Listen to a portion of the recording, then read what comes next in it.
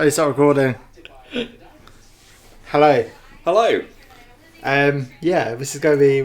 We're going to be here for a long time. It's going to be a long evening, isn't it? We've already been here for about 5 hours waiting for the stream to start. So, welcome. Thank you for joining us. We're still on the red carpet. Welcome to our live Oscars watch-along. You excited? You know what? I wasn't until about an hour ago. And there's something about the red carpet, and I don't know why, because it's really cringy, but it does get me excited. You can feel the Oscar buzz kicking in now. Yeah, you can. And obviously, we're talking about like who we think are going to win, who you want to win. You clearly want Adam Driver to mate, win. if Adam Driver doesn't win... Joaquin Phoenix has had enough awards. I mean, he's had plenty of awards, hasn't he? But he's worn the same tuxedo to all of them, so there's that. I think Joaquin Phoenix, the reason why is that he kind of gave that same performance last year in You Were Never Really Here. And it just feels like because it had an IP attached, it's now got this praise. Rather than all these other ones that come through. It's not news that Joaquin Phoenix is one of the greatest actors working today. Is it? So obviously at the moment we're watching the red carpet and Billie Eilish and Phineas are there. We're talking about whether if they are performing, right? I believe they're performing. Yeah, so I think we'll get a Bond preview. You think we'll get the Bond song tonight? I think so. Okay, because in our predictions, obviously we had a few ridiculous predictions, like you can see them just there. Bradley's up there, and mine down there. Obviously they're a little bit crazy, a little bit out there. We're not really expecting them to happen. They were almost, jokes, but they could happen. I think actually the announcement of a Bond one could have been on one of those lists. I wouldn't really have expected like a big announcement like that, but this is a stage to do it, isn't it? Yeah, and also it comes out quite soon. I originally thought Bond was coming out June, but I believe it's April now. It's coming out. Right. So, but it should have come out. Was it last year? Was it Christmas? Yeah. It's a while back. But let's face it, this film, unfortunately, are in a position where this Bond film needs some good press. Well, and the composers left as well, so they've got Hans Zimmer in now. Yeah. But these two, Billie Eilish and Phineas, if anyone's going to do a cracking job, have you seen all of the hate from like the balding men in their 40s saying, "Oh, I don't want this girl to sing my Bond tune" and stuff like that? Are they the same like we'll never have a black Bond kind of people? Yeah, well, they're the people that are like, she's too young, she doesn't understand what Bond is, this, that, and the other. And it's like, what are you talking about? They don't know who she is, but they're upset. But she's talented. First of all, she doesn't actually write the music, does she? It's all falling apart. Our first victim of tonight. She writes it with... First victim? How many victims are we going to have tonight? Everyone, when Joaquin Phoenix wins the Oscar and steals it from Adam Driver. But no, I think Billie Eilish is great. But I tell you what, do you watch Westworld? I watched the first season. I need to catch up. So there was a new trailer for this when you were getting the bits, right? Oh, the Hamilton guy! He was in the original cast of Hamilton, sorry. I think that'll be evening whenever that happens. And there was a new trailer for the next season of Westworld, which comes out next month. Aaron Paul's in it, isn't it? Yeah, and it looks so good. And that's actually when my excitement for this show started building, which is ridiculous because it's not in the Oscars, obviously it's TV, but it got my excitement up. I love Hamilton. I don't know if you guys know this, but you wait 2 years' time when I get all the awards. I don't know if they'll be eligible for kind of Oscars awards. No, they wouldn't do. I can't imagine they would do. Well, I don't really know where it falls into because it's not a documentary and it's not an original film as such.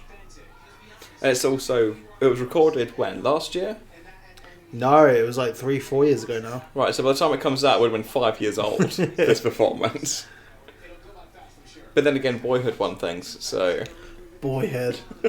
Another film that was robbed of Best Picture. Let's just get your Boyhood love out the way now, shall we? I'm so excited that Richard Linklater film, but I can't be because it comes out...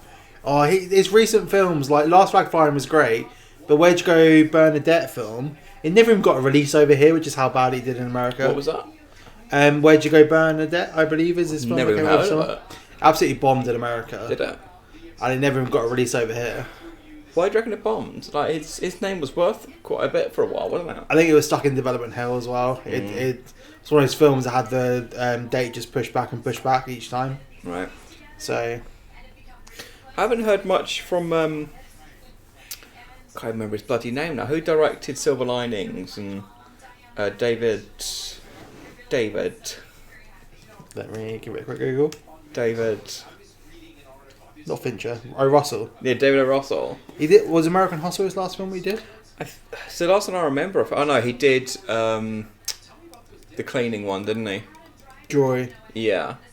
That he was was. He was massive at the Oscars for a while. But we haven't heard anything from him for years. He hasn't even got anything in progress in IMDb, and IMDb tends to put literally everything. I know David Fincher's film's coming out this year, for Netflix. That's the Awesome Worlds one, I believe. Oh, this is the one that has held up quite a lot of his other projects, right? Yeah, I think Mindhunter's been shelved for a while. I really go into Mindhunter, but it's such one of those things that's so stressful to watch. I couldn't binge it. Like, I couldn't... Yeah. I keep coming back to it. I've got the second season to come back to. I think I'm a few episodes in at the moment. But it's just one of those things you have to take like each episode at a time. Well, question for you. Right, we've both seen Uncut Gems. We have. Has it been snubbed? Would you class that as a snub? Yeah. Okay, for what category? Best Picture. Best Picture? Well, I guess if you've got 7 in there, you could have had 10. Well, I mean, I think it's a way better film than Ford vs Ferrari. Okay. So that's my basis on that argument. Okay. Like, I definitely think it'd be one of the lower ones in there. But so you think it'd be higher up than Ford versus Ferrari? I think so. I think Ford vs Ferrari would have got the popular vote if that Oscar had come in this year. Right. What about Sandler? Has he been snubbed? Who else is in Best Actor? Joaquin Phoenix. Joaquin Phoenix, Adam Driver. Jonathan Pryce. Yeah, I think he deserved. Them 3 deserve to be up there. Was Christian Bale in there for Ford versus Ferrari? I don't think so. Was he not? Let me get this up in a But tab. that shows how much of a... You could say 2-horse race, but really it's a 1-horse race, isn't it, with Joaquin Phoenix? I will lose my shit if Adam Driver wins. Because he's had such a great year. It frustrates me so much how he's not really even close. I mean, I think it's safe to say that if Adam Driver wins, it will be cast as an upset, right? No. I think it would Not be. by me. No, but in terms of the bookies, it would be. Yeah. It would be an upset. I'm going to put this beer down because I'm trying that way too fast. Yeah, so at the moment we're just watching the red carpet coverage. This quality content, I don't know what you're talking about. He's currently watching a Sensodyne advert. That's what we're technically watching. That is true. Big up those Sky Cinema adverts. We had one for erectile dysfunction earlier. Well, that was actually an ad from your phone, wasn't Oh, it? no. That's what it was. People got freaked out a while back because they were watching stuff on demand from like 3 years ago, and it was promoting new films. Because obviously where they insert those adverts in between. Yeah. And people just losing their shit on Twitter going, oh my god, I can't believe they were running adverts this early. It's like, chill out, guys. This is an urgent appeal to save the children. When you hear the word pneumonia, you probably don't think of a sweltering... There's so many adverts in American programming. Children are dying here. Yeah, but also it's a red carpet coverage. Like, if we're watching it live the entire time, but then we'll be spending 20 minutes in between interviews just waiting for, I don't know, really awkward. Well, they're the caterers in the carpet earlier. I've already filling time. Why are you pointing to this when you say caterers? I'm so glad people at home can't see screens. I'm also happy no one's watching at the moment. It's warm in here, no? Oh yeah, we can turn the radio off. I was on. Yeah, you've got to turn the knob. We'll be on a different stream later on. Yeah. Don't forget to subscribe for that post-watershed content. We see children get better every day. They can have a healthy and happy child. These adverts are really long, aren't they? Yeah. These adverts are really long. For children like Eminem and Oh, dear me. Well, it was lucky. I can't donate to this course because As we remember, I donated to the Fast and Furious text line. Where I don't know what I was donating to, but they were asking for like £3 for no apparent reason. So I'm assuming it was for. They didn't even say what it was for, did they? It's insane.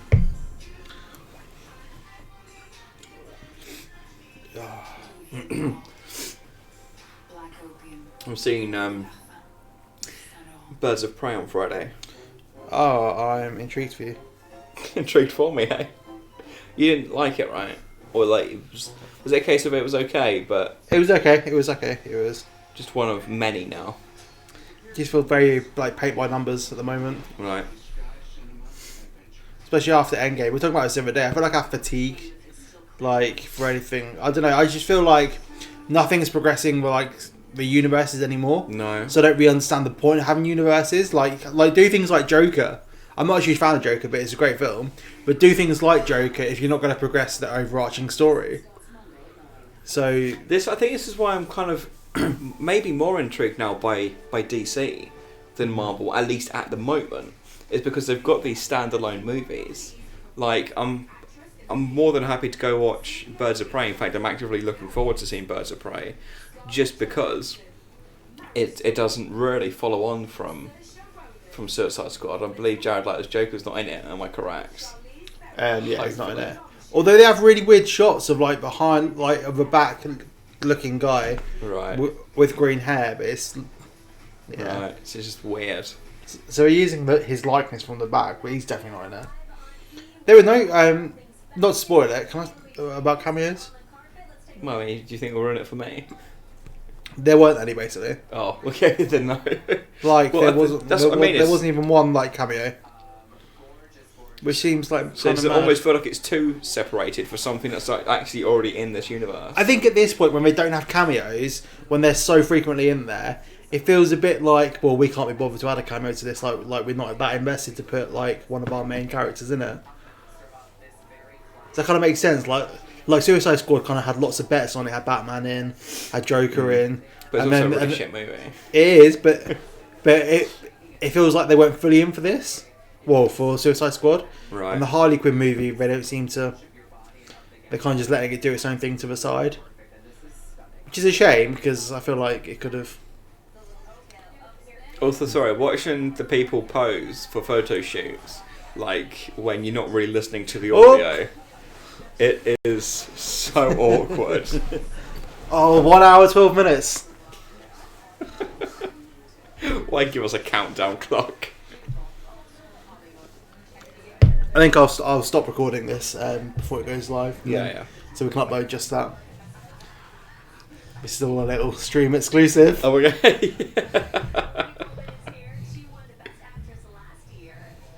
She's lovely, isn't she? She's so nice. She's so British. She has. Talk about Olivia Colman, just an FYI. I love Peep Show. I feel like I can go back and watch it at some I point. hate Peep Show so much. Oh, really? It's probably my most hated. See, I didn't like it TV that much show. until I started fully watching it when I kind of got the... For me, Humour. it is the Back to the Future of TV series. Oh, I forgot you don't like Back to the Future. Can't Like, stand your it. opinion is so invalid on the stream. Wow. Don't like... It's a 40th anniversary this year? 50th? But also, you like Boyhood, right? So Boyhood is top 5 films ever made. Within that top 5 as well, quickly off the top of my head, we got Interstellar, right, Popstar, Never Stop, Never Stopping. right, quite a varied list. Um, Boyhood, you said. yes, that's 3. All top 3. There you go.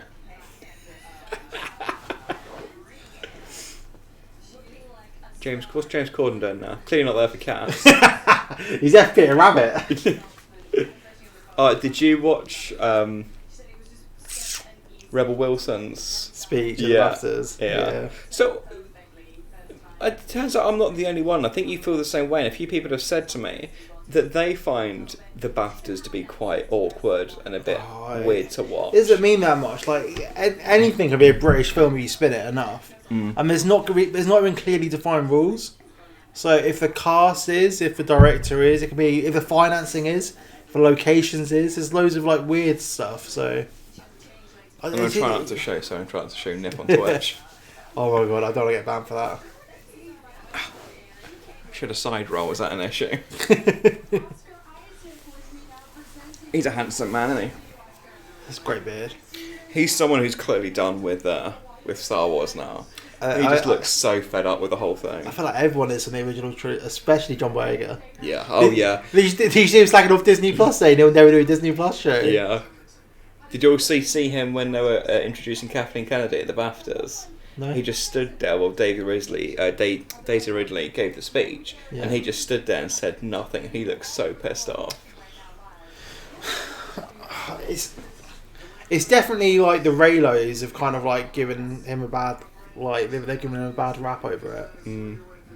I don't know. I really, he always comes across really well. John Boyega. Yeah, which is kind of like seeing him kind of have these little, not even tantrums, just yeah. Alfie Allen for Jojo Rabbit. He's in it, but I wouldn't say. He looks unrecognisable though when he's in Ex Machina. Yeah. That's a great movie. It's so good.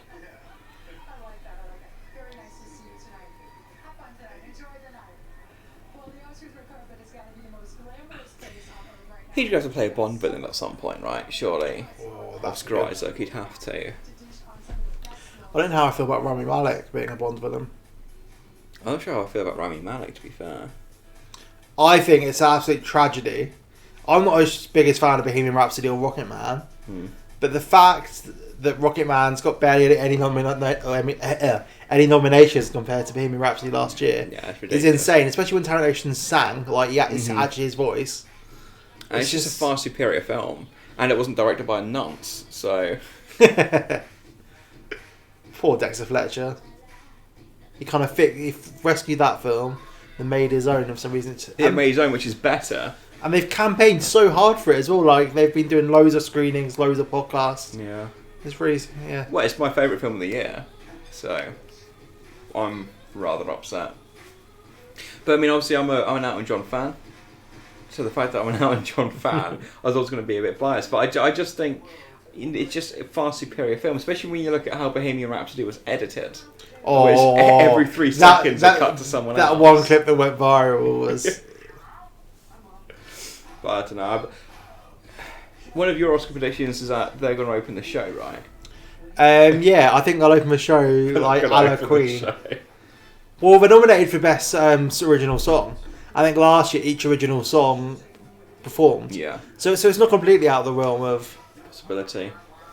But that is my prediction that they will perform. So we don't have any host this year, right? No, so there has to be a grand opening. I think. I don't know if you're going to stick to your wacky prediction of them opening the show. Well, I think Billie Eilish is going to open the show, and I think it's going to be like opening with the new Bond song. And I do think that will be a great open to the show. I really miss like the skits at the beginning, like the Anne Hathaway and James Franco skits. I tell you what, Hugh Jackman, when he did his number... Oh, Hugh Jackman's was fantastic. His was great. It's like a big musical number. James Corden's there. He's an opening act kind of guy. So I find him watchable, but his Tony Awards entrance was absolutely amazing. He did a whole like kind of like sing song. I actually quite enjoy him. I think he's grown on me. I think when I don't like it when he plays up himself though. Like when he becomes really over camp and starts trying to play James Corden. Yeah. That's when I don't like it. But like when he's himself, I think he's... Yeah. Like, I like him. I like it when he's like... We've lost him. We like it. I like it when he's... when he's a guest on a show, for example. I prefer him more like that compared to when he's hosting a show. Does that make sense? Yeah. That VCAL doesn't include YouTube. It doesn't. Which is on. Is it right? It's on too. Oh, well, thanks for joining us. Welcome. Magifirst in the chat. I don't know if I pronounced that right, but hello. Hello. Thank you for joining us. This is going to be a long night. It's going to be such a long night. I'm already trying to fill time. I'm watching the red carpet. I do think though the red carpet now compared to I remember when I was watching it when I first went to uni in 2012. It's paced so much better now. This Westworld trailer looks absolutely sick, isn't it? It's incredible. I need to finish season 2. Honestly, it's absolutely mental. Oh my god. This is what I wanted from Westworld. Yeah. Honestly, this is when you were getting the drinks, whatever you're doing. I was here. I was like, I need to talk to someone about this. We weren't live yet, so I couldn't even talk to anyone there. I was just here, giddy. Like, I need to talk about this Westworld trailer. Oh, I might start watching The Righteous Gemstones as well. It's got John Goodman. It's so funny. Good. Josh, like, I know I'm big. I didn't realise Josh Gad was like that big as well. Although I do love Josh Gad. Josh Gad's great. I have to keep referring to her as Bernie. as Jonah Hill's sister because I can never pronounce her name. Beanie. She was great in Booksmart as well. She was. I really feel that the Oscars needs like a comedy category. There's so many films that are just underrepresented. Yeah, but the ceremony's already 16 years long, isn't it? Like, at any given moment, it can just drag on 10 minutes too long. But where do you stand on having a female director category? I feel like you don't need it because it's. I feel like you don't need it because it's not on screen. Like I get why actors and actors are different. Talking of which, it could cut then to a shot of Greta Gerwig. I think you don't need a best like female director category. Just don't fuck up the best director category because I think she did a better job than most of the people in that best director category. Have you read some of the like Hollywood Reporter like honest Oscar voters stuff? No, what's that? So basically loads of these like Hollywood sites have takes from people that are actually voting for the Oscars, like voting, and some of them just seem so fake. Like this is the problem with big votes, is that you end up with things like Brexit. But they were saying that we couldn't understand the timeline of Little Women. It's like, what on earth? Like, I listened to that script notes. Oh, what do you think? Podcast, really good podcast. I listened to the Greta Gerwig one. As I was driving home after the Leeds United game because I really needed something to calm me down. But honestly, I think what that podcast showed, which I think is really important with Little Women, is that you don't have to know straight away what you're doing with the timeline. Just have faith that the film knows what they're doing. Yeah. And of course it's going to confuse you in the first 20 minutes, half an hour. It confused me. It ended up being one of my favourite films of the year. Oh, I hate that face. James Gordon pulls. Why does it look so confused? Anyway, we're going to play our nominations video. See, it's just so anyone watching can see. Yes. And then let us know what you think, what your wacky predictions are. Again, just to I feel like we have to give the small print every time we're about to play this video. These aren't realistic predictions. These are crazy. These are our out there. If they happen, we're going to lose our shit. If they happen, then we'll go crazy. But these aren't going to happen. Okay. Enjoy. Throughout our 2020 Oscar stream, we'll be playing bingo with some crazy predictions. So here's a rundown of what we think may happen. There may be an unfortunate nip slip. There may be a wardrobe malfunction, whether it be before the show or during the show, but I think that's what we're going to see. So I think Joker will not receive a single Oscar despite 11 nominations. So I've got Jennifer Aniston and Brad Pitt getting it on. Nice. Next up, there'll be an outside broadcast segment where the signal breaks and becomes very, very awkward. I've got a Joker sequel being announced during a possible acceptance speech. So opening the show will be Elton John and Taron Egerton, which despite no nominations outside Best Song, will create a very weird atmosphere. I've got a mispronunciation of the cast and crew of Parasite. And that's also mine. Following that, I've got a possible rage quit from Adam Driver after he sees a clip of himself being played during his nomination being announced. There'll be a very awkward link-up between Fortnite and the Oscars, just like we witnessed with Star Wars and Avengers. I think we're going to get a very cringy but very possible endorsement of Bernie Sanders for 2020. Parasite will win Best Picture, but not Best International Film. Just like Lady Gaga a few years ago, I think we're going to see Leonardo DiCaprio piss someone off. Taika will storm out if he doesn't win. I think Andy Serkis will present the Special Effects Award in full CGI motion capture. You've also given us your predictions to play along with, so let's take a look at those. Good evening. I'm Cameron from All High Films, and Callum wanted me to give you a crazy Oscar prediction. It's not that crazy, but I think like 75% of the jokes for most presenters and the opening monologue with no presenter will be about the fact that Greta Gerwig wasn't nominated for Little Women with directing. I think the diversity jokes will just be the key theme throughout the evening. Hello, Callum and Bradley. John Williams will win Best Score, and during his speech, he announces on stage that he will be retiring at long last. Sir, take a nod, take a bow. You deserve your retirement. Let me know what you think, and thank you again. Stay strong at the Angry Microwave podcast. So that's it from us. Will they happen? Will they not happen? Wish us luck. And please, no Fortnite. Hello. Welcome back. Let me change that one. Hello. Ahoy hoy. We're just watching Josh Gad. I feel like he deserves to be in... I think he's too good for some of the things that he's been in the last year or so. He was in the Little Monsters film, like the zombie film, like Which- some random Australian thing. Which I thought was awful. Really? I really didn't like it. I absolutely loved it. That whole thing for me just felt like a massive tax write-off.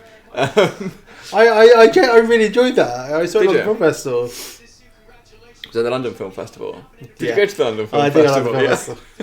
You should go. Or to the Sundance. He's also in the Avenue 5, is that what it's called? Oh, I watched the first episode. I really enjoyed the first Did episode. you see? I've heard bad things about that, but again, like, with Hugh Laurie and him being in it, like, So Mando Iannucci, I didn't like the personal history of David the Copperfield. personal David Copperfield. But I really, enjoyed the first episode of Avenue. Where do I put this so it doesn't it? Like, yeah. Oh, I love Taika. He's just, everything he does, he needs to do stand-up. At the London Film Festival. He basically did like a 20-minute stand-up set, literally, before. Oh, did he? Oh, I love Maya Rudolph, she's great. She's great in The Good Place. Oh, she's so funny. But, yeah, so you didn't like the I call it the David history, the personal history of David Copperfield, right?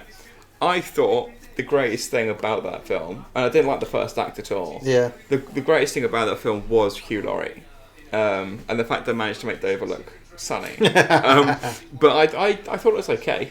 Not surprised we're not seeing it at award ceremonies like this or whatever. But it did feel like a bit of a step down from The Death of Stalin, which I thought was Death of Stalin was great. Oh, here we go. Oh, Here we the go. power couple. The power couple. Oh, both of them, honestly. There shouldn't be this much talent in a couple. Well, I mean, she's got 75% of it, right?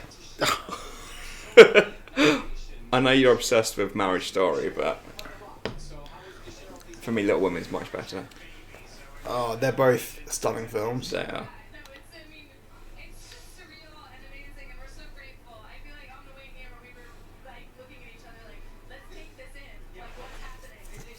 Both in the same year as well. Both in the same year of what? Films coming out. Oh, yeah. But yeah, they're both nominated, aren't they? Is that what you're saying? Yes.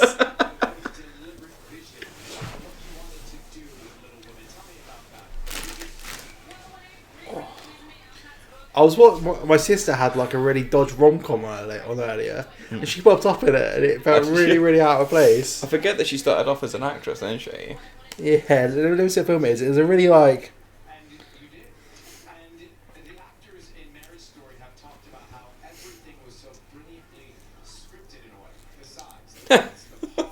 Everything was brilliantly scripted in a way.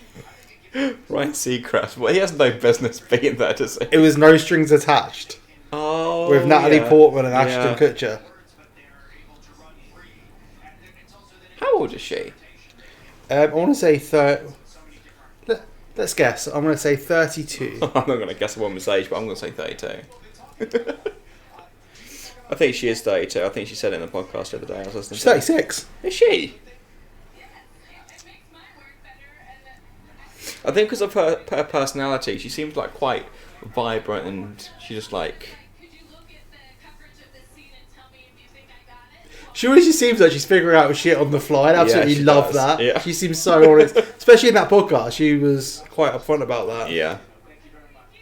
Oh, I loved when she was talking about how in order to get the script pages down, she just ripped them out of the script and then gave them to the actors on the day. I thought that was great. I was a bit like, you shouldn't really say that on a podcast because next time you come to get finance, they're going to put that 10% on. Yeah, but next film she gets finance, she's going to get greenlit a lot quicker, isn't she? Well, it's mad she was hired for the writer of Little Women, and then she had to fight to be director as well. But she hadn't directed Even Lady Bird at that Lady point. Bird at that point. But I do feel like having directed Lady Bird, you know, in the way that she did, and with how great that film is, it was a no-brainer after that, really. Yeah. Are you flaking already? No. I'm going to get through this. Gotta get through this. Yeah, she's writing the Barbie film. That worries me. I don't know if Margot Robbie's still involved. I think Amy Schumer was involved at some point as well. Oh, I heard that Amy Schumer was writing it, right? And then she was going to star in it. I mean, I And think then she dropped out. She dropped Margot out. Robbie. And then Margot Robbie dropped in.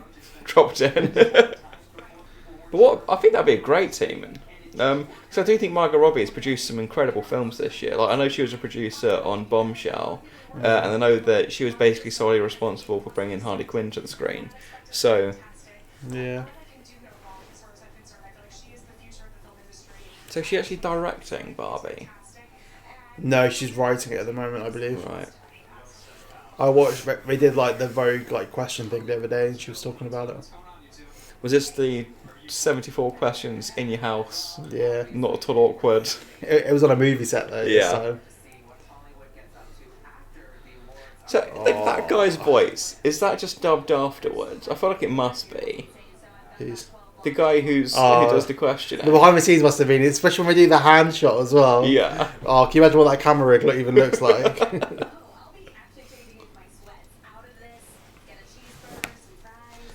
Oh my god. I had Domino's last night. It was very So nice. did I. So did I. We got to collect one because we were cheapskates. So did we.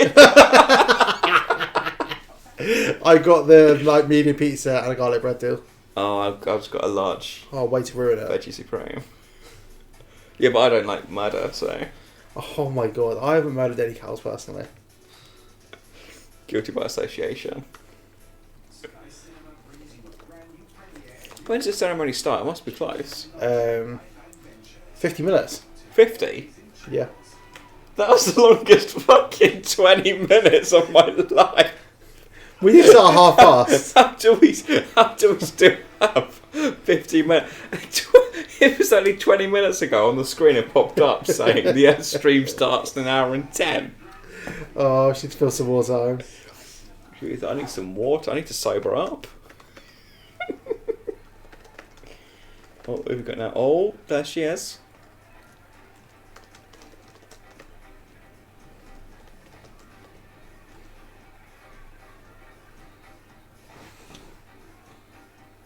Oh, he doesn't look good in the suit, that guy.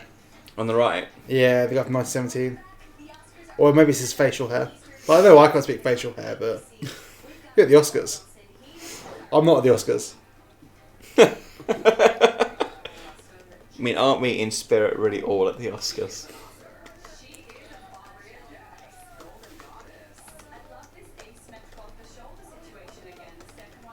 Did you ever see Cats? No, have you?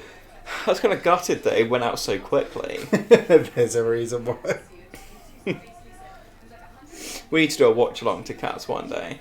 That'll probably be on Sky soon, right? It must be. With how quickly that went out of cinemas. We can probably include it in the stream. I don't think we're going to copyright anyone for watching it. They'll pay us to watch it.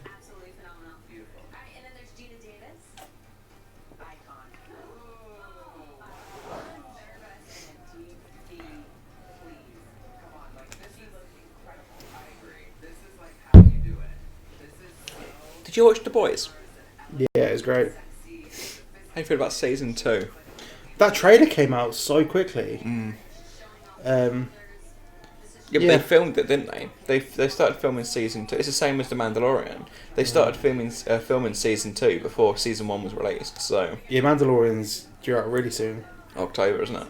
Which is crazy when you think that's only what 8 months away now.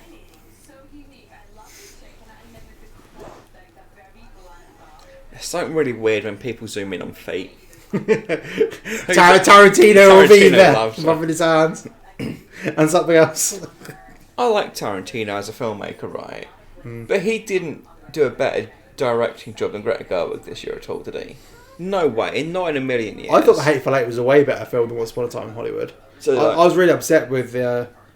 It wasn't even hatred; it was just madness towards Hateful Eight. I thought it was a phenomenal film. it's one of those films where halfway through I'm like, oh, so this is where we're at.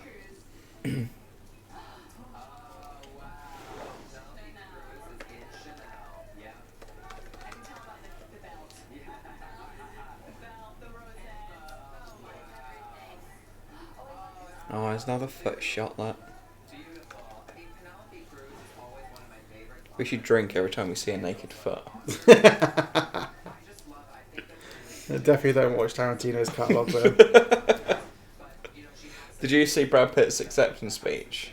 I think it was at the SAG Awards, where he talked about Tarantino and his foot fetish. But it didn't cut to Tarantino in the crowd when he was saying it. And that really worries me that it didn't cut to Tarantino, because I wondered what his reaction was.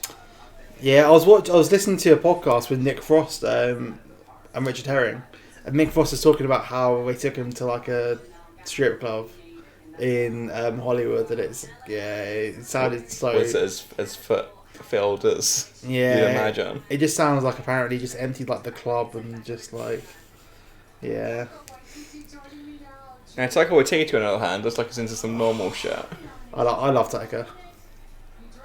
I feel like we need like a director's Avengers with like Bong Joon-ho, Taika, Greta, Noah. It would be the greatest. That's kind of what they're doing with The Mandalorian, though, right? They're building like a great director's arsenal. He's got Thor next, right? Or is he getting another film in before Thor? No, I'm pretty sure they've already started shooting Thor. I'm excited for that. That's out next year, no? Hope so. Is Natalie Portman back? Yeah, playing Yes. Lady Thor. I'm excited for that.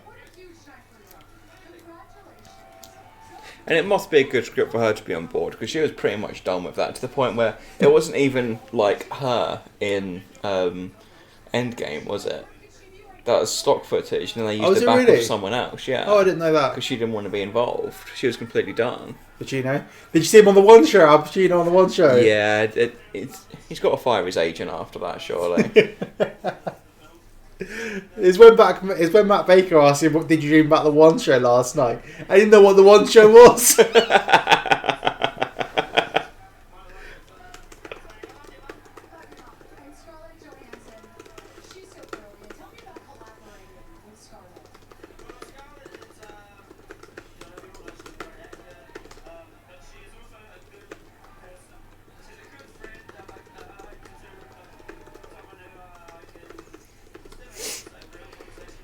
I really thought I'd be more excited for a Black Widow movie, you know.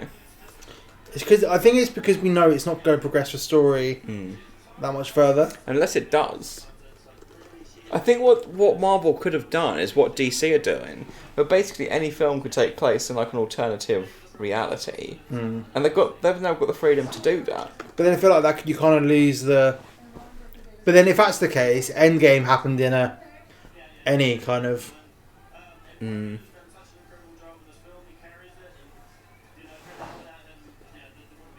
The thing is, what movies do we have coming out now for Marvel? We've got Black Widow, we've got There's only 2 this year. Thor, and we've got Which one's coming out? Oh, Eternals come out this year. Eternals. So we've got Black Widow and Eternals this year, and then we've got Thor. And what else do we have?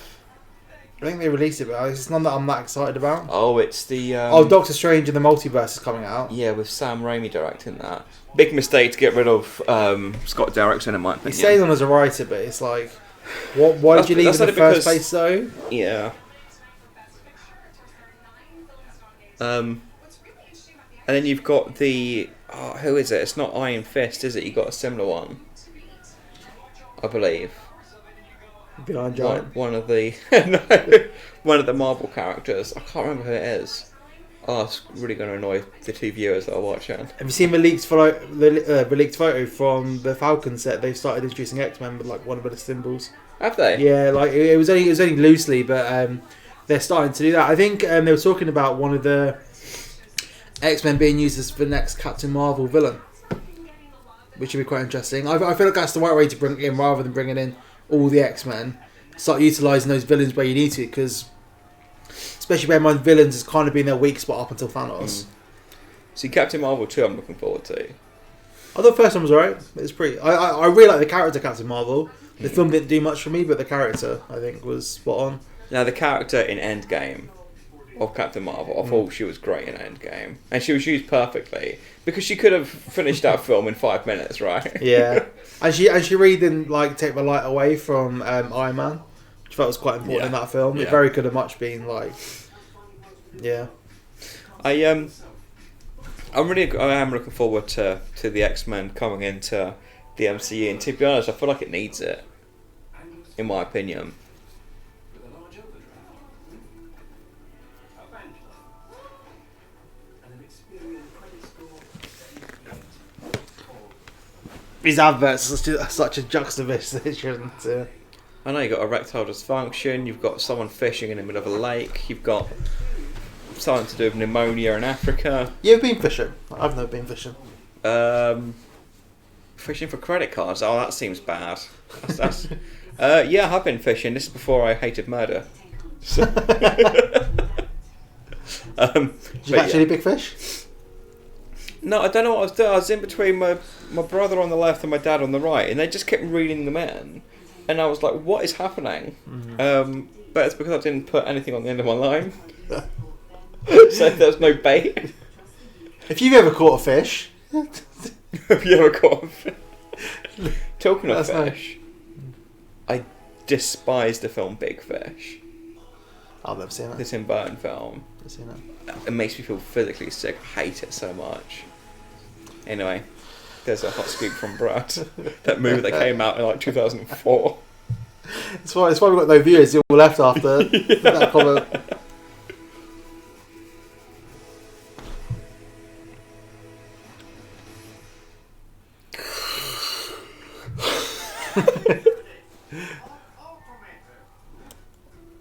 How's YouTube done?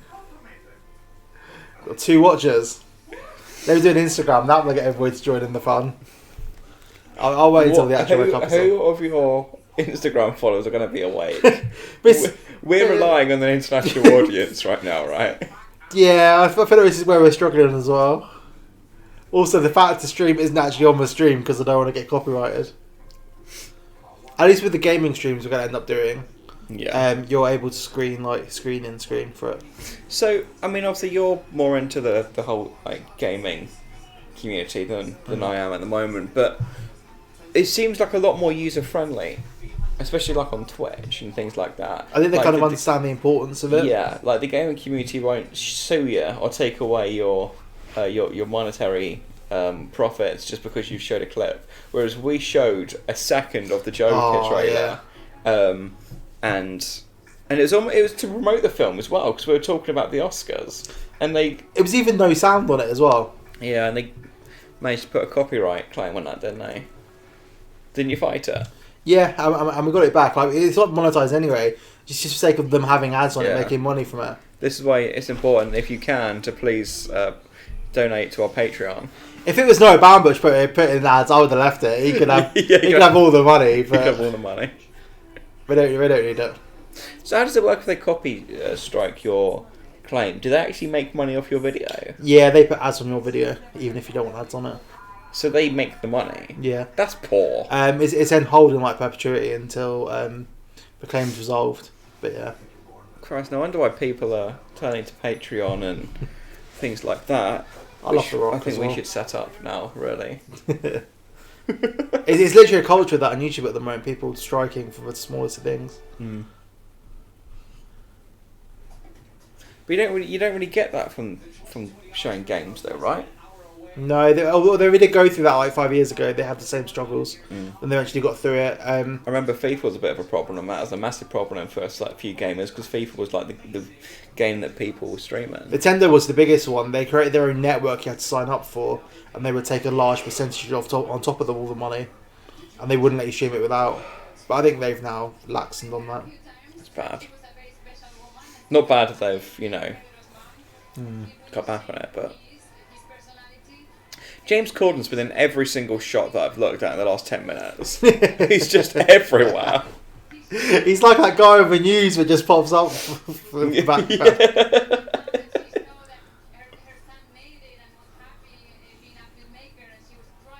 So Lin-Manuel's musical's coming out this year. Oh, I'm so excited. What's it about? It's about In the Heights. It's about there in New York. It's like, I think a little rom-com happens there. But it's a musical. Yeah. Who's in it? It's quite an old musical. Quite a few people from the original cast of Hamilton. Oh, okay. So is he using relatively unknowns? Yeah, like they were unknowns at the time. Yeah. Well, I mean, just because you've said that 150 times doesn't mean...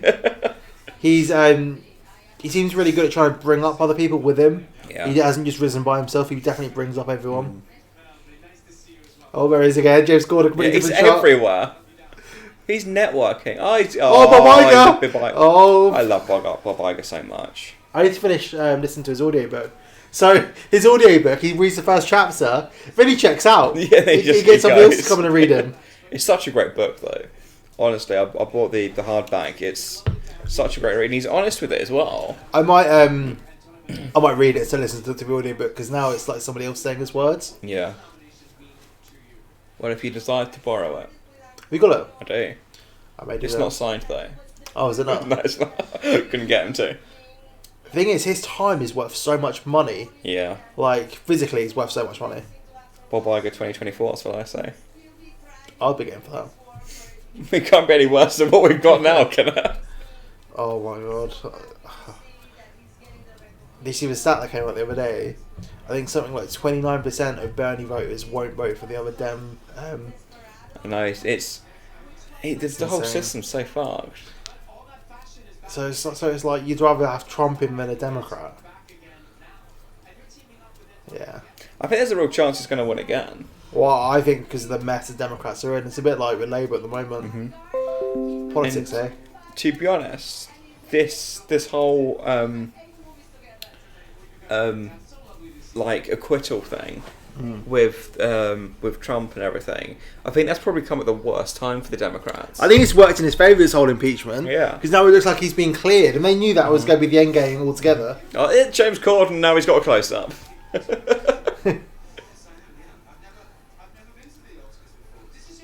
Has he not? Is he nominated for Peter Rabbit? He's got to be presenting it, surely. I wonder if Kevin Hart's presenting an Oscar.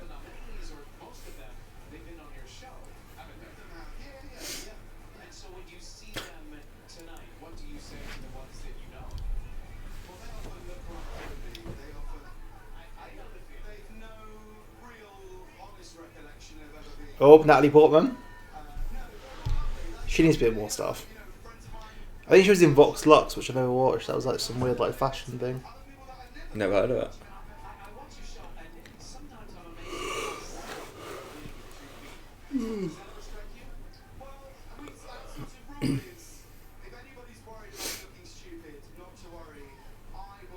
Oh, Wacky. He just looks so cool, Joaquin Phoenix, in whatever he does. You know, every time he gives an acceptance speech, or every time he kind of speaks, I just feel really sorry for the lad. Well, man. Like, he's clearly got a few problems going on, hasn't he?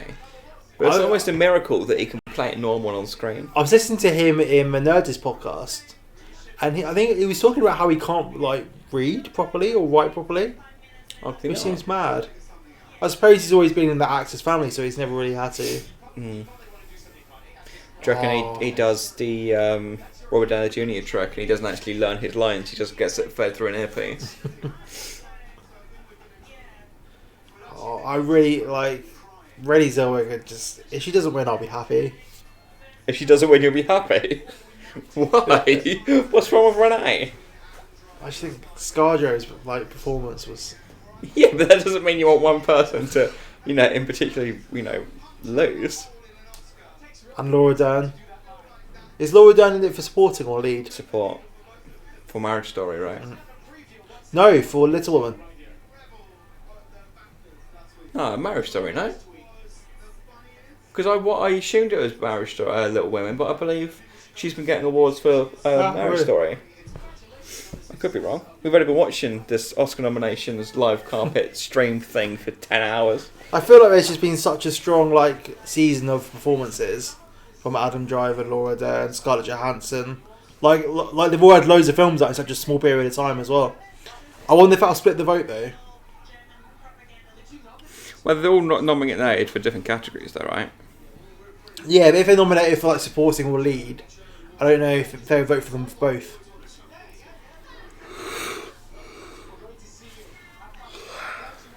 I find this whole red carpet culture really weird.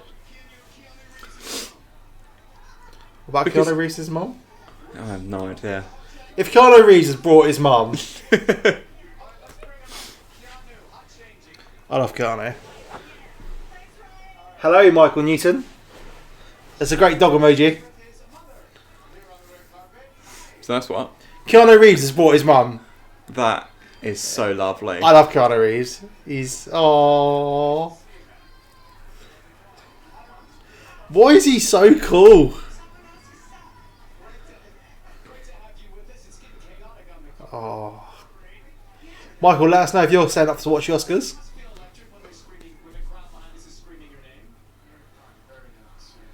I can't believe Keanu Reeves brought his mum. That is so lovely. It's so cute. I love my mum, but, Would you take Keanu Reeves' mum with you? I'd take Keanu Reeves' mum. Nah, you'd have to take your mum, wouldn't you? Oh, it's such a nice thing to do. Because he could have brought literally anyone on the planet. Any person, He's woman or man, would have gone along with him, wouldn't they? If he ever gets accused of anything bad, I've got no faith. Why are we steeping it down to that level? I'm trying to... Oh, Matrix 4, that's going to be an odd one. Yeah, it's being released the same day as... Bill and Ted, right? No. Possibly Bill and Ted, but also... Bill and Ted's this year. It's John Wick. John Wick, yeah. I thought Bill and Ted was next year. No, it's summer. Is it? Have you seen Atypical? TV No, show? not yet, Oh, no. you should totally watch it. It's amazing. I was watching the SNL Lonely Island videos of the Natalie Portman raps. Have you seen them? Yes, Marriage Story. Oh, okay. No, I haven't seen that. Brad Pitt's favourite to win Best Supporting Actor, right? Yeah, he's won almost everything, hasn't he? I think Best Supporting Actress is quite a tough one to call. Really. Who's leading for that? Between Laura Dern and Florence Pugh, which I would love Florence Pugh to win. Is that Margot? She's got an amazing career ahead of her, Florence Oh, Pugh. she has, yeah. She's really had a breakout year. And she's proved she can do a bit of everything this year as well.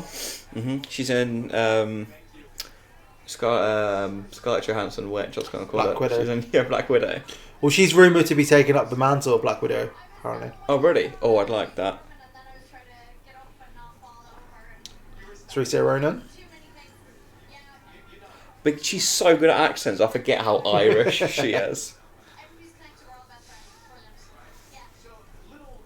She's best mates with Greta, apparently. Oh, yeah.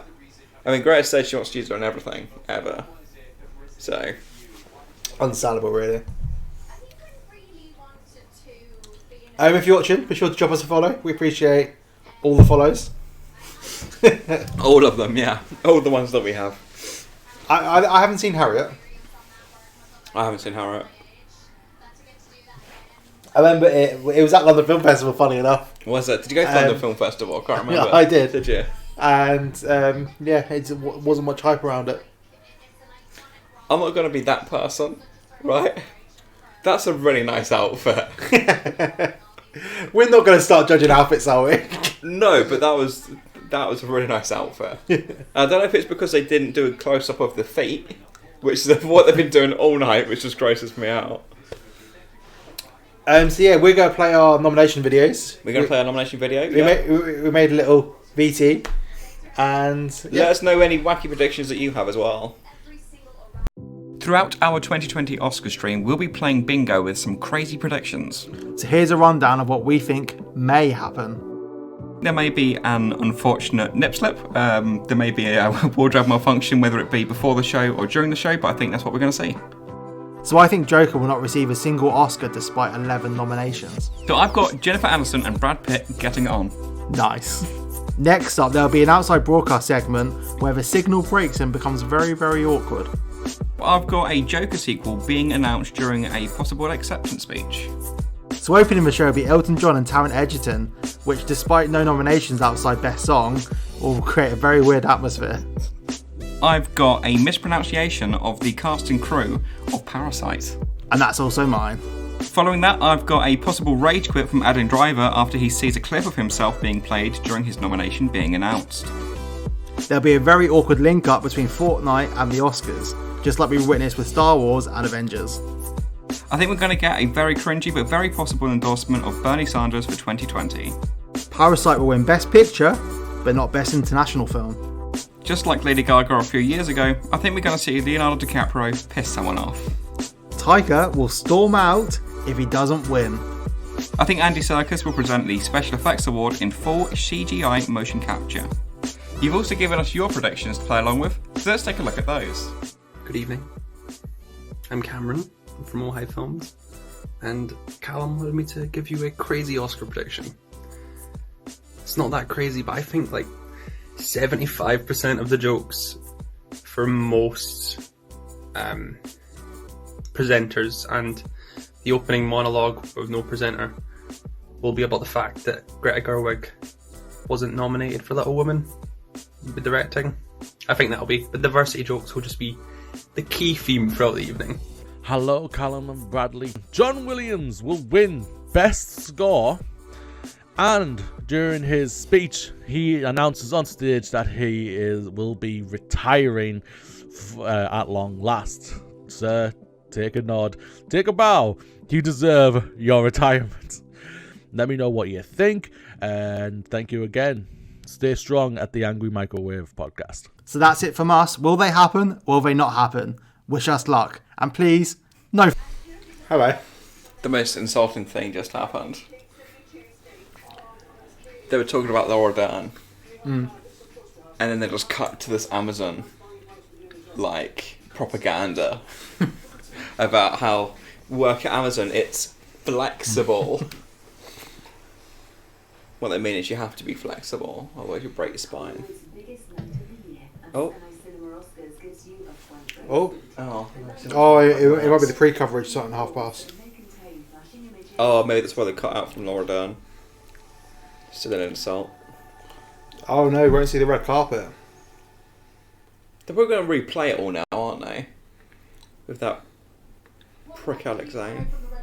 Oh no. Some people would say that she's a bad guy. Oh, big up. Oh, they're actually... Oh, the budget's gone up this year. They're actually there. Aren't they normally in the studio? Yeah, in London, yeah.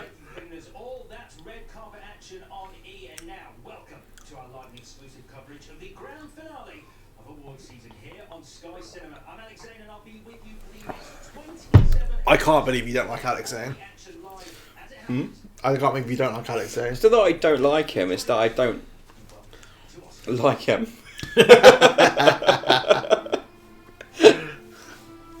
We're getting close now. The thing is, I don't actually mind him on this. It's when he tries to kind of do like a personality, or like if he's in a was he on Balls of Steel? Yeah. So I hated him on that. I really didn't. I Like can't him remember what he on did on that. Balls of Steel though, because he wasn't the host of it. He was just on it, wasn't he? That was really confusing. It was a sped up bit, but it was made to look live. Serious underfoot glamour as they head inside tonight's ceremony. But who will be emerging in just a few hours'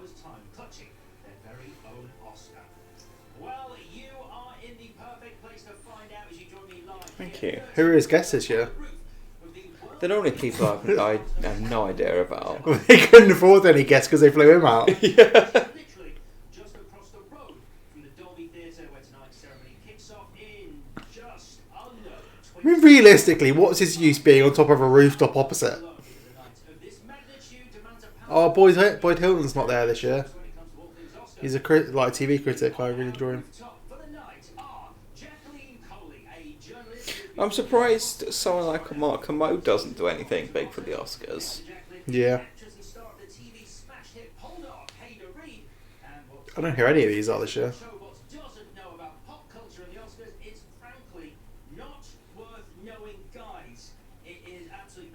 Did they say her name? I don't think they did. Or is her name isn't worth knowing?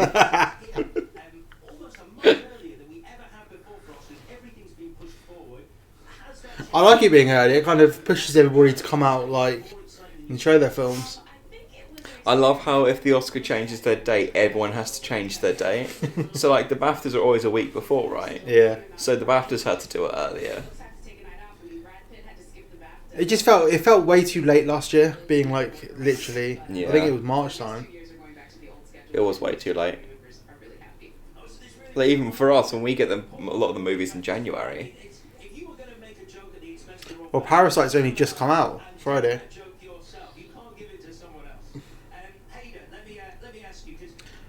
I don't get why they're throwing everybody out there. I don't understand why they don't do what Graham Norton does for Eurovision. Just get to commentary. Just have a commentary, yeah. In fact, I'd love Graham Norton to do commentary on this. Although I didn't see what he was like at the BAFTAs. What was he like as a host? He seems really out of place. I don't know why. Oh, He didn't fit. I didn't He seemed nervous. He seems really. He made a lot of jokes that didn't really land as well. I don't think he'll be back next year. But I'm also not a huge fan of Stephen Fry, so I never used to watch it because I just can't stand him. Same. So I used to like when Jonathan Ross did it. But he's that's his audience. He's a massive cinephile, isn't he? And he can make jokes where the actors are like, I get that reference, you know. It just, he felt like he was out of his depth, which is surprising because it's Graham Norton. Yeah. Get Ricky Gervais to do it next year. Oh my god. How are we doing? It's going. Should we start recording at 5:2? Mm-hmm. I'm fine for no host. To me, it's all about let's keep it going. The longer you sit there and dawdle, the more TV host. Oh, it's Jessica. That is not Jessica Chobot. actually in their seats. Are you taking the piss? Do you know who that is? Yeah, she used to present the Daily Fix on IGN. Keep it going. Oh, really? Yeah, she used to be one internet favourite. Is IGN still going? Don't get me wrong. I also enjoy the absolute craziness that's ensued. That's mad. It looks nothing like her. Sometimes also. I mean, probably the last thing I watched was about 5-6 years ago, to be fair. And it's probably 7:20. Okay, no Oscar night is complete though without you guys. So if you have a favourite nominee you're championing tonight, or if you have an Marriage Story, come on. photos you can get to touch Florence us Pugh. on Twitter using hashtag. Should we promote that? I thought you were gonna promote it. We're going to head down to the red carpet where Lucy Cutter is mingling with tonight's nominee. Mingling? Let's take a look at some of the movies and movie makers who take home the gold medal. What is the last best Top of the shop at this year's Oscars is best film winner that you haven't seen 11 awards tonight. from the Oscars? We will no doubt I'll have to do a bit of Oscar. That's a fun game. I bet it's not far back. I think Crash is the last time. I haven't seen $1 Million Baby, so that. Have we not? Green Book, Shape of Water, Moonlight, Spotlight, Birdman. I've seen 12 Years a Slave. So 2014. Okay. That's on a Gulbenkian in a few weeks. I might go see it. Oh, you need to watch it. Watch it. Sean Bobbitt, the guy who did a cinematography for that's a good friend of mine. Ben Argo. He's such a nice lad. Ben Well, he's about 80, but he's a really nice bloke. Argo, I've seen Argo. I haven't seen The Artist. The King's Speech I haven't seen. The Hurt Locker I haven't seen. What? Slumdog Millionaire I haven't seen. Oh, what was that one? Slumdog Millionaire. Have you not? You haven't seen any of these Best Picture winners? It's because it means nothing. I wasn't expecting the reaction, It means if you To look, cost us all our viewers. I haven't agreed with a Best Picture winner since 2015. And what was that one? Birdman. Even then, I think that was the year that Boyhood was. You've seen Boyhood, right? You like Boyhood? Yeah? Boyhood is the best film ever made. Did you see that one at the London Film Festival? No, I didn't. These are for my days. I've really been 3 years. And this year, first year I went for 1 day. This film was very TV movie. A Beautiful Day in the Neighborhood. I still haven't seen it yet. Tom Hanks is great, but the film wasn't particularly about him.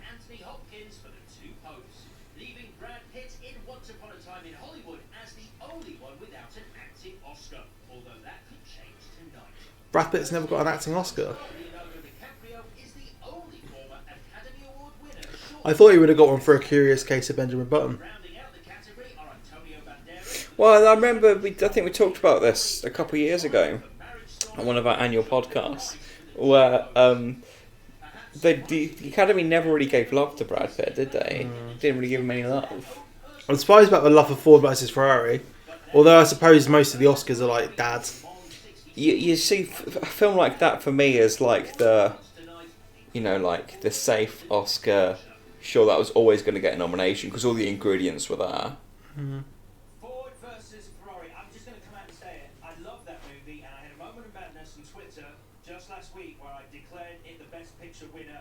How wrong? Told you didn't like What it. are you doing, Alex? Don't told say you- Ford versus I told Ferrari. you I don't like It's Best him. Picture winning material. I got Ford and Ferrari madness, but it's gone now.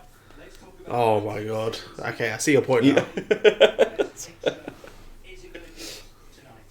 I think so. I absolutely think so. I had a tough call between that one, and I actually also really loved Joker. So for me, it was a Hot take, Jessica Cherrybot, liking Joker. And 1917, wild. 1917 is the favourite now. It has been for ages, though, hasn't it? I think. Well, it hasn't for ages. I think it only got screened the end of December, so it was the last film to come out the gates for award season.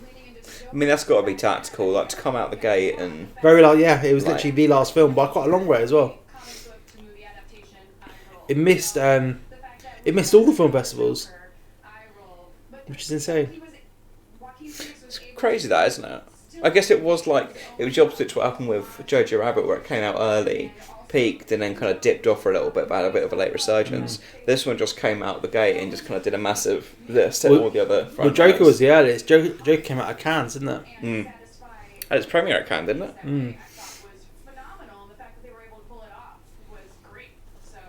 And you hate that movie, right? Worst movie ever made, you said. Not my words. I don't think Heath Ledger's performance was better though. See, for me, they're almost completely different, like interpretations and completely different characters.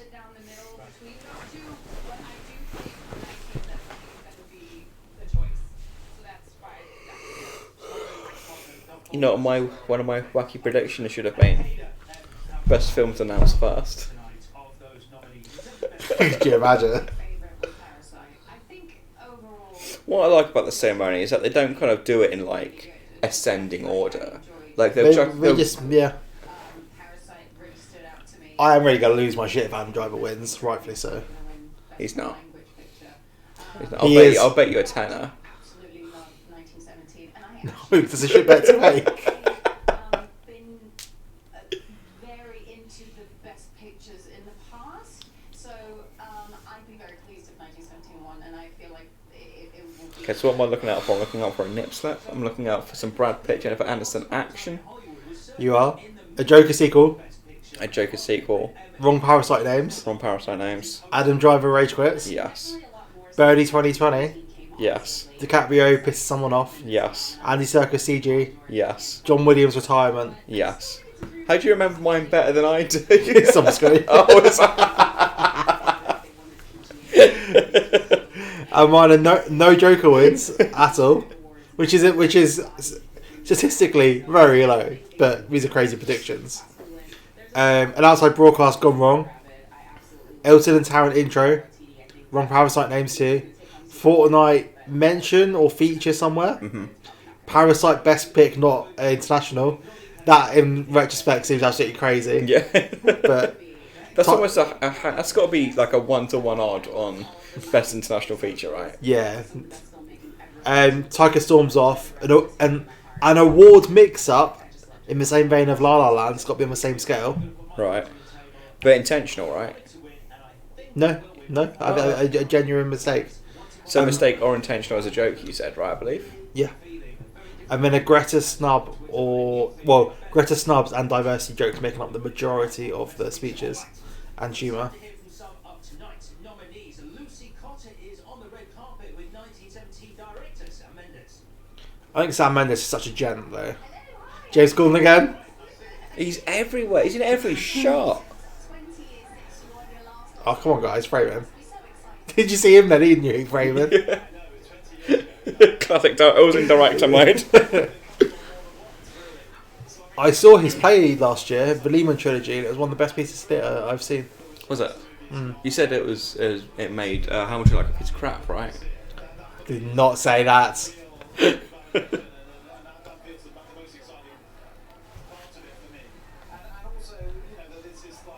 The guy behind him looks a bit like Ted Danson.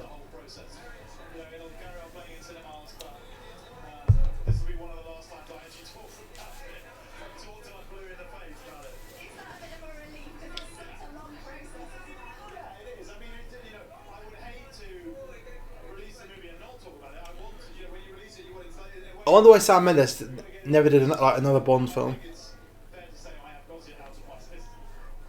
I mean, he did two, but they take up so much of your life, and people didn't particularly like the second one that he did they? I prefer Spectre. I did not. That is a hot take. So Billie Eilish is trending, and this is probably the same people that didn't want her to do the Bond song. She was asked, what was your favourite film growing up? And she said, one of my favourite films growing up was The Babadook. Oh no. Did she really say that? Yeah, which shows how young she is, right? That is mad.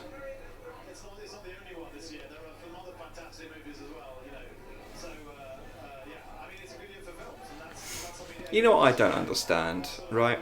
I don't understand people are upset with Star Wars and the state of Star Wars and stuff. And some people saying Kathleen Kennedy out or whatever. But some people are saying that Bob Iger's got to go as well. That's ridiculous. Bob Iger is like almost hands down the sole reason that we're getting Star Wars content at the moment. He's retired about 4 times, isn't he? And they've convinced him to stay on.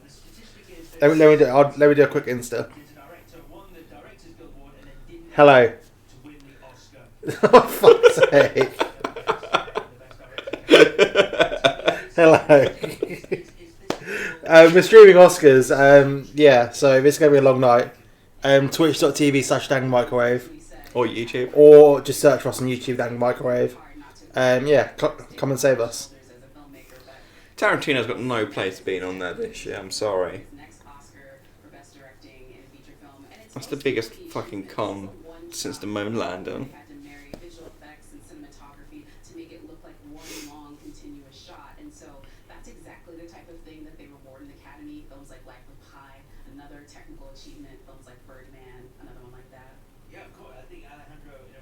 Exactly the same technique that Sam Mendes. He tried it out at the start of Spectre, didn't he? With the Mexican set thing, it was his little dry run. And best director, I mean, of those films, of those directors, hey, who are you thinking might do it? I mean, Sam Mendes or? Yeah, I think it's definitely going to be Sam Mendes. Again, I'm a huge Parasite fan. I think I'd be surprised if Sam Mendes gets best director. Foreign language director. Oh yeah, I think Bong Joon-ho's got to win that, surely. I mean, well, better should do, but alas. I think the cinematography is amazing for 1917. Like all the lighting and stuff is. So, like some of those scenes are mad. I mean, it's got to win best cinematography. It's not up for best editing. I was quite surprised about because I'm pretty sure Birdman was, and Birdman was a one take. Did you say in one of the previous podcasts, what is there to edit? Or I get that. I don't know. I just understand how they could have nominated Birdman and not this. Like, Yeah. I get the edit's silent, but as powerful a movie to watch and be absorbed in emotionally to win Best Picture. Yeah, I absolutely think so. I mean, I think there'll be not uproar, but I think there'll be a lot of. People will riot in the streets. If Parasite wins Best Picture, I think it'll be a huge like shift. How do I say this without spoilers for people? But for me, about Go on, Jessica. a quarter of the way through, when the thing happens that you don't think is gonna happens, which was to me really bold for that to happen. I'm talking. We're talking about Parasite. They talk about 1917 Oh, okay. when the guy dies. Okay. It's a war movie. They're all men. I'm not spoiling anything. The film is exclusively men except for one woman. Hashtag 1917 so white. Fuck's sake. That particular movie really captured that and really kind of put it on a scale that was very one-on-one with the viewer, especially because of the technical technique. The technical. This is great insight, isn't it? What would we do without Sky Cinema's panel? I liked that film of the technical technique because of that thing where that person does the thing. There's a lot of hidden CG in that film, though. Yeah. Oh god, yeah. Did you see the Conan sketch? No. Oh, it's funny. Where's James Corden? Where's James Corden? It'll be there somewhere.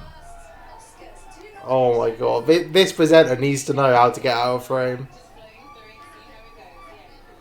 She's just crouching down. What is she doing? What is she doing?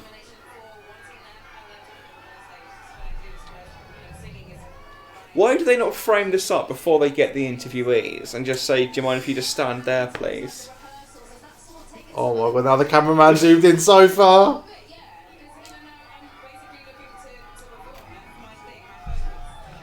It does look like she's being interviewed by a child.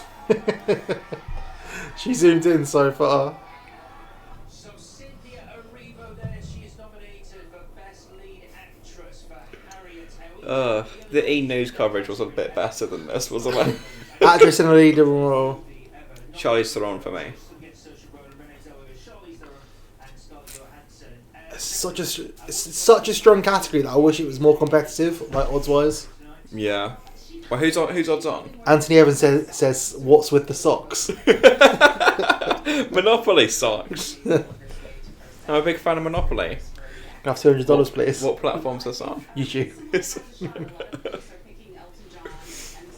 Unless he's talking to you. What's wrong with my socks? Wait, did he say there's something wrong with the socks? He says, "What's with the socks?" It's probably like Tarantino, but he wants to see bare feet. Yeah, he wants some naked feet.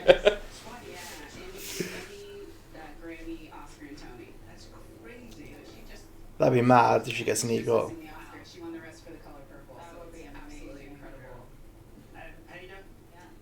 I didn't realise ScarJo does much theatre, to prefer. Does she? Well, apparently so, because she's already got a Tony. Oh, is she the one that could get the EGOT? Yeah. Is she? Wait, how? What Grammy has she got? What Grammy has she got? Scarlett Johansson. Grammy? Is she favourite for this category? Oh no, it's Cynthia Erivo that might be an Okay. I was EGOT. gonna say. I was really confused. I was like, Yeah. I don't know what. Wait, those are the predictions from you both? Yes, they are. And we can upload a video. Yeah, watch the video, you'll find out. Throughout our 2020 Oscar stream, we'll be playing bingo with some crazy predictions. So here's a rundown of what we think may happen. There may be an unfortunate nip slip. There may be a wardrobe malfunction, whether it be before the show or during the show, but I think that's what we're going to see. So I think Joker will not receive a single Oscar despite 11 nominations. So I've got Jennifer Aniston and Brad Pitt getting it on. Nice. Next up, there'll be an outside broadcast segment where the signal breaks and becomes very, very awkward. I've got a Joker sequel being announced during a possible acceptance speech. So opening the show will be Elton John and Taron Egerton, which despite no nominations outside Best Song, will create a very weird atmosphere. I've got a mispronunciation of the cast and crew of Parasite. And that's also mine. Following that, I've got a possible rage quit from Adam Driver after he sees a clip of himself being played during his nomination being announced. There'll be a very awkward link up between Fortnite and the Oscars, just like we witnessed with Star Wars and Avengers. I think we're going to get a very cringy but very possible endorsement of Bernie Sanders for 2020. Parasite will win Best Picture, but not Best International Film. Just like Lady Gaga a few years ago, I think we're going to see Leonardo DiCaprio piss someone off. Taika will storm out if he doesn't win. I think Andy Serkis will present the Special Effects Award in full CGI motion capture. You've also given us your predictions to play along with, so let's take a look at those. Good evening. I'm Cameron from All High Films, and Callum wanted me to give you a crazy Oscar prediction. It's not that crazy, but I think like 75% of the jokes for most presenters and the opening monologue with no presenter will be about the fact that Greta Gerwig wasn't nominated for Little Women with directing. I think the diversity jokes will just be the key theme throughout the evening.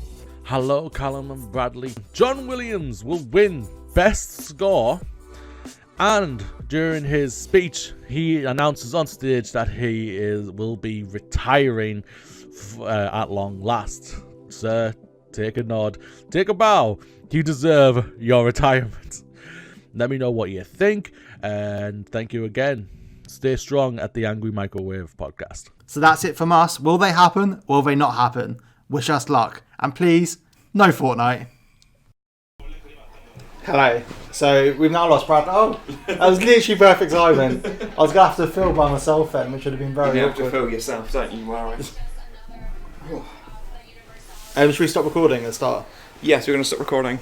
Not that this makes any difference to anyone else, does it? No, it's just... Oh, it's 1 minute too. Should we... Yeah. Do you want to introduce it? Because Yeah. I can't do the words. Yeah, no one. Hello. Hello, welcome to the Angry Microwave for our live Oscars watch along. We have already been watching the red carpet for what feels like 5 hours. But yeah, we're going to be here all evening watching. Aren't we just? We're going to be here all evening watching the Oscars. See, I'm so tired. I can't even intro this. This stream probably won't make much sense unless you watch the actual thing with it. But yes, but we'll do our best to kind of talk about what's happening on screen in case you're maybe a little bit behind or if you're not actually watching it live. But yeah.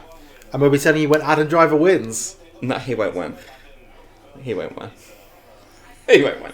But please, as we go along, please let us know your favourite films of the year, who you think should win the Oscars as we're watching them. And as some people already have, please comment on the socks. Tarantino's going to be straight in there. Tarantino's got no business being in the best director category over Greta Gerwig. I'm sorry, he doesn't. I love The Hateful Eight so much, but this just doesn't really even compare.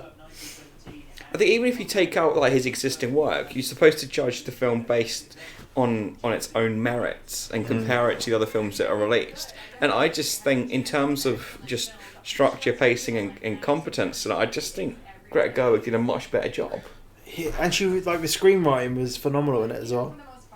She's up for Best Adapted though, right? Surely. Yeah. Yeah. Yeah. Not enough though, is it? Like she also is gonna, I think, tell stories one day. But yeah, she's been killing it, and Bong is so funny. Like she has to, get his punchline. So it's not an easy gig, and she does it really well. It's I didn't realise this. It was interesting to see Bong's translator say that she was Bong was saying that his translator is actually a filmmaker herself. Oh, surely. She's got her own aspirations. She's really switched on. Like everything I've seen her do, she's really stealing the limelight of this whole press tour for. I feel like having him as a recommendation isn't going to make it too difficult for her. Although she is a non-white female, so that's not. Yeah. It's not to say the path's completely laid out for her, unfortunately. Hashtag BAFTA so white. Let's take you across the Oh. inside the Oh, We're going inside. What? Why did the... The 92nd Academy Awards.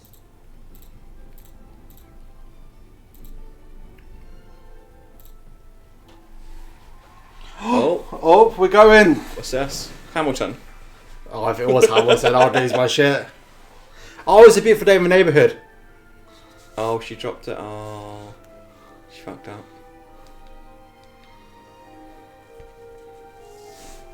Oh, is Tom Hanks going to come on? Pardon? Tom Hanks, my... Oh, I think she's meant. Oh, she couldn't even do it up. Oh, it's a rocky start. It's a banging tune, to be fair. Would you be mine? Let's not get rid of all the one viewers.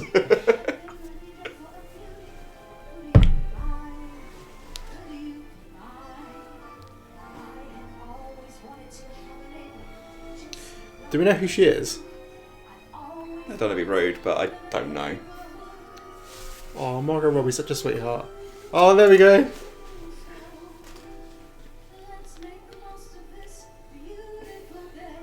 Go on, give it to Tommy.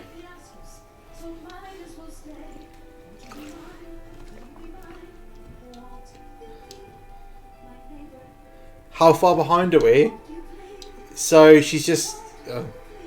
Tom Hanks is now wearing a hat, so we'll use that as a time frame. If you watch on Twitch, I believe there's less of a delay. Yes. Yeah. Twitch.tv/The Angry Microwave. To the point where you may have asked that question 30 seconds ago, right? Yeah. Is that what they mean? Yeah. Who was it who asked that? Anne. Oh, thanks, Anne. Cheers, Anne. Oh, that's my prediction of Elton John opening. Yeah. Got out Out the the window window. straight away.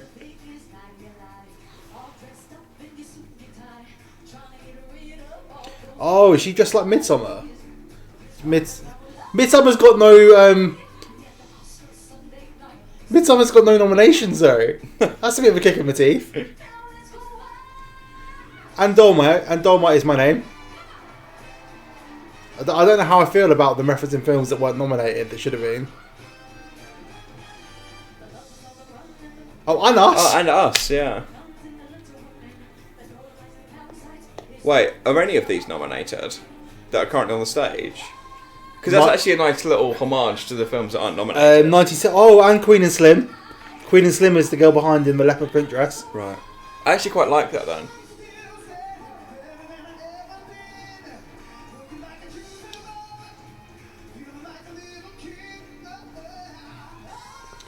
You've got Elton John there. Why is he not singing this? Do I get half a point for this? Well, actually, if they turn up, then you get a point. I absolutely loved Us. Like, the fact that was nominated either just pains me. That was released way too early though, wasn't it, really?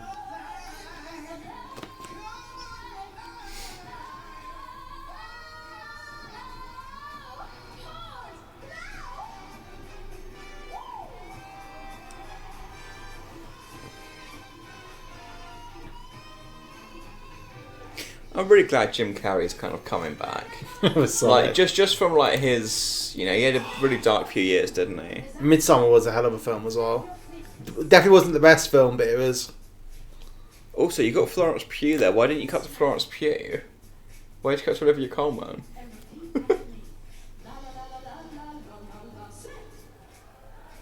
Oh.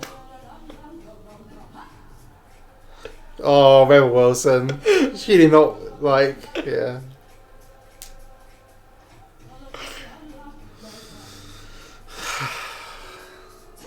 Oh, my boy Lin-Manuel. Of course, Lin loves it. Oh, so my prediction So of... there you go, straight away off the bat.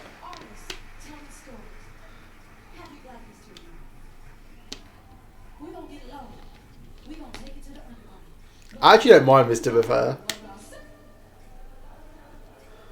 Oh, look at Leo! Leo!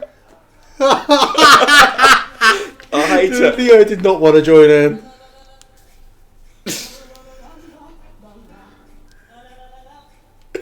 Oh, they all seem so awkward.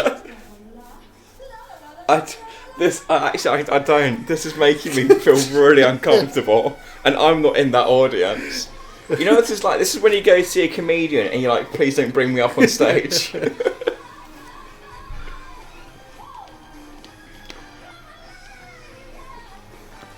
I love seeing soldiers in SS uniforms sing, dancing opening numbers of the Oscars. Look how far we've come since the 40s.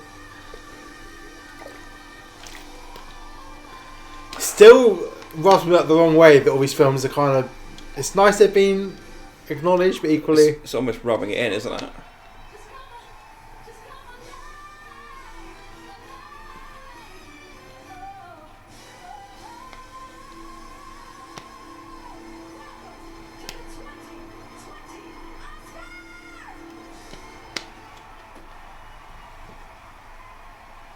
Poor Leo.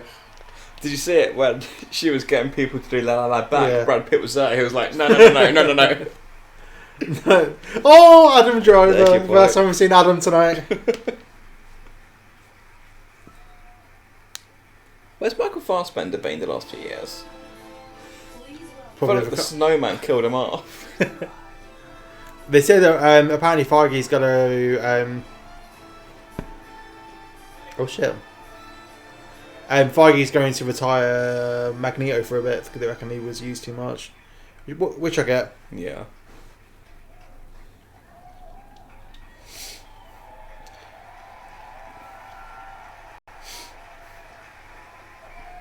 He's in the new Saw reboot, Chris Rock. Doesn't look like Saw at all, though, does it? He plays a cop. I don't know if it's a reboot or a sequel. I think that's more like a reimagining. I know they there's a scene where he's in the bathroom from Saw in the trailer. We both have hosted the Oscars before, and this is such an incredible demotion. Yeah. They don't really have hosts anymore. Why is that? You don't see Steve Martin much these days. No. I mean, he's old. Like, he's 150, isn't he? I love Cheap by the Dozen. So do I. He actually looks really well, though, doesn't he? Yeah. A couple of years ago, there was a big disaster here at the Oscars when they accidentally read out the wrong name, and it was nobody's fault, but they have guaranteed that this will not happen this year because the Academy has switched to the new Iowa Caucus Act. Oh, topical. Timothy? But what a name! Yeah, I don't know, Steve. I'm a little conflicted. Just driving here tonight. How does Steve Martin look younger now in Cheap by the Dozen? That is... He does, though, doesn't he? He does. Probably because he's not working as much, to be honest. For his love and life. Cashing in those Disney Plus checks, Cheap by the Dozen. You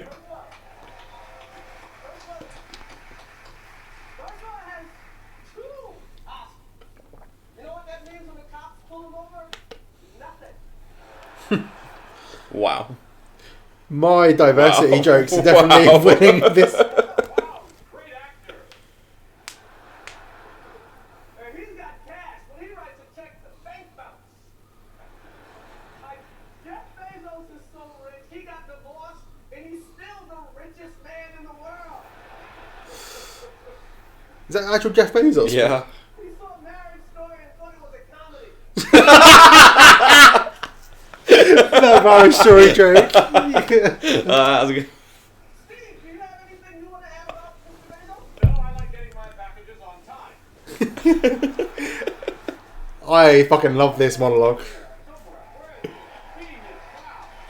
So I kind of, Scorsese looks like he's I getting on kind there. of wish they were hosting the whole thing, to be honest. I gotta tell you, I love the first season of The Irishman. Oh, The Irishman, that's that new Ray Romano movie. Such a great supporting cast. Steve, did you see The Joker? I can't wait to see it. It sounds so funny. I'm laughing already. Joker. Wow, there's so many great directors nominated this year. I don't know, Chris. I thought there was something missing. Vaginas? Yeah. Oh my god. I mean, it's diversity. The thing is, it's not even it's not even a joke at this point. They're just straight up calling it out, aren't they? I gotta tell you, I got a Ford, I got a Ferrari, it ain't even close. I do love his monologue. Halle Berry versus gum disease. Cynthia Urbio is here tonight. Yes. Cynthia Urbio is here tonight.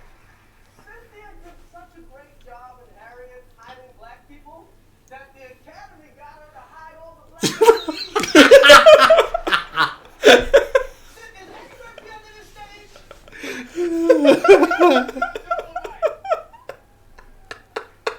Oh my god. Well, you know, think, Chris, sorry, think how much the Oscars have changed in the past 92 years. Yeah, they've changed a lot. Yeah, they have. You know, back in 1929, there were no black acting nominees. No. And now in 2020, we got one. Yeah. Amazing growth. Well, we've had a great time. That wasn't even a joke. We had an amazing time. Now, to present the first award of the night, please welcome Academy Award, one-time Academy Award winner, and 15-time Soul Train Award winner, Regina King.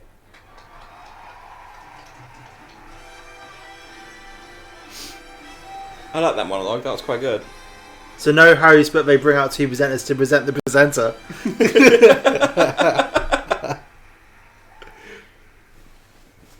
That's a good point, actually, isn't it?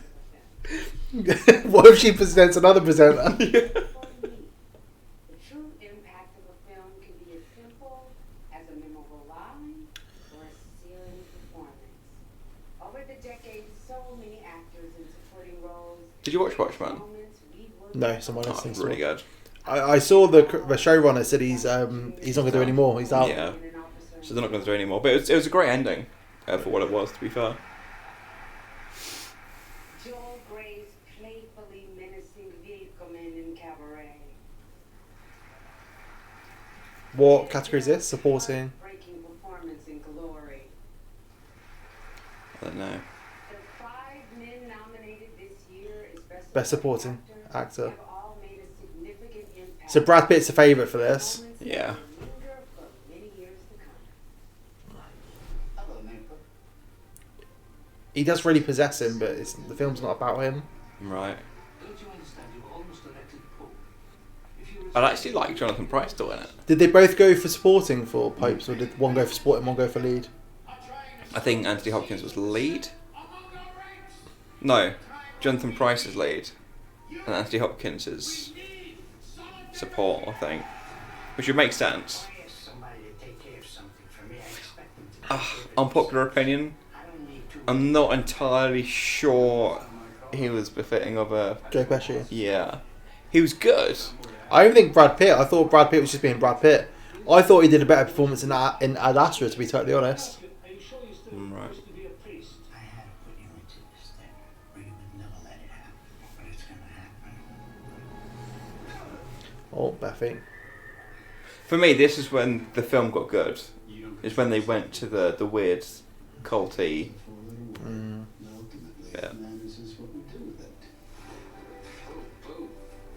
You might be demonstrating a failure to show appreciation.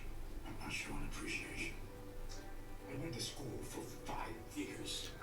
We're doing very long VTs this year. I asked them to pray for me. I figured anyone who Normally they just do the little clips for each actor. Why is this so long? It's because they've got no presenters. I guess so. they're only human. I don't know how I feel about these mixed up VTs. I mean, I think it was good, but I can't take 4 hours worth. Are the nominees for performance? I think Brad Pitt's got this safe bet. What do you mean here are the nominees? Tom Hanks, A Beautiful Day in the Neighborhood. What is she really? We just saw a montage of them. Tom. Anthony Hopkins, The Two Popes. I think Tom Hanks may sneak it. Al Pacino, The Irishman. Do you think? Joe Pesci, The Oh, you know what? I'm gonna change my plan. Tom What? Hanks. You think Tom Gonna Hanks? make it exciting. No, I think Brad Pitt. Time in Hollywood. James Corden was on that show. The Oscar goes to Oh. Brad Pitt. Oh, Jay. there we go. Leo and Brad. controversial opinion. Brad Pitt's a very attractive man. I was at the controversial opinion. Yeah. What's the comment? You're a fair bit behind. I don't know if it's that restream thing we've got. I wonder if the... It doesn't seem too far behind on YouTube, on Twitter, though. It came up straight away. Did it? Let me see how long it is on here.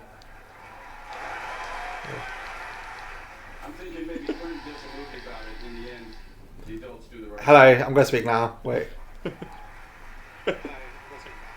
It's literally like it's less than a second on Twitch for us. Is it? Unless it's our actual stream that's behind. It could be the actual stream for the Oscars that's behind. Mm. Look for the best in people. Expect the worst, but look for the best. Leo, I'll ride on your coattails any day, man. The view's fantastic. And to the rest of the cast and crew, Big Bad Bob Richardson, Robert Garcia, Richie, my man Mike Moe. We have another comment, by the way. I also want to say, while we're doing all this, I think it's time we... Maybe it's a geological difference. 3 minutes ago they said he won the Oscar. How long do you reckon it was 3 minutes ago? It's hard to tell now, isn't it? Well, if we're not actually too far behind in terms of what we're saying and when it's coming through, what are you at now? Where you are? Oh, is it Ant saying it? Loading up my car and moving out here, and Gina and Ridley giving me my first shot, to all the wonderful people I've met along the way. Although if he says Brad Pitt's still talking, it's not really much of it. Once upon a time in Hollywood, he tells the truth. This is for my kids who color everything I do. I adore you. Thank you. All I need now is to watch out for him to have a little smooch with Jennifer Aniston and I'm on the board.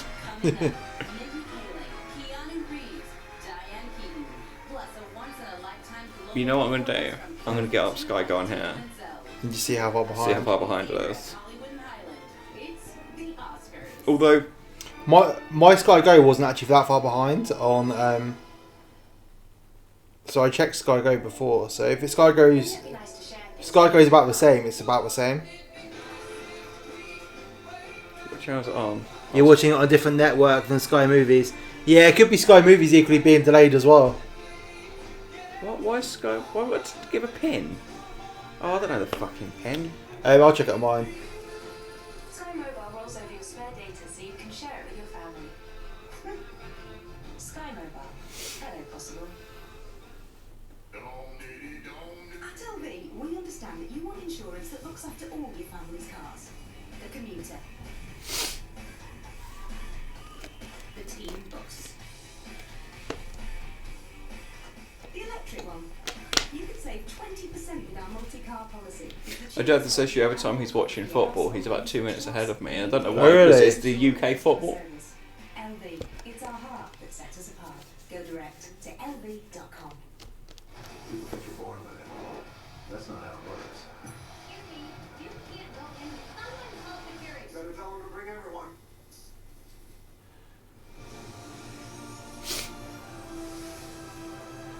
You're looking at the Sky Go on yours. This program Yeah, but it's not letting me sign in. images. And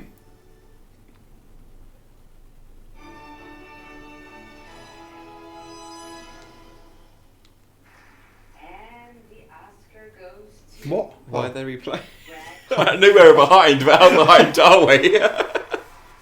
So we are off, and the first Oscar of 2020 for Best Supporting Actor goes Want some chocolate? to for once upon No, a mate, thank you. time in Hollywood. Wow, well done, Brad, and the Academy of Best Mental Break of the Night. So, what do we make of Brad? We kind of had a little bit of everything in the room. Sorry for the sound, guys. Jacqueline, what do you think of that?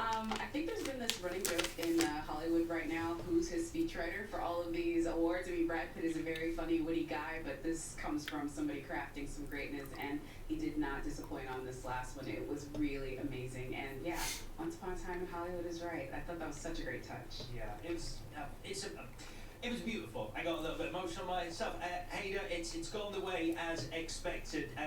One opening though before that. What do you think of Chris Rock and Steve Martin? I was watching it going, I wish they were hosting now. I thought they That's were what I said, Alex. That's what I said. They both hosted before, haven't they? So it's a nice touch to kind of for a small opening. And with Chanel Monet before, it was such a joyous, colourful, fun opening, and I think it puts everyone into a much more kind of relaxed. Yeah, this is quite far behind. And, This one? Yeah, it's just. Yeah, it's like a few minutes I love behind. that How is Brad it? was the first award of the night, and I think it sets it up for a really good night. I feel like there's a good vibe in there tonight. Yeah, there is a good vibe. Like a lightness. Janelle Monáe's opening, that was wonderful as well, wasn't it, Jessica? Oh yeah. Are we- Oh yeah, we'll change it over. This is. I'll change it over to. Okay. Thanks for letting us know, by the way. Yeah. A huge Steve Martin fan. He looks like my Cool. dad. I'll get my laptop. I kind of have a soft spot for him. Chris Rock's always hilarious, and I'm pretty sure I put Brad Pitt down as my best supporting actor. Okay, yeah, we're all involved. We're all involved in the sweepstake So I'm here. feeling really good about my chances so far for the night. And yeah, I think it was a super fun opening, which is kind of ironic because having just pretty much rewatched everything, it's a really like sad, dark bunch of movies we're talking about. So it was nice to kind of have the air lifted a bit. Yeah. I got a nice bit of trivia for you here about Brad Pitt. His first ever job in Hollywood was dancing in a chicken suit to attract customers to a restaurant 7 minutes walk from where... Yeah, this is way behind. How is that? Take that with you, do what you want with it, but let's head back inside the Dolby Theatre now, because the Oscars That's continue mad how to far be behind on it is. for Best Animated Feature.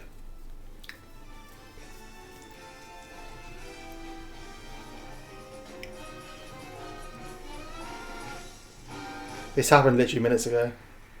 Welcome back to the Oscars. Do you know who won? Regardless of where they're from, when they were filmed, or their style, all types of movies have an effect on us. Here to honor the animated ones is my queen, Mindy Kaling.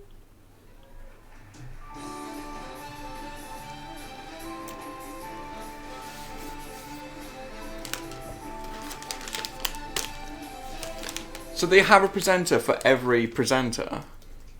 As a shy little That's girl, mad. I don't understand. grandparents, animated films introduced me to the world beyond my home and my classroom. Then, as I got older, I began to realize that those films contain some of the most sophisticated storytelling in all of cinema. Their impact is extraordinary, and I can't wait to introduce my daughter to this world now, knowing it will take her imagination in directions that no one's even dreamed of yet. Let's take a look at this year's nominees for Best Animated Feature Film. Ooh. How to Train Your Dragon: The Hidden World. Dean Devlin. I can see Claus getting it. Claus has a lot of love. I mean, it just depends whether enough people watched it. Is it Frozen 2 that's not nominated? It's mad. It's criminal. Best film of the year. Klaus. Sergio Pablos, Jinko Goto, and Marissa Roman. Missing Link. Chris Butler, Ariane Sutner, and It's making me install Skygo. Toy Story 4. What are you saying? Josh Cooley, Wow, like that wasn't gonna happen. And now I'm asking you not to spoil the Oscars for us. Toy Story 4. I can't believe how delayed it was. This is the first Oscar and nomination for Mark Nielsen. The first Oscar and second nomination for Josh Cooley. See, for me, it wasn't even in like my top 2 best animated movies of the year. I just feel so detached to the rest of them. Mate, don't apologise. You're, you know, We're it's, literally fixing it thanks to Cinema. yes, yeah. I appreciate you telling us. We it's the device that we're watching on. For some reason, it's behind, but we've got another device that's up to date. So, if we went on Twitter, we would have found out anyway.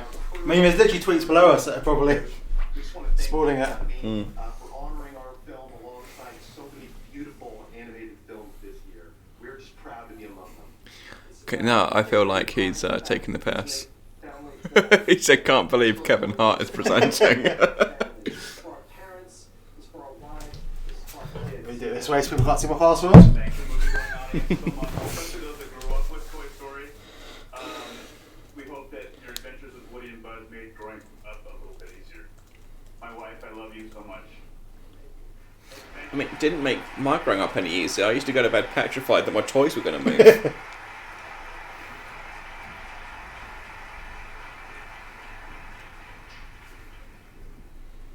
And now, here are the nominees for Best Animated Short Film. Oh, she's still there. Good for her. Oh my god, they've already been awarded. Yeah. Where's the quality set on? Matthew H. Cherry and Karen Rupert Thomas. So we're moving it now, Ant. So you'll be in time with us. Anna Sullivan and Catherine Hendrickson. Well, we'll be in time with you. Memorable. Lena Collet and Jean-François Lefort. Sister. Hello. Sachi Sun. Hello there.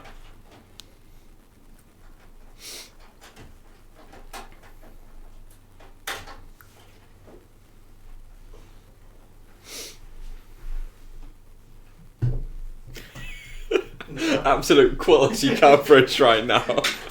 So professional. So everyone's getting a close-up, juicy look of your face.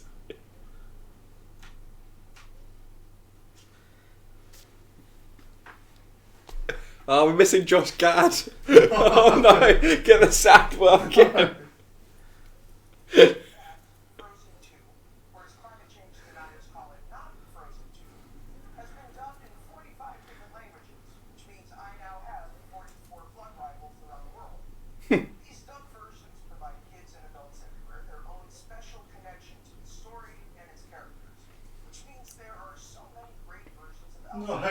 What you need to do is you need to close this and then open up Sky Go again, and that will bring the sound to the TV. What, fully close it? No, just no, you can just open up the And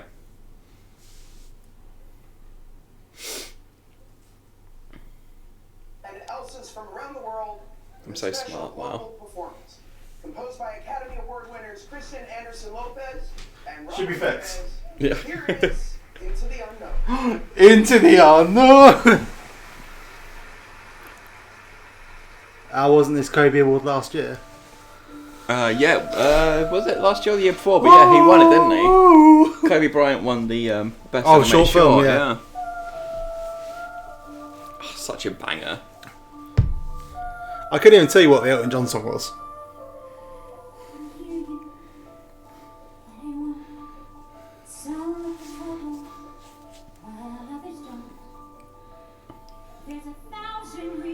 I can't believe she was on Uncut Gems. I was listening to the Frozen soundtrack the other day. It's a banger. Yeah, it is. Oh, now we're ahead of Ant. Can't win, can we? Anna, are you subscribed to us on YouTube, please? Are these comments coming through on YouTube? These are Twitch comments. Oh, are they? Yeah. Twitch? Oh, well done, Anne. If you move back to YouTube, it might be slightly behind that to match up with you. Can you go back? No. Joking aside, if you go to YouTube, you can click how many seconds behind you are. So if you go on the bar, you can then go minus 10 seconds or just literally choose a point and then it'll be live enough and it'll continue to be at that bit behind. That oohing bit is actually my favourite part of the song, to be honest. Oh, they're doing different languages. Like, right, the odds that Bong's translator is going to be doing.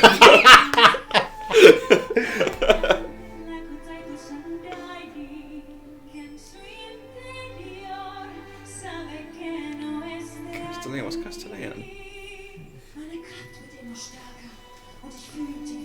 That sounds like a lot of work to be on time. It honestly isn't. You literally got to move your timeline cursor along a bit. I think what he's saying is, he's a viewer. He's not going to work hard to match up with our stream. Oh. They can all sing. Yeah, they can all sing, yeah. I wonder if they're all the original people and they did a song in different languages.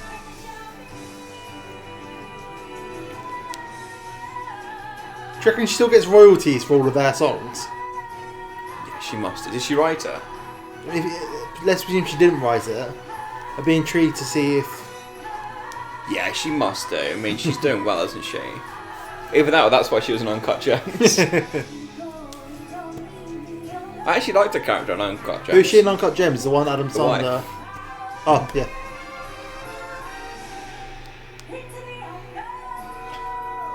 That's very Oscars-esque performance. I like that.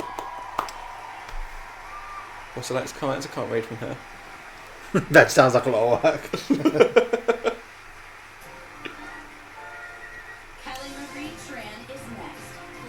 She's going to have more lines in this than she did in Star Wars. Yeah. I'd watch that.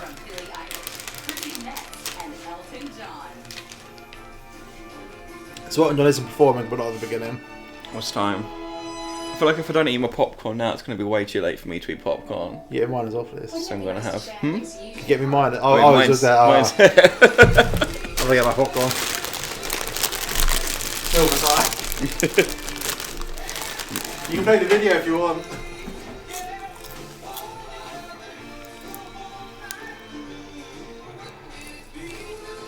Sky Mobile rolls over your spare data so you can share it with your family.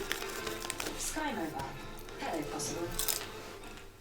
At LV, we understand that you want insurance that looks after all your family's cars. The commuter. The team bus. The electric one. So what they do they have a way of dragging out the ceremony, don't they? Like, how many awards have we gone through at the moment? 3? How long's it been on for? Half an hour? Half an hour? Well, that's not too bad, is it, I guess? I think it's quite a nice pace, to be honest.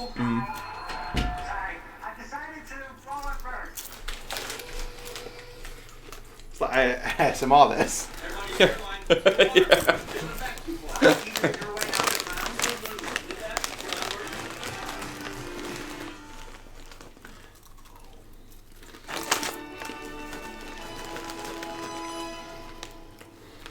So there you have it. Toy Story 4 wins the Best Animated Feature Award at the Oscars. Toy Story 4 getting best animation. Bob Iger will be happy. I tell you what, I really like that they're doing like animated and animated short back to back, because not so long ago, not so many years ago, you'd have it to like everyone, when they had like the short films announced, everyone had like the what do you call them? People that just sat in their seats, like seat warmers. This appears to be a two-horse race at the moment. I'm Original screenplay. No, that got it. Oh, Oh, Marriage Story though. Parasite. I'm going to ask you for what you think. Knives Out, Marriage Story, Parasite deserve to win Best Original Screenplay. I'd like Once Upon a Time in Hollywood to win. I'm really rooting for that in almost every category tonight. But I think it might be Parasite. You know what, the more and more I watch of Alex Zane tonight. I actually want Once Upon a Time in Hollywood Correct to win me. because they get 3 original screenplay Oscars. Joining Woody Allen is the only team in to achieve that. What's his latest comment? I think what's going to win is Parasite, and if I'm being honest, Elton sing a later serve half a point. I don't know if it is half a point though, because I feel like every year the best song performers normally, the best original song, normally perform. So I don't feel right taking a point for that. You're not taking a point for that. You're going to lose a point for It's just that. half a point. Parasite wins, as I find it a film that you could never really put your finger on what it was, and it kept surprising you constantly. In Joker sequel though, could happen. you know, but No Joker wins could also happen at this point. Tarantino. I think Wacky Phoenix. The thing is, Wacky Phoenix isn't the kind of person to make a big announcement during his speech. If Todd Phillips wins for Best Director though. Jessica, we got about 20 I seconds. think it will. I think Once Upon a Time in Hollywood will win. It's the Academy though, you don't know how they vote. Like they voted Green Book Best Picture last year. Those are my choices. Should they have done? That's No. good for us right now. Alright, let's take a look at the awards for both original screenplay and adapted screenplay as we head back. Come on, Crash. And adapted back to back, so Little Women could be getting Come on, his first Crash. Oscar.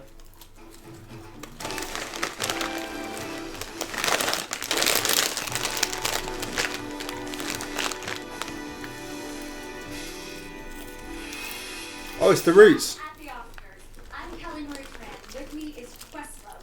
Freaking Questlove! This So cool. Alright, I need to calm down because it's time for another award. Here are Oscar-winning actress Diane Keaton and a man whose Matrix we'd all like to reload, Keanu Reeves. Oh. What does that mean?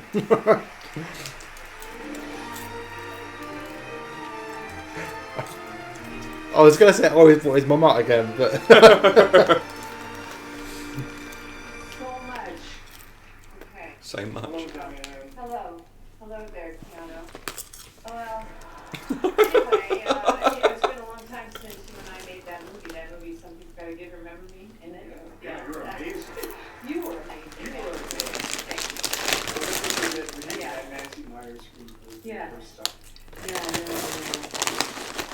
Yeah, no. I mean, obviously, me too. That was a lot of crying in there. Lots of laughing and crying. And, well, we had some really, I mean, let's be frank. It was really good times. You and Jack. Oh, well, I wouldn't go that far. But anyway. So powerful. Yeah. So much that was surprising. Right. Exciting. It was. It's true. I mean, that's really the power of a good script. Am I right about that? You're absolutely I right. am. Okay. So. Here are the nominees for Best Original Script. Okay, I feel like- I'm going to open this for you. No, not yet. No, not yet. That's what I mean. Not yet. Knives Out, written by Ryan Johnson. I'd love Ryan Johnson to get a winner. Who this whole time has been sitting in a chair by the fire, lost in thought. Detective Blank, you said the investigation is ongoing. May have wanted that. Do you suspect foul play? Mr. Blanc. Marriage Story, written by Oh. Longdown. Do not compare me to my father. I didn't compare you to him. I said you were acting like him. You're exactly like your mother. Everything you're complaining about her, you're doing. You're suffocating Edward. First of all, I love my mother. She was a wonderful mother. Just repeating what you told me. Secondly, how dare you compare my mother into my mother? 1917, written by Sam Mendes. I don't think it deserves best screenplay. No. Field runs. We see the burning towers. Crack off the cobbles just in front of him. He drops 40 feet and smashes into the water. Once Upon a Time in Hollywood, written by Quentin. If this gets screenplay, I don't know your name, but I remember that hair. And I remember your white little face. And you were on a horsey. Parasite, screenplay by Bong Joon-ho and Han Jin. oh, there's lots of crowd love for Parasite. Bong Joon-ho. Kito dives after the phone. While Moon Why do they bring out cringe presenters? Ki-u lunges Yeah. toward Moon Gwon. Then Gun Tae Well, after just him. calling Keanu Reeves Of course, cringe. Ji Chung has to Yeah, jump leave after Keanu. Gun Tae. Probably Diane KN. I wouldn't trust her opening that. She's really worrying me. Okay. And so the Oscar, it goes to. Go on. Oh, Bong Joon-ho. oh, for Parasite! Yeah. Oh shit!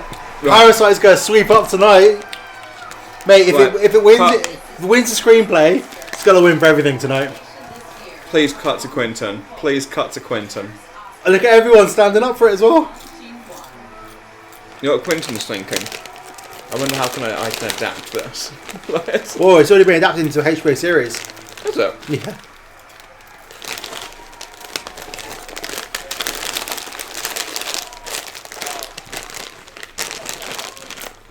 There she is. Thank you. Great honor. Yeah.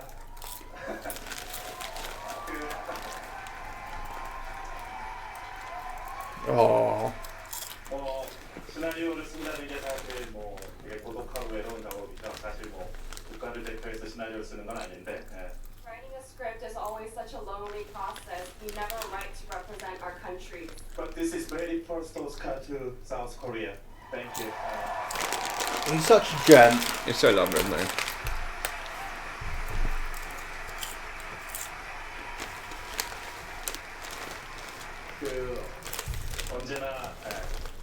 언제나 많은 영감을 주는 제 아내에게도 감사하고 또 저의 대사를 멋지게 화면에 옮겨준 우리 지금 와 있는 우리 멋진 기생충 배우들에게도 감사드립니다.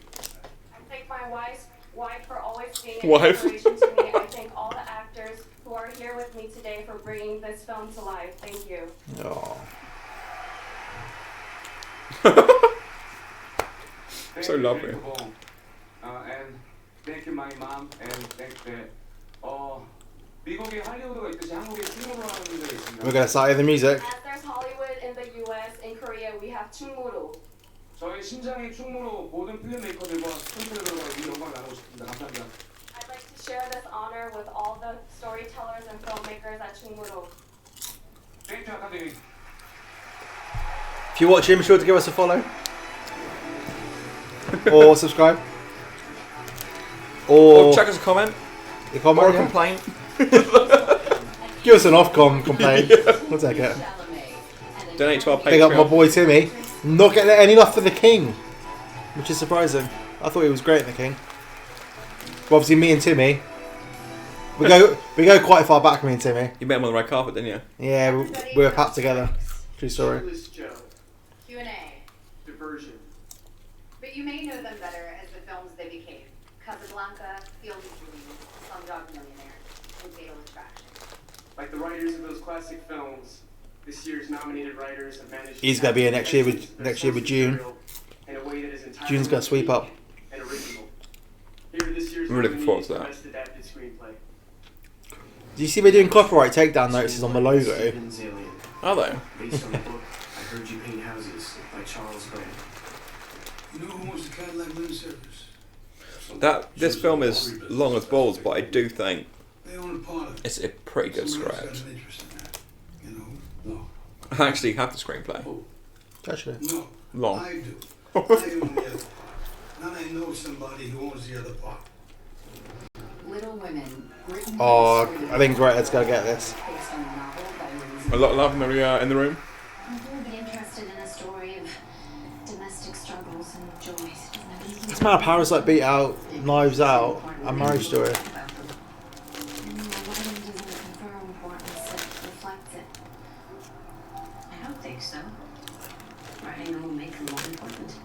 You know what? Joker, written I don't by mind. Phillips and Scott Silver. Just based on the fact that Created by Bob Kane, Bill Finger, Bong Joon-ho just looks like a really nice person. closes on his new face. It's like a cuddly bear. Arthur, now Joker, dancing his way down the long staircase, doing his own Bill Bojangles Robinson stair dance, skipping and twirling down steps, dancing and singing. I thought somebody said this is all improvised.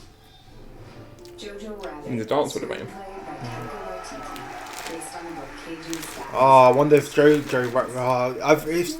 it seems really competitive this category. Little girl,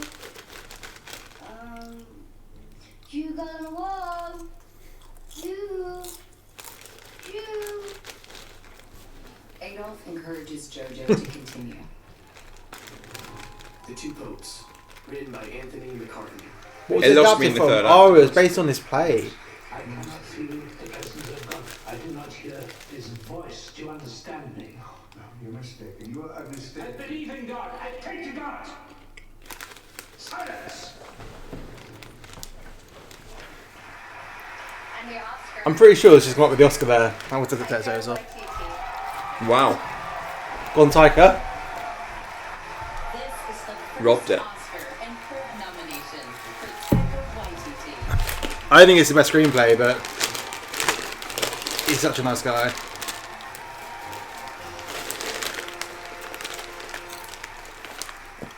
So, another one of your predictions is out. No, it's not. Was he only nominated for this? Best director as well, actually. But it wasn't any director or picture. No. Best director, I think he's up for, isn't he? I'd like to thank my mother. Don't worry, Mum. I lost you hours ago. Not yet. Thank you for being my mother and for many other reasons. But for giving me the book that I adapted and He seems nervous for the first time ever. Without you doing that. Christine for writing the book. Thank He really does, doesn't he? you. The producers of the film, Kathy Neal, and Chelsea Wood Stanley was there right from the beginning. Thank you guys. Give me goosebumps. He's gonna cry. Thank, but I wanted because I can't remember them. That's it. This is really great. Dedicate this to all the Indigenous kids around the world who want to do art and dance and write stories. We are the original storytellers, and we can make it here as well. Thank you. Oh, it's the first time I've ever seen Taika nervous. That was nice. Oh, it's crying. Oh, it's crying. I wish I was as cool as Timothy Chalamet. Yeah, I think everyone does. I'm still yet to see the Peanut Butter Falcon.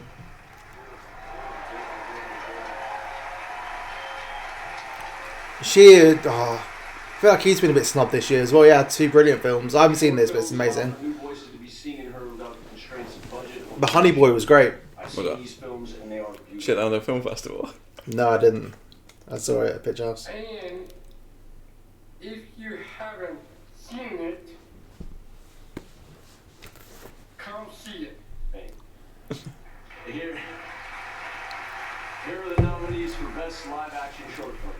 They seem to be including a lot of films that weren't nominated, but in the presenters and the shows. And I kind of like that. Nefta Football Club, Eve Pia and Damian. It comes more about a celebration of film overall that way. Window, Marshall Curry. Saria, Brian Buckley and Matt Lefebvre. A Sister, Delphine Gerard. The Reunion. Right up.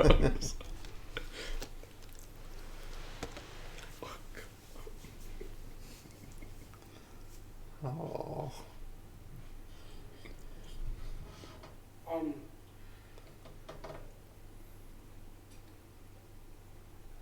The Oscars goes to The Neighbor's Widow. Yeah, I'd be so nervous on that stage as well. That theatre looks absolutely enormous, by the way. That would make you nervous, wouldn't it? The theatre looks gigantic. There's like so many levels to it. Just like life. So grateful to all the people who made this film with me, including Maria Dizia, Julia, John, Wolfgang, Elizabeth, my wife and producing partner, our kids, Jane and Rivers. I want to dedicate this to my mom, who grew up on a Mom's getting out of love tonight. South Carolina. Was the best storyteller I ever knew. She always had a story about some crazy thing that happened, you know, with her siblings when she was growing up, or some weird dog that she had seen, or something that the taxi driver had told her about his life. It would break your heart. And I learned from watching her that a well-told story is it's a powerful thing, and it can change the way we see the world, and it can. We should tell this story a bit better. Notice other people, and care about those other people, and maybe love each other a little bit. Something short of a speech isn't short, is it? Thank you. Is the woman going to get a speech? No, of course not. Oh my god. The husband taking all the credit, of course.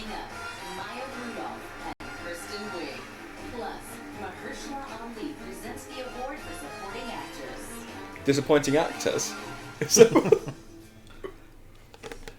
Welcome back to the roof of the hotel. So should we play our video so we can see where we're doing on our nominations? Let's do it. Nominations on our predictions. Throughout our 2020 Oscar stream, we'll be playing bingo with some crazy predictions. So here's a rundown of what we think may happen.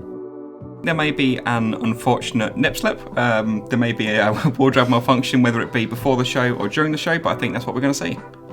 So I think Joker will not receive a single Oscar despite 11 nominations. So I've got Jennifer Aniston and Brad Pitt getting it on. Nice. Next up, there'll be an outside broadcast segment where the signal breaks and becomes very, very awkward. I've got a Joker sequel being announced during a possible acceptance speech. So opening the show will be Elton John and Taron Egerton, which despite no nominations outside Best Song, will create a very weird atmosphere. I've got a mispronunciation of the cast and crew of Parasite. And that's also mine. Following that, I've got a possible rage quit from Adam Driver after he sees a clip of himself being played during his nomination being announced. There'll be a very awkward link-up between Fortnite and the Oscars, just like we witnessed with Star Wars and Avengers. I think we're going to get a very cringy but very possible endorsement of Bernie Sanders for 2020. Parasite will win Best Picture, but not Best International Film. just like Lady Gaga a few years ago, I think we're going to see Leonardo DiCaprio piss someone off. Taika will storm out if he doesn't win. I think Andy Serkis will present the Special Effects Award in full CGI motion capture. You've also given us your predictions to play along with, so let's take a look at those. Good evening. I'm Cameron from All High Films, and Callum wanted me to give you a crazy Oscar prediction. It's not that crazy, but I think like 75% of the jokes for most presenters and the opening monologue with no presenter will be about the fact that Greta Gerwig wasn't nominated for Little Women with directing. I think the diversity jokes will just be the key theme throughout the evening.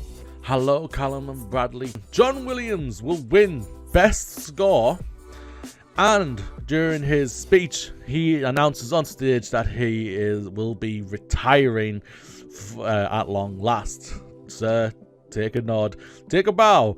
You deserve your retirement. Let me know what you think, and thank you again.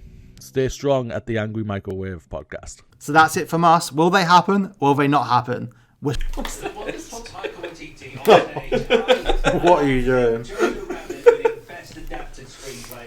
I mean, Jeffrey, that was predicted, but still, it's just great to see. It's still out on YouTube. Is that actually?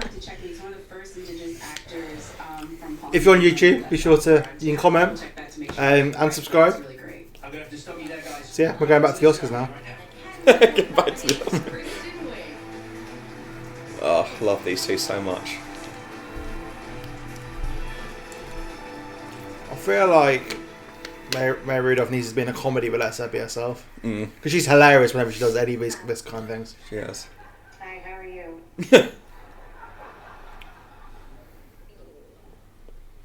Tonight we will be honoring the work. You know what? Can't do it. Because we're upset. Oh, are we upset? What's this No, for? you guys don't want to know. We're PO'd. Frankly, I'm seeing red. I'm ticked off. You know what? You guys don't want to know what's going on. You don't want that. I'm teed off. Steamed. You know what? Can't do this thing. I'm sorry. We're too upset. We're too upset to do this. Sorry.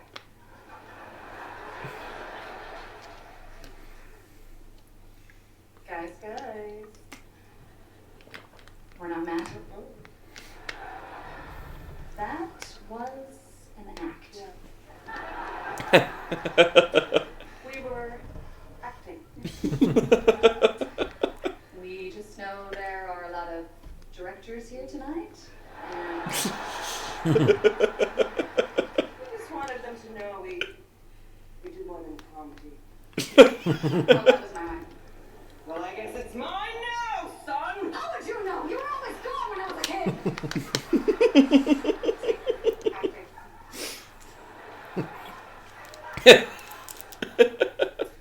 Something other than acting that we're passionate about is production design. The look and feel of a film. I'm sorry, I can't do this. See? We cried. Crying. Yeah. Here are the nominees for achievement in production design. That's actually really funny. The Irishman, production design by Bob Shaw. That's a strong one. See that? Irishman's a very strong one. I quite like the aesthetic of Jojo Rabbit. Set decoration by Nora Sotova. I think it's because we used to war films being so dulled out and that was quite colourful. Okay, it's got to be 1917, right?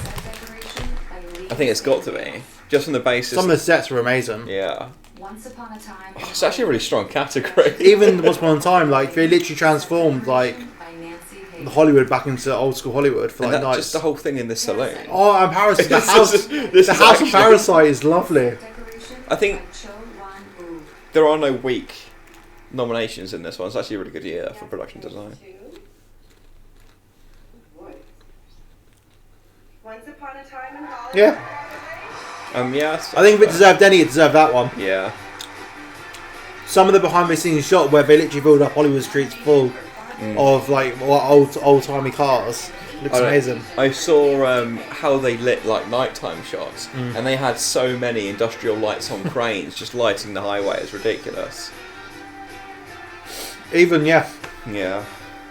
And also they had to do the film within the film as well, like the old TV show, didn't they? So they had to do that. Do you see he's doing a series based on that now? I'm happy with that.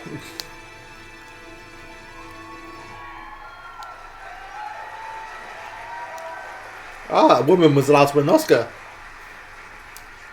They can win. Thank you to the Academy, and thank you, and we share this with our incredible art department, and my partner. And the necklace looks like something from Uncut Gems. It's nice they're still paying nods to all those films that weren't nominated. Writing an epic masterpiece, and letting us take this wild ride with him. He looks annoyed that he hasn't won yet, doesn't he? Yeah. A huge shout out to all the people that helped put us here tonight. The craftsmen, the construction guys, the painters, our prop master, Chris Carl, and of course my gang, Mark and Sarah and Jonesy and Adam and everybody. I appreciate it so much. We haven't had anyone get played off. What's Parasite about? Coronavirus. Come on. I'm not gonna react to that one. I have a doctor's appointment. Hold on. Okay, the nominees for Best Costume Design are... Wait. That's it? We can't just skip right to the award. You're right. You're right. So much goes into costume design. Oh, see, I've got 2 bets for this. Costume design. Right. I've got one for Once Upon a Time in Hollywood, 5-1. Maybe we don't. And then Irishman was 20-1. Right. Maybe we sing it. So. Wait, you got money on this? Yeah. Boots are made for walking. Obviously, I think Judy's the favourite. No, Bombshell's a favourite. Right. So who have you put money on, sorry? Once Upon a Time in Hollywood. Which is? And was 5-1. Yeah. And then the Irishman, which is 20-1. How much you put on? Like I think 50p for Irishman. You get back a tenner. And Once Upon a Time, I put £2 on, £12 back.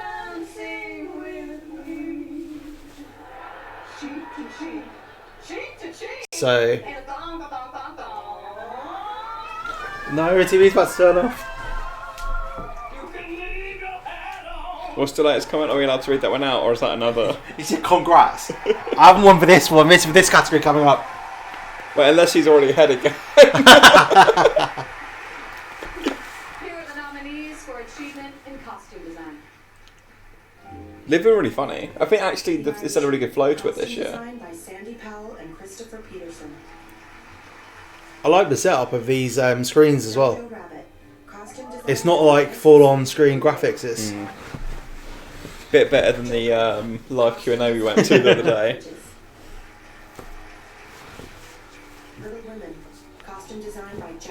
Even Little Women. There's so much in this. Oh, it's a period piece as well. Like you can't. Well, all of these are really strong this year. They're all over time periods. And the Oscar goes to... Let's go with Bombshell. Jacqueline Duran, Little Women. Oh, Little Women. Yeah. This is the second Oscar and 7th nomination for Jacqueline Duran. Well done.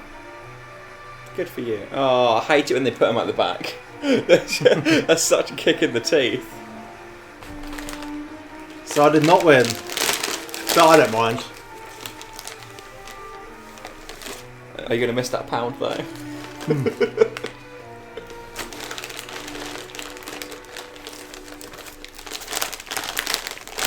I won a lot of money in that category 2-3 years ago. Right. Fantastic Beasts won. To a wonderful team, to an amazing cast, to producer Amy Pascal, to my family. I love Amy Pascal, she's so good. Working mother, and first and last to Greta Gerwig. She was an inspiration to all of us. Aww. Greta is just so lovely.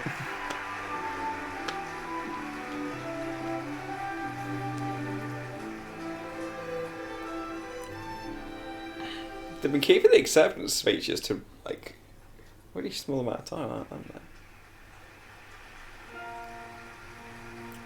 Who's this? Don't know.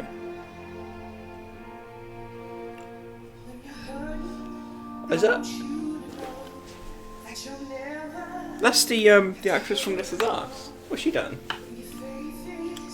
I don't know what song this is from either.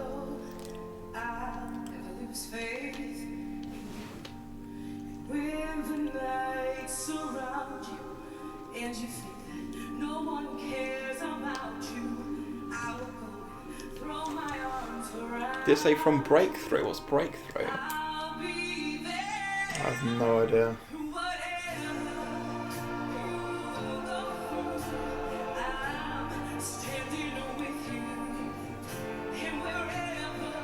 I need to look at this. Oh my god, no wonder why we haven't got many viewers on Twitch. Elton John's viewing party's got 65,000. Has it? Yeah.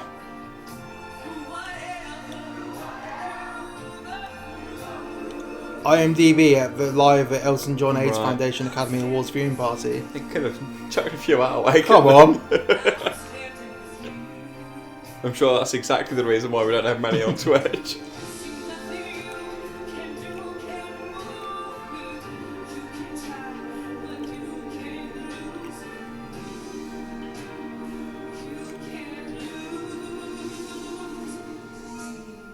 Into the unknown. So is that disrespectful? I honestly don't know where this song is from. That's what I'm trying to look at.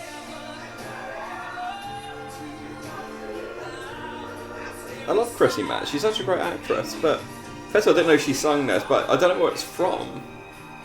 Oh, our stream's still called Test Stream. That may be why we haven't got many viewers. Oh, is it?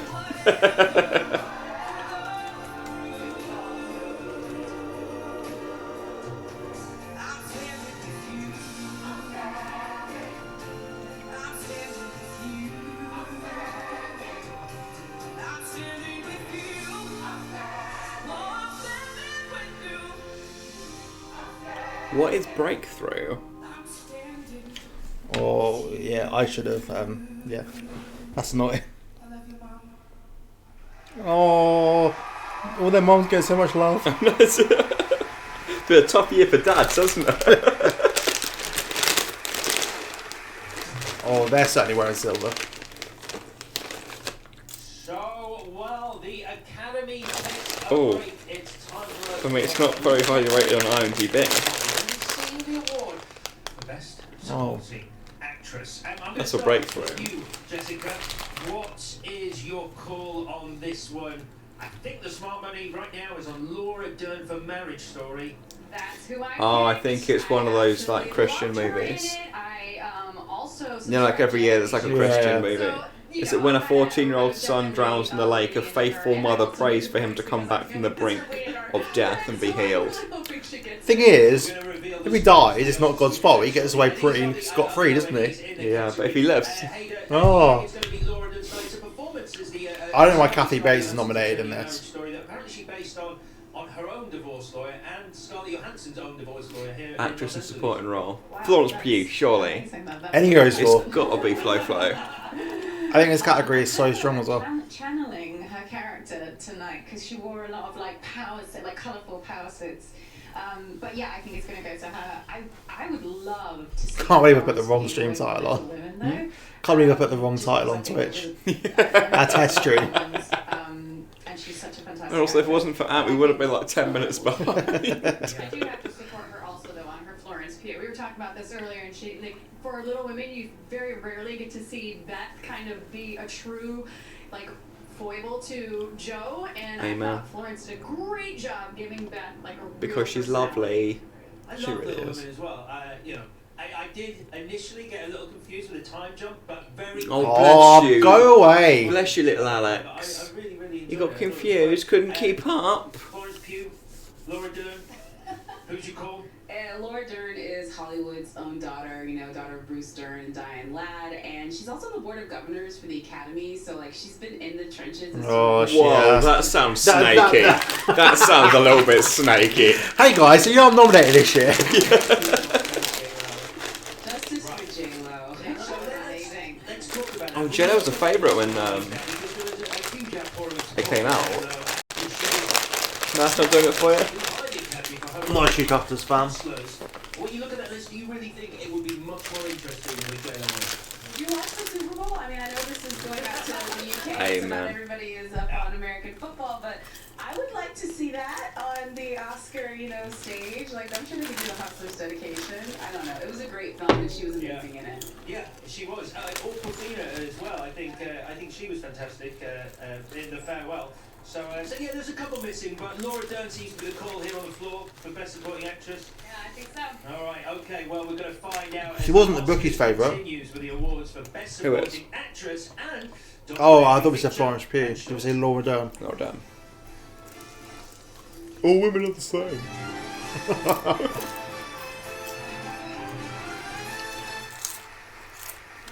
The thing that made me open my eyes. My second favourite grotto. was films and documentaries. So thank you for that. That was what made me decide to do something about it. It's also my second favourite Attenborough, so. And the women and men who filmed them have always had an extraordinary impact. Surprised they included Michael Moore in that. Surprised they included Michael Moore. I love Michael Moore, but I just think he's such a polarising figure. It's so confusing for people to know what is or isn't truthful in the end. There's not this guy's truth and that guy's truth. There's the truth of what actually Oh, It is powerful to come out and be like, that's such a bad clip of Bush finding out about 9/11. that can lead them. I mean, carries on reading, doesn't he? Yeah. I do not like them, Sam. I am. Inspire new generations and bring us closer together. You've been bombarded by the Taliban. That was such an important moment in history when he got. I'm guessing that was for documentary, wasn't it? Those clips. But when he got told that's what happened.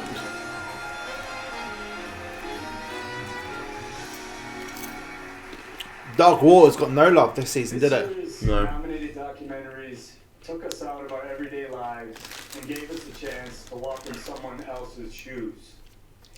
It wasn't always a comfortable walk, but it's a journey that we would have never taken or traveled otherwise. As a result, these films, 4 of which are directed or co-directed by women. I like women. Just for little ones, eh? Just little women. Impact not just for today, but will resonate with us for years. Imagine he just drawn attention to the fact. And then the one guy wins. Yeah, yeah. That 4 of these are directed by women. I need to watch this. It was done by Obama's production company. How was that?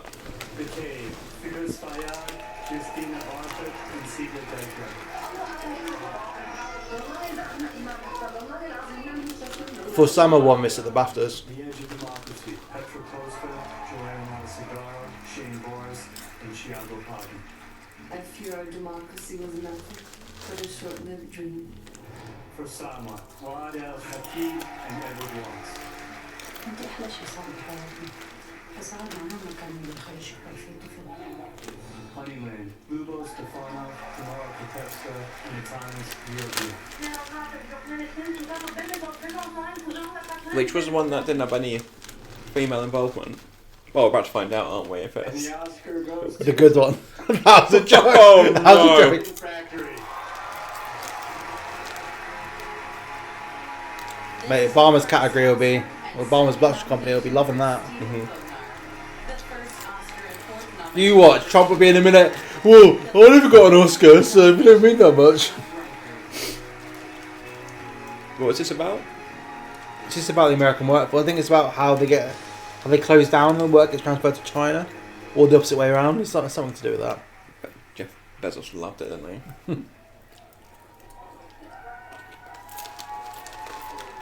Wow. Thank you. Well, even before that envelope got opened, just being in the presence, in the company of our sister and brother documentarians who risk their lives making stories, bringing stories to us about hospitals being bombed in Syria, about Brazil, about Macedonia.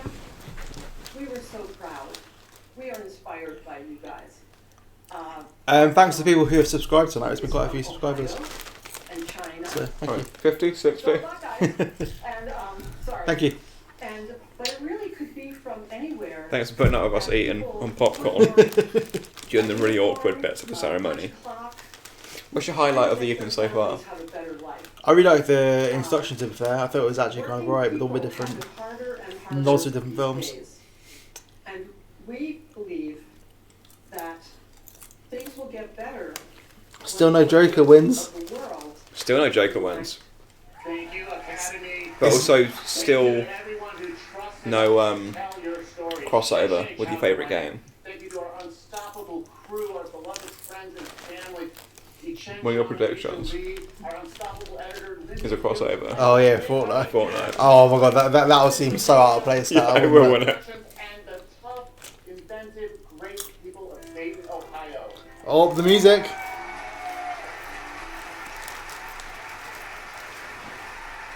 Yeah, there was. What are you saying? And said, yeah, there was. What, a Joker win? And now, here are the nominees for Best Documentary What's that? Subject. For what? I don't know. In the absence, Yi Sung-chun and Gary Byung-suk-kong. Learning to skateboard in a war zone if you're a girl. Carol Dysinger and Elena Andrea Chiba. Life Overtakes Me. John Haptis and Christine Jamieson. St. Louis Superman, Smriti Ninja, and No, I don't think Joker did win. Walk, Run, Cha-Cha, Laura Nix, and Colette Sandstead. Like 2 months ago. 2 awards ago. In this ceremony, mate, I thought we were talking about an Oscar podcast. he said 2 awards ago. Oh. I think so. This is the first Oscar and I'll have that. for Carol Dysinger and Elena Andrea Chieva.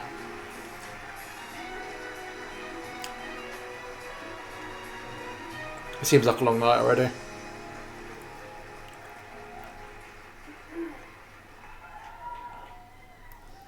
Oh my god. I know. I am. Frank Capra, you guys remember, Frank Capra handed me a Student Academy Award in 1977. And I thought I'd skip the hard part. I thought I would then go on to make movies. And if I hadn't had that encouragement at my back then, I wouldn't have been able to withstand the last four decades in this business. I want to thank A&E Indie Films and Molly Thompson, Grain Media, to Adam Michinel, the man behind the women. Haven't got much to add for this, to be honest, at the moment. I haven't seen many of these, unfortunately. We know we don't get released until well after these documentaries as well, because they can't secure wider releases. I've been working in Afghanistan since 2005, and this movie is my love letter to the brave girls of that country. To get to Capra from here took a whole lot of not quitting, and teachers, the kind I strive to be at NYU Film School, and the kind of teachers at Skatistan, the school at the heart of the film. They teach girls courage, to raise your hand, to say, I am here, I have something to say, and I'm going to take that ramp. Don't try to stop me. Thank you very much. Keep Skatistan rolling! Good speech. No, there's no awards for Joker so far this evening. Please welcome two-time Devastating. Award-winning actor Mahershala Ali. Come on, Blade. Has he actually been officially cast as Blade? Yeah, he was at D23 like 2 years ago, I think. Wants to build a lasting body of work, choosing roles that do. I'm gonna feel really bad if it's not him. But with the hope that their performance will resonate with others. I feel like I heard that. I just didn't know it was official. Best supporting actress. Oh, here we go. Oh. Come on, flow. The idea of a good father was only invented like 30 years ago. We love them for their fallibilities, but people absolutely don't accept those same feelings in mothers. You want a daddy? Yeah, I do. Yeah? Yeah. Yeah? Yeah. Yeah. Yeah. Don't you ever talk to your mother like that. Richard is not a murderer. He saved Have you seen this yet? Mr. President. I enjoyed this film, but she is. This is like the one main scene that's focused on her throughout the whole film. Right. And it's not even that moving. Is it like a Judi Dench in a Shakespeare in Love situation where she kind of turns up for 10 minutes and then suddenly she gets an Oscar? Florence Pugh, though. This scene was incredible. She was incredible in that scene as well. And this scene.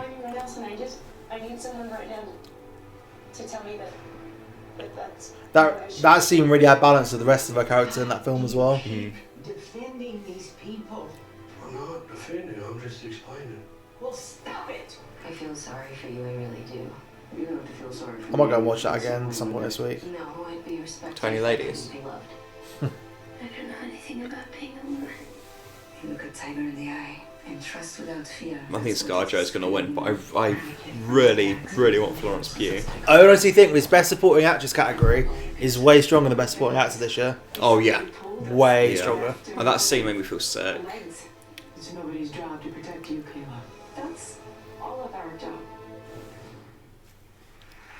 Go on, Flypo.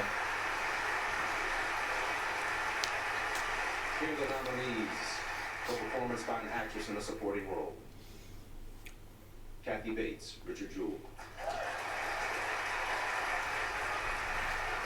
Laura Dern. She's great in The Office. Have you seen The Office? Mm-hmm. The US one. So good. Scarlett Johansson, Jojo Rabbit.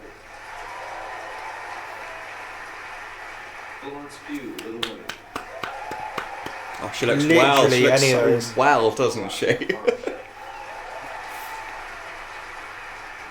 Margot Robbie also looks well. And the Oscar goes to It'd be a shock if it isn't Laura Dern. Go on, Fly. Laura Dern. Oh. This is the first Oscar. Oh. Adam Driver's such a gent.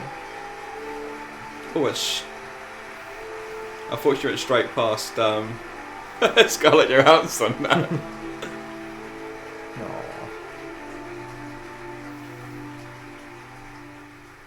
I love Laura Dern. She's one of the nicest people, but I would have loved Florence Pugh to win.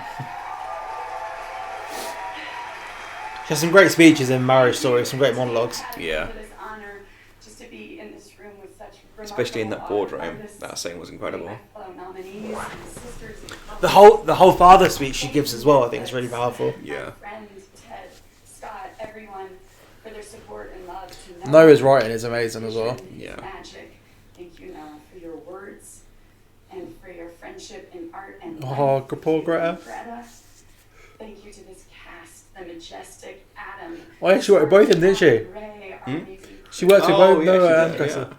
Noah wrote a movie about love and about breaching divisions in the name and in the honor of family and home and hopefully for all of us in the name of our planet. And I would like to say a special thank you to the gifts of the love stories in my life, my stepchildren, CJ and Harris, my heart and inspiration, Ellery and Jaya. And you know, some say, never meet your heroes. But I say if you're really blessed, you get them as your parents. I share this with my acting heroes, my legends, Diane Ladd and Bruce Dern. Support the speech.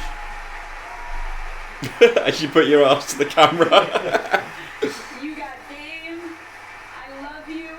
Thank you all for this gift. This is the best birthday present ever. Oh, happy birthday, Lolo. Friends, you lift me up every day. Oh, Greta Gerwig's gone. Says Noah. Noah was crying. I thought that's the best speech of the night so far. Yeah. We've had Tiger crying, we've had Noah and Greta crying.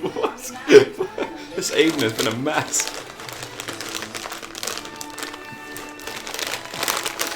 No surprises so far though. I guess not.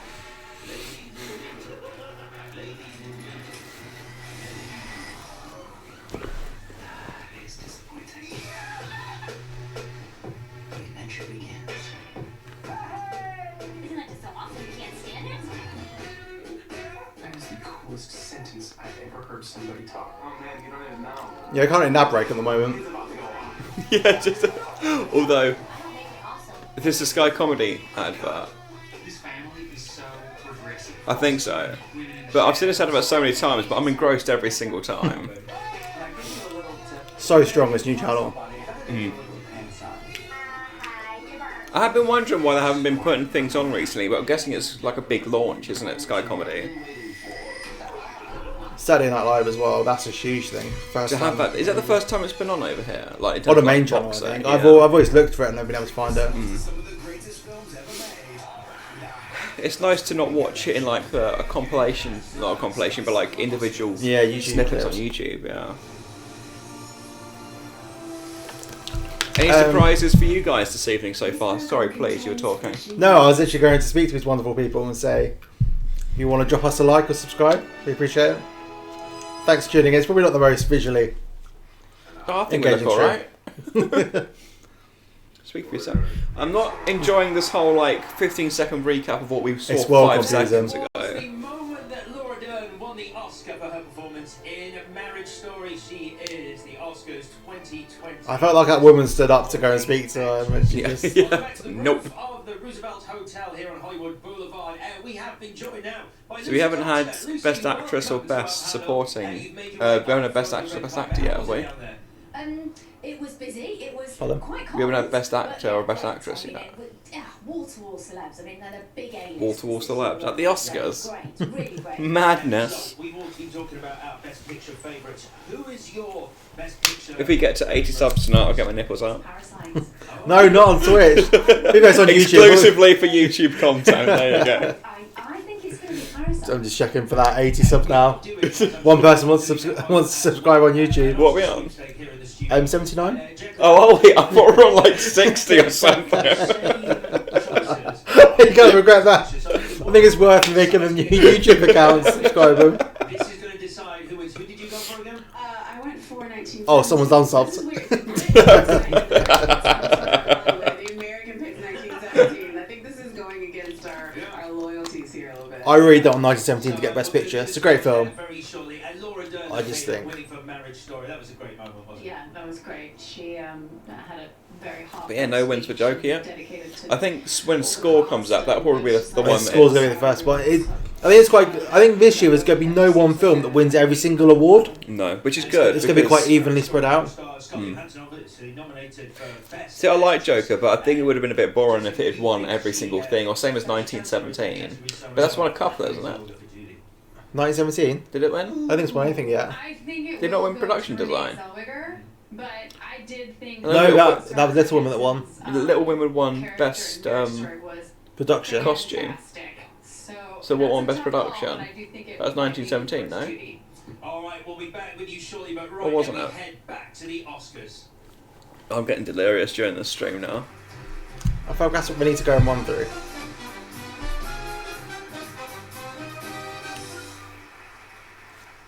Hello, everyone. Keanu looks petrified. Thanks. Wow. Thanks. And this is my first time at the Oscars. Yeah. So that's pretty dope. And congratulations to Laura Dern on her win for supporting actress. I think it's the guy from Hamilton, the original. My journey here tonight truly feels like a dream come true. It's going to be in the heights of summer. Risks and chances, and the man that is about to come to the stage took a chance. That's David Heyman, the guy to his right. It is, yeah. But he seems to produce everything at the moment. He had a great year, hasn't he? He produced Marriage Story. Did he? Go and give it up for my main man, one of my personal heroes. Come a long way since, as they come a long way since producing Harry Potter. I think he did quite well producing Harry Potter.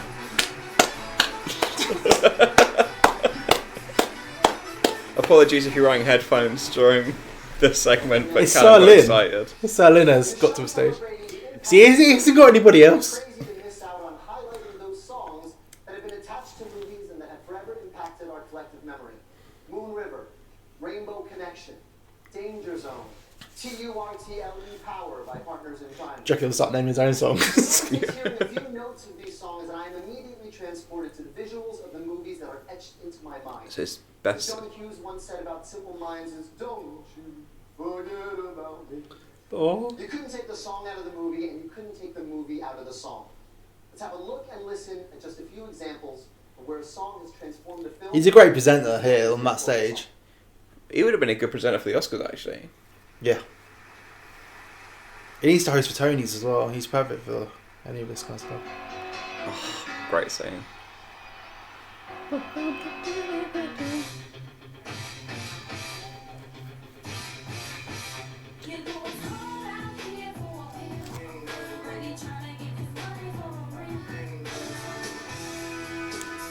I've got weird feelings about a Breakfast Club film. Like, whoa.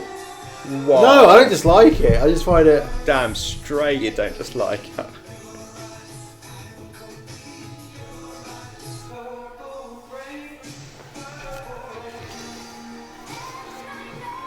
I feel like I heard Chocolate Rain before I ever heard Purple Rain. And that's kind of ruined that song for me.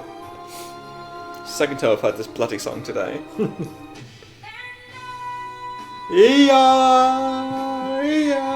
Again, apologies. Especially if this is out of sync with what you're watching. Ghost is getting a re-release next Friday. I know, Valentine's Day, isn't it? Yeah. It's crazy how much of a cult status that film's got now. What film's that? Love Wayne's World. I found that end sequence just ridiculous. No, I haven't seen it, sir. You ever seen Slummy Dog? Slummy Dog. Oh, it's such a banger.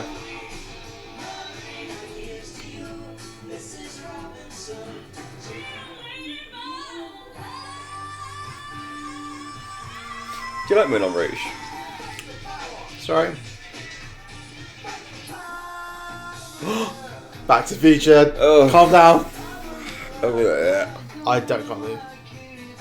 Genuinely the best scene out of Reservoir Dogs.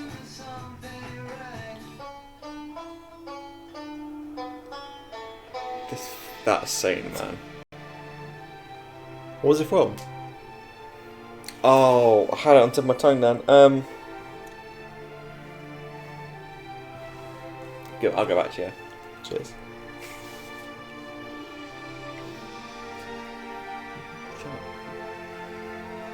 This feels like an in memoriam for like songs. Oh my god, we're gonna have to react to that. Oh, it's bothering me now. It's on the tip of my tongue. Sometimes you have to lose yourself before you can find anything. Let's see what we did there. What? Is Eminem there? Oh, No. Eminem's there. What? I was expecting this. He's singing one of the actual famous song here as well. Go on. Go into the rap, yeah? Go on. For Twitch. Knees weak, arm forget. No, why is it broken? Oh, Deliverance, there you go. But all the stuff is here looks calm. This is the first song I actually knew from start to finish. He won't. I don't think you know it, do you? I swear I used to as a kid. Oh, good Billy. I do draw the line at rapping Eminem for content. I'm not that white. I'm surprised he's singing this, to be fair, though.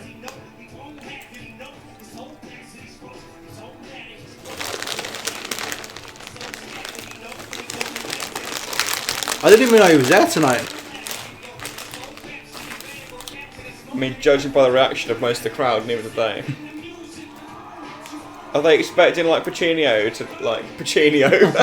Al Pacino. Oh.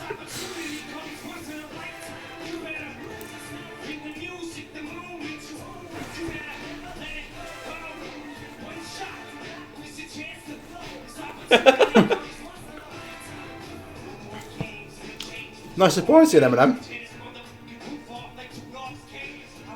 What a cheeky motherfucker drop at the Oscars.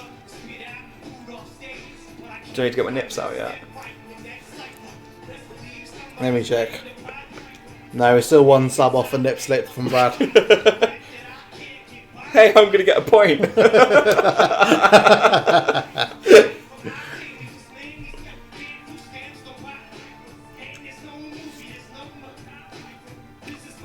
I hate it when performers are on stage but they don't sing half the lyrics.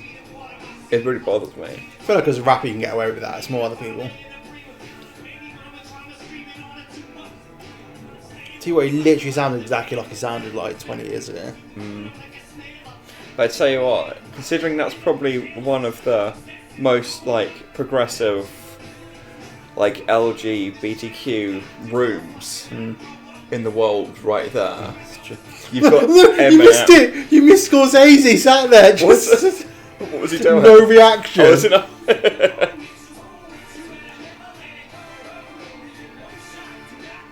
The surface scene on the left. Yeah. Was that Gal Gadot? I think I've got Viger behind that woman.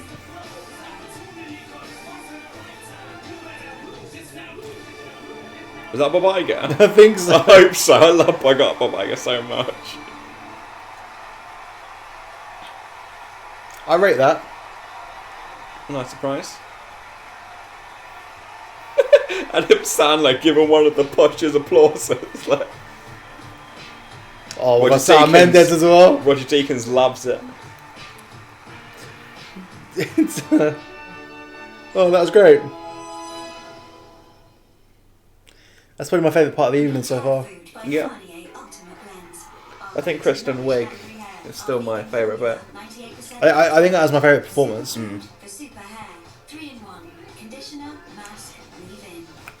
Oh, I'm assuming then that they've got a musical actor isn't there tonight. Oh, Maybe Elton John might be there then. If he's got a live part, a live thing. It's in LA though, so I haven't seen him in the audience yet. I don't know what. Well, I don't know. Yeah, I presume he's at the party then coming over. But that's mad that. What are they actually streaming of this? Oh, the IMDb are doing like reactions from the Elton John thing. Oh, so it's his fundraiser, but he's not necessarily there. Is that right?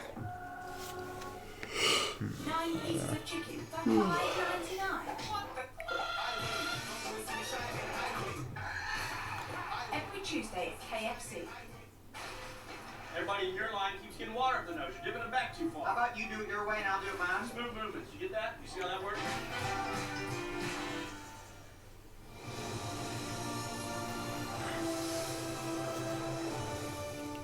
This program contains flashing images. It's been going for an hour 40 now though. Just an hour 40. Oh, why do you need these awkward reactions? Unexpected. That was genuinely a surprise at the Oscars 2020. Eminem performing Lose Yourself. Welcome back to Sky Cinema's live and exclusive coverage of the 90-second. And there's no need for that performance. Like, I'm going to put it out there. I honestly think it's because Elton John's not performing. To take a look at the sweepstake leaderboard, but first, it's worth mentioning we haven't had that many surprises in terms of the winners tonight. Eminem performing Lose Yourself. That's something special. That was unlikely. Yeah, I really was. There's been 11 awards. Yeah, because he's an Academy Award winner because that's what he won for 8 Mile, and you could tell that they were looking for people in the audience Yeah, I guess who so. were enjoying it. Because like Martin Scorsese's look was probably the most Oscar voters were probably like, what is going on here? But there was definitely some people. Kelly Marie Tran was having a good time. Anthony Ramos was having a good time. I was just shocked. Bob Iger. It was really kind of cool. Yeah, I mean, what's crazy is he didn't My best turn up mate. to pick up the Oscar when he won it in 2003, but he'll turn up years later just to perform the song.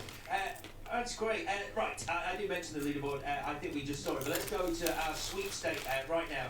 This is where we stand. Shut up, Alex. That's me and Jacqueline Colley on 11. I think, is that a full house? Yeah, I think we're in a Full house. Hayes on 5, Jessica on 6, and Lucy on 5 as well. I want a remark. I think it's fixed. Do you want to join the? It's got very competitive this side of The thing is, Losers of that. it's almost like a double-edged sword, isn't it? Like, it's a good thing that you haven't just had someone do a clean sweep. I don't think anyone's going to do a clean sweep tonight, like you said. The awards have been kind of like evenly distributed at the moment.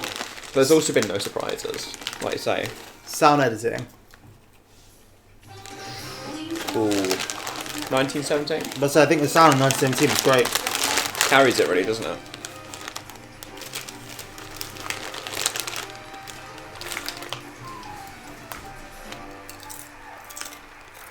I can now officially say that I've held an Oscar on this stage.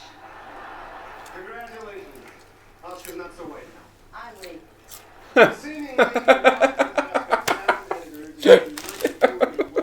That was a really good joke. And we have likely never heard from him. He needs to play a Bond villain, man. He's so suave. The Manson Ranch in the city of Gotham. Who's winning on the bingo? I don't think anyone else has got any of us right yet. Again, these weren't actually serious like predictions, were they? Hence the nip slip. But if we get to 80 subs, then I will be the nip slip, as I say.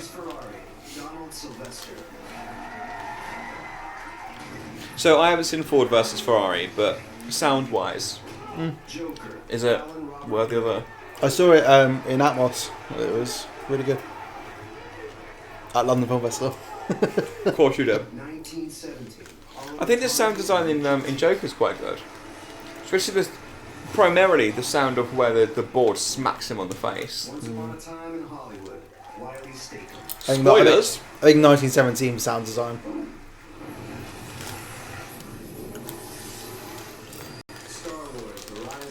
You never know, Elton is still to come on. Yeah, he still could come on. Like, he's got an awards viewing party, so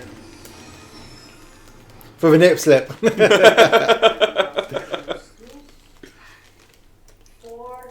Oh wow! Wow! Oh, he was ready to go. He was. Yeah, he was. I wish I fucking He got was already this halfway lad. down the aisle.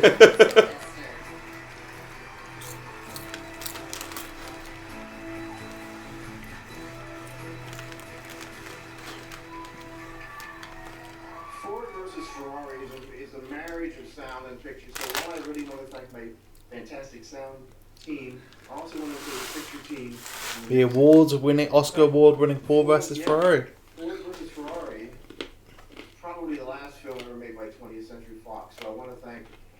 Oh, poor Bob Iger's going to be sat well awkward, isn't he? Bob Iger?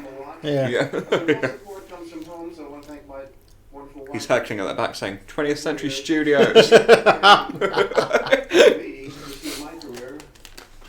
But she raised our kids and she did a great job because neither one of them are politicians.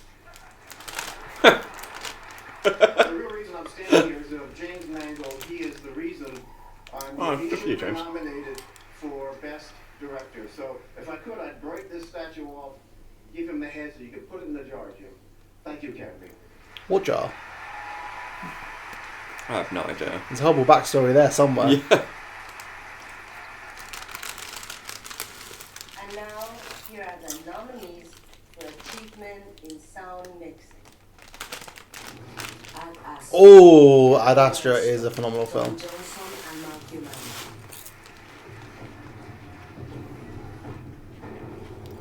Ford versus Ferrari. He might as well have stayed up though, hasn't he?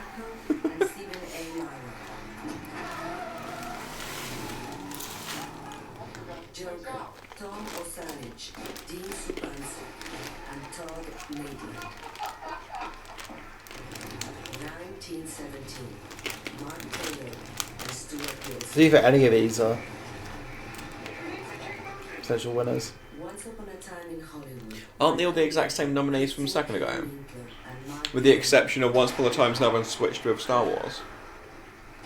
And the Oscar goes to 1917. Mark Taylor and Stuart Wilson. To be fair, I thought the sound overall was really good in 1917. The who, sorry? The sound overall was really good in 1917. Same as the cinematography and the sound, I think, carried that really. In fact, the score for that was really good. Especially on how limited it was as well. Maybe being limited by the length of the shots probably maybe helped it. I don't know. So far, Joker, nothing. I think they said they were pumping the music through on set as well. I don't know if that's true. Oh, really? I'd like to accept this award on behalf of the entire 1917 sound team. Each one of whom did outstanding work on this film, from my guys in the trenches to Mark's team in the studio, for their incredible support. Thanks to our families, Victoria, Ava, and to our producers, Callum, Jane Ann, and Pippa. Thanks. And Sam Mendes, none of us would be here without you. Thank you. 1917 could have a big night, to be fair. It's looking like 1917 may have the night that a lot of people thought Joker were going to have a few months ago. Lee Smith, our editor. That's Nolan's director, no editor. Is it? Lee Smith, yeah. He couldn't do Tenet because he was doing this. Ooh, traitor.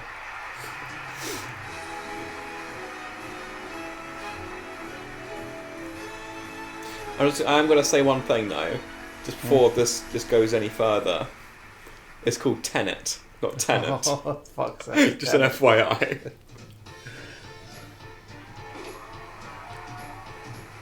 Oh, I love Randy Newman. One of the reasons why I love Marriage Story as well. The score for Marriage Story is great.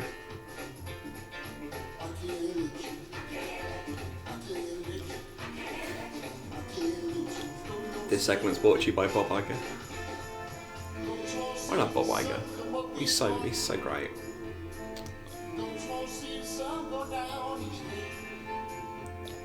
He puts on a good face for the Disney company.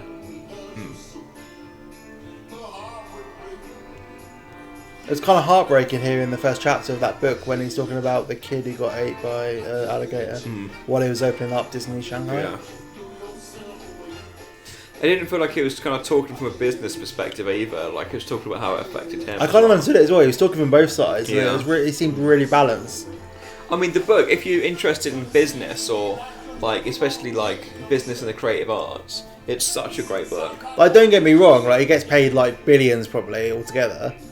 But like the amount of money only gets you so far. The amount of pressure of literally like having hundreds of thousands of people's lives. Like working for them, it's mad. So when your empire is that big, but you still got to think of the brand image, and stuff like that. It's mad.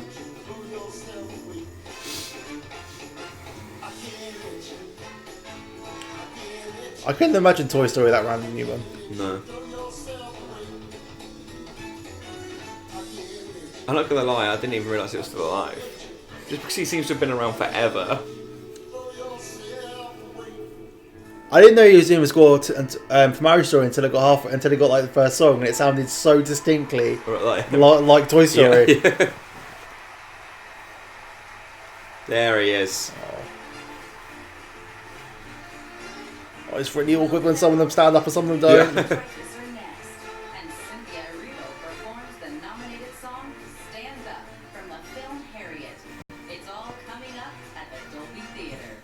Isn't it just?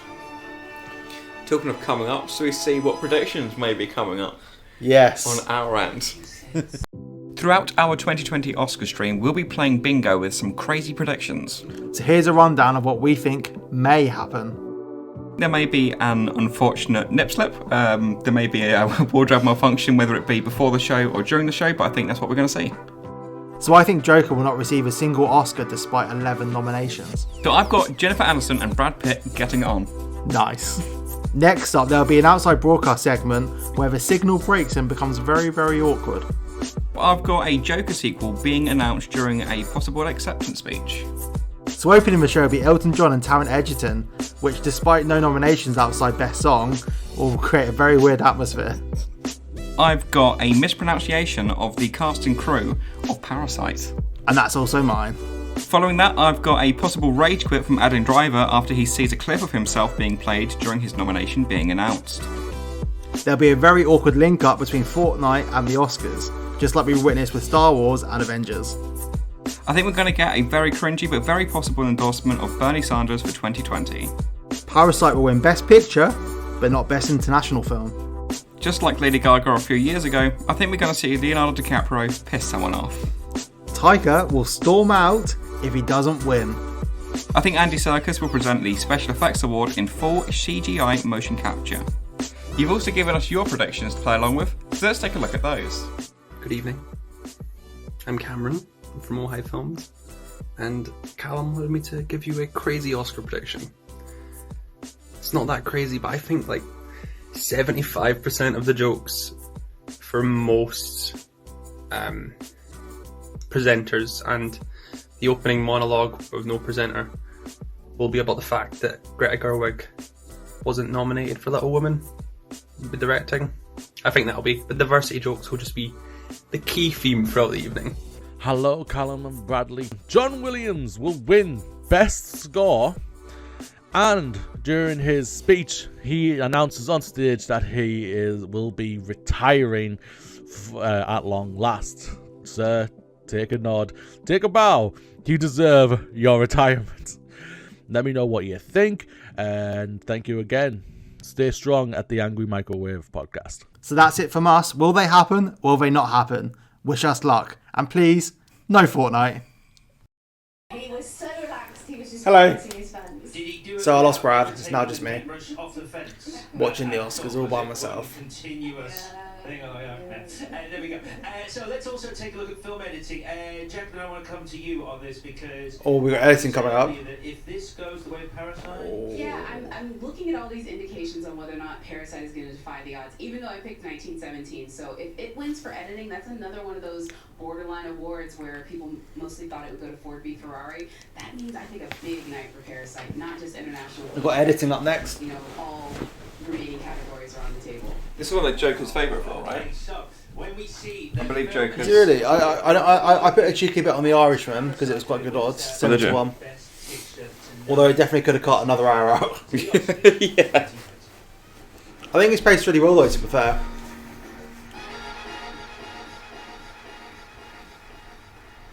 This is incredible. I Who's do he? not belong here. Welcome back to the Oscars. Questlove, hit it.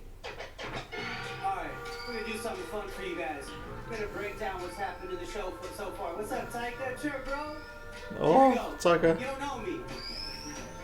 I'm with Kosh. Movies, I've been in a few. Broadway too, but you still might consider me new. But anyway, I'm here. You know who it is. No idea. For a bunch of nominees that don't look like me. First up, Janelle, let us know who we've been coasting. Yeah, Chris Rock dropped in cause he ain't hosting. Mr. Pitt, congrats on winning your trophy. Now please make a sequel to World War Z. Mindy, yeah, you reference the South Asians. I can't believe David Fincher wanted to make that film and they wouldn't give him enough money to make it. It's ridiculous. Mr. Travolta, John Wick and any homie that's at Mr. Gray's. Parasite and Tycho won for screenplay. Bridesmaids crew first standing with you. Then Blade gave admirable hold though. I mean, it's not bad, but imagine being the musical actor that follows Eminem.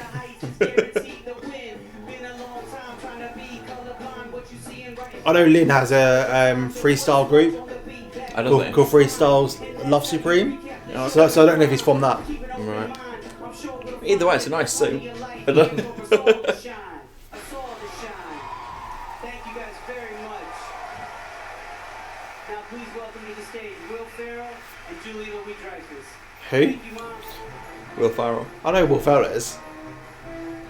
Julia Louis-Dreyfus. Who's she? Veep. I know which Veep. That's Armando Iannucci as well, I think. Yes, yeah. Because Julia Louis-Dreyfus and I have made multiple films and have had an enormous amount of experience on film sets, we certainly understand the importance, indeed the primacy, of the role of the cinematographer to film. Roger Deakins, hands down. Oh, it's not even a competition at this point, is it? No. To imagine that he went so many years without winning. The lighting is insane in 1917. That whole scene where they're running through with the flares lighting up that abandoned town. Yeah. Ridiculous. And it is the cinematographer and Best scene in the film. the cinematographer who is waiting patiently for you in that golf cart to travel you to set. Oh, how splendid, then, to honor these unsung cinematic heroes. Wait. What? Wait, I'm sorry. I'm being told that that is not the role of the cinematographer. Oh. And it has something to do with camera. Ah. Who is talking to? I have no idea. They just It's a bit cringy. Do you not have an earpiece? Hello? Hello? No, I don't think anything is in there. Oh. Okay. Here are the nominees for achievement in cinematography. Maybe there's a reason why people don't go watch their movies. Rodrigo Prieto. Joker, Lawrence Sher. I like the colour palette for Joker. The Lighthouse, Jaron Blaschke. Oh, The Lighthouse is just a strange film. 1970. It's got to be. It's mad. I think my score's also great. Yeah. Richardson. Have you had score yet? No, I don't think so. It's one of the big ones. And the Oscar goes to Roger Deakins, surely.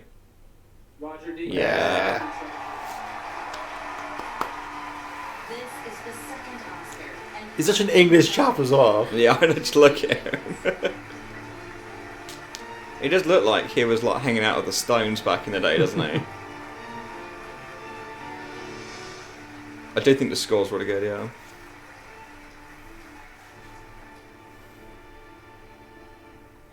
Thank you. Well, I want to thank my fellow nominees for their wonderfully inspiring work. But more than that, I want to thank them for their friendship too. I'm a pretty good cook actually, but this belongs to a lot of people that worked on this movie.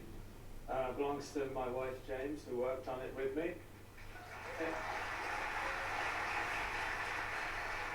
It belongs to my assistant and focus puller Andy Harris, who is somewhere up there. That seems like a pretty damn important role if you're Roger Deakins' focus puller. On a one-shot film as well. Yeah. You'd only notice it if he makes a mistake, and he never does. It's to Peter Cavacuti and Charlie Rizek, up to... Especially when the camera's moving from like a crane to a vehicle to... Yeah. Grip crew. Well, how do you physically control that? It's ridiculous. He's been my friend for about 30 odd years, who was our gaffer. So today, Isn't he a cinematographer on Dean? Team. Yeah. And I think, He did Blade Runner 2049 as well, didn't he? He did the Goldfinch. I really liked the Goldfinch. I was the only person to like that film. Thank you. We'll never forget it. Everything he did just looks incredible. I'm pretty sure, I mean, I could be wrong, I'm pretty sure he, What kind of money does a cinematographer make? Fucking Deakins was. What was the question? What kind of money does a cinematographer make? A lot of money. It's probably up there. Sometimes not enough, though. It's probably up there like one of the biggest jobs next to director. Yeah. Where it goes director, cinematographer. Yeah. Of course, Ant's asking about the money. No, good money. If you're Roger Deakins, you're on good money. It's hard to get it though. You have to proper work your way up and Yeah. have breaks. Originally in 1917? No. Yeah. When you think of how many people are involved in the camera department and lighting department. Listen to this. It's the lighting part of cinematography that gets forgotten about. What? Yes. What? I guess there's no best lighting category, is there? Unbelievable. I'm just gonna say it. I hate this award. Oh yeah, it's awful. It's awful. It's an awful award. Oh, hello? Hello? Oh yes, I'm here. Yeah. This is so no, cringy. No. So you do have one. Yeah. Oh no, he is. He's about to say No, the I'm about to nominees. say it. He's saying it. Here are the nominees for achievement in film editing. Yeah, he just did. Doesn't he win like every year? No, it wasn't until. He has the last couple of years. But he should have won for about 20 years and he never did. But you probably know his name because he's probably done some of your favourite films. It's for editing. Joker, Jeff Groth. Parasite. I think this should be where Joker wins its first award, right? And the Oscar goes to Michael McCusker and Andrew Buckland. What film's that for? This is the first Oscar and nomination for Andrew Buckland. This is also the first win and second nomination for Michael McCusker. Ford versus Ferrari. Wow. Shit. Wow. Big Joker out. Yeah. I thought if anything would it be Irishman in that You category. may be right about the Joker. You may It's be going right. that way. I think Joaquin Phoenix is a pretty safe bet though for actor. I think he's the only bet now, isn't he? But then saying that, even like We wouldn't be here without our stellar picture Marriage crew Story's got a... and our the thing is, the Academy so far hasn't given any leeway to. my amazing and beautiful wife, Leah, and our son, Lucas. That's mad. To my sister, Claire, and Joe, and to Armando. Presenters now presenting 2 awards. Yeah. I love you so much. What was that? My family in Argentina. Answered, has the budget gotten tighter? 2 presenters now presenting 2 awards. But they're not all evening. It's my great pleasure to have sat and watched you become one of the best directors in this business in the last 15 years. Thank you so much. To our great ensemble cast led by Matt and Christian, our DP, Faden Papa Michael, our producers, Jenner Topping and Peter Chernin, to everyone at The guy on the right is 20th so intense. the tireless Aaron Downing, Ted Galliano, Steve Asbell, and the inimitable Emma Watts. And finally, to my daughter, Helena, I love you so much. I love you, Baba. Thank you so much for this. Thank you. It's mad. I mean, Ford vs. Ferrari won 2 Oscars. 2 more than Joker. 2 more than Marriage Story. That Marriage Story one? Laura Dern. Oh, 1 more then. So this event is the highlight of the Academy's year. There's another milestone coming up. Recent history. In 1929, the Academy's leaders decided to... No, it was 1917. That was under the leadership of my presidential predecessor, Douglas Fairbanks. Did I tickle you? As you can imagine, only one of a million ways I've been linked to Douglas Fairbanks. Well, now, after a mere... Oh, we've got a long one. We are about to do Mr. Fairbanks proud with Oh, God. So many wonderful people have put in their time. What's the cutoff for films being entered to the Oscars? Is it all films released in 2019, or can some 2020 films make this year? Oh, So it's all really weird stuff. So they need to play in LA, New York, for a certain amount of weekends within 2019. Mm-hmm. Which I is think- why sometimes you'll get like a premiere of a film and then the actual release is like 3 months later or something. Yeah, so it'll literally play in a theatre for like 2 weekends in as few screens as possible. It's quite a while back as well because they have to do the nominations and then the voting. Mm-hmm. Here in the City of Angels, there are museums dedicated to art and music and history. And we even And the BAFTAs, yeah. Parasite got released after the BAFTAs. I'm not sure why. So who knows? BAFTA's going to do what they want there, so they don't really mean much. Enjoy, I guess. But there has never been a museum dedicated It's kind of a shame to do it more relevancy. But it is being born. This They need to be so, like, just this morning. less self-congratulatory. Scarlett Johansson had brought her orbital sander. Brad Pitt was on the roof working with his shirt off. As was Colin Jost. And dude, that was no contest. We're all very proud of what has been accomplished so far in the landmark that is taking shape at Fairfax and Wilshire. That is Fairfax and Wilshire. And it is a pleasure to announce that the Academy Museum of Motion Pictures will open its doors on December 14th of 2020. It's going to be a very big deal. Of course you get Tom Hanks to do this kind of thing. The Irishman to win Best Picture 66-1. That's ridiculous. That's mad, bear in mind it was a favourite at one point. Maybe people are saying it has no business being there. I'd love to visit this. If ever I went to LA, I'd love to visit this. So, look, you can see down there, that's where the limos pulled up. I'm looking at going at some point because I want to go to Universal. And I want to do the film studio tours.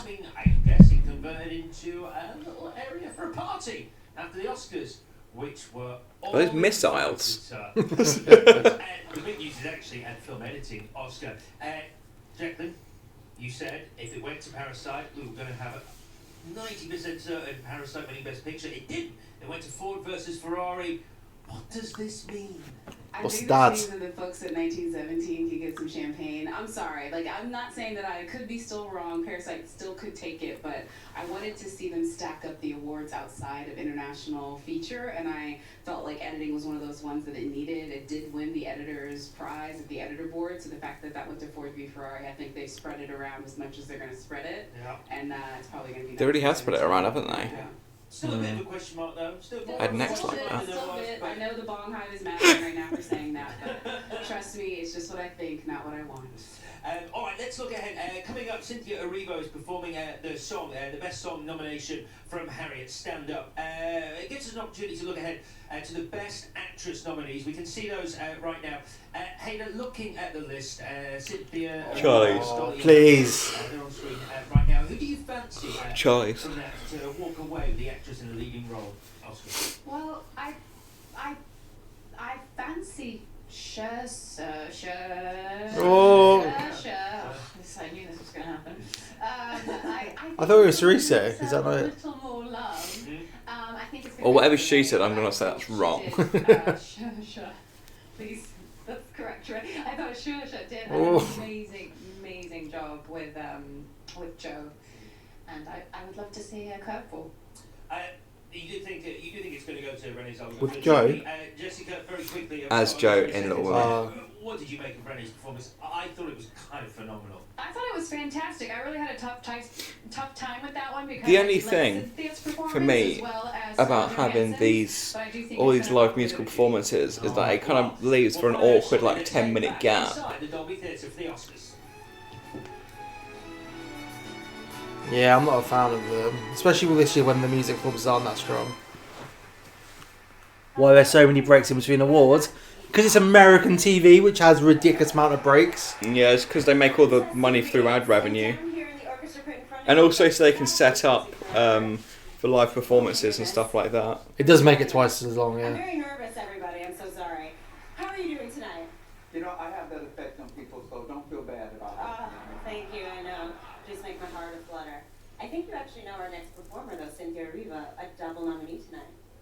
Okay, Cynthia is just an amazing actress, singer, and a great Right. performer. But she's my dearest friend as well, and I love her. I love that. Well, here to perform, Stand Up, a nominated original song from the movie... That's a risky shot from down there. I tell you what this whole thing has been better than the Fast 9 trailer launch. It's about the same time as what we've been streaming so far. I want to get another side of Jordan. No, I'm good. Time.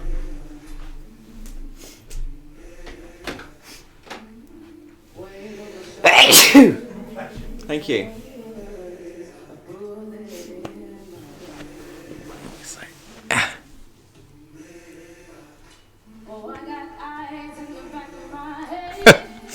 Yeah, you're not wrong.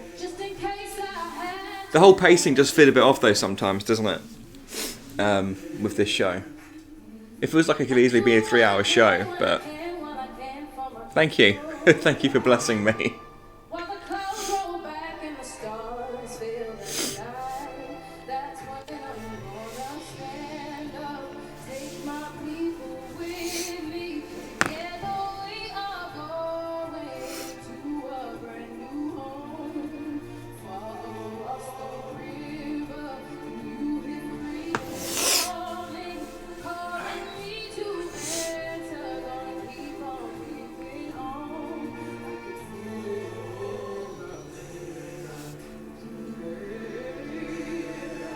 Who do you think's been the best musical performance so far this evening?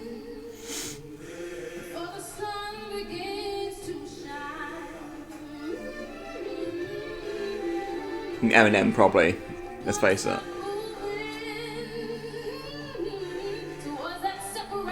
Yes, yeah, he's up for Best Actor for Once Upon a Time in Hollywood. That's right, Leo is up for Best Actor, isn't he, in Once Upon a Time in Hollywood? Is he really? Yeah, I believe so. It's a shame. Frozen. Yeah, that was a great live performance. I was asking what the best live performance was this evening.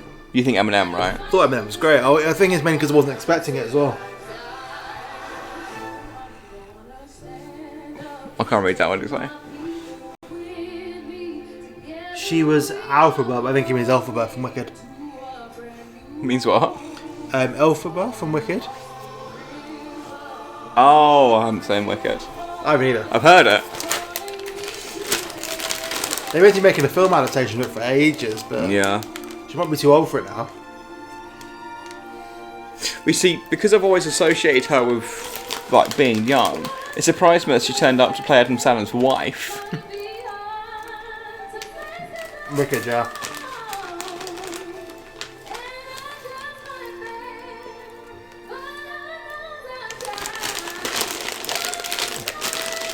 She definitely won't win Best Actress. Is she up for Best Actress? Yeah.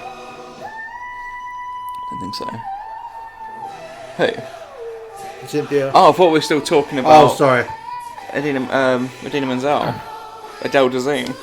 I don't know, if she wins the Best Song, does that mean she wins an Oscar for a song? That seems a bit weird.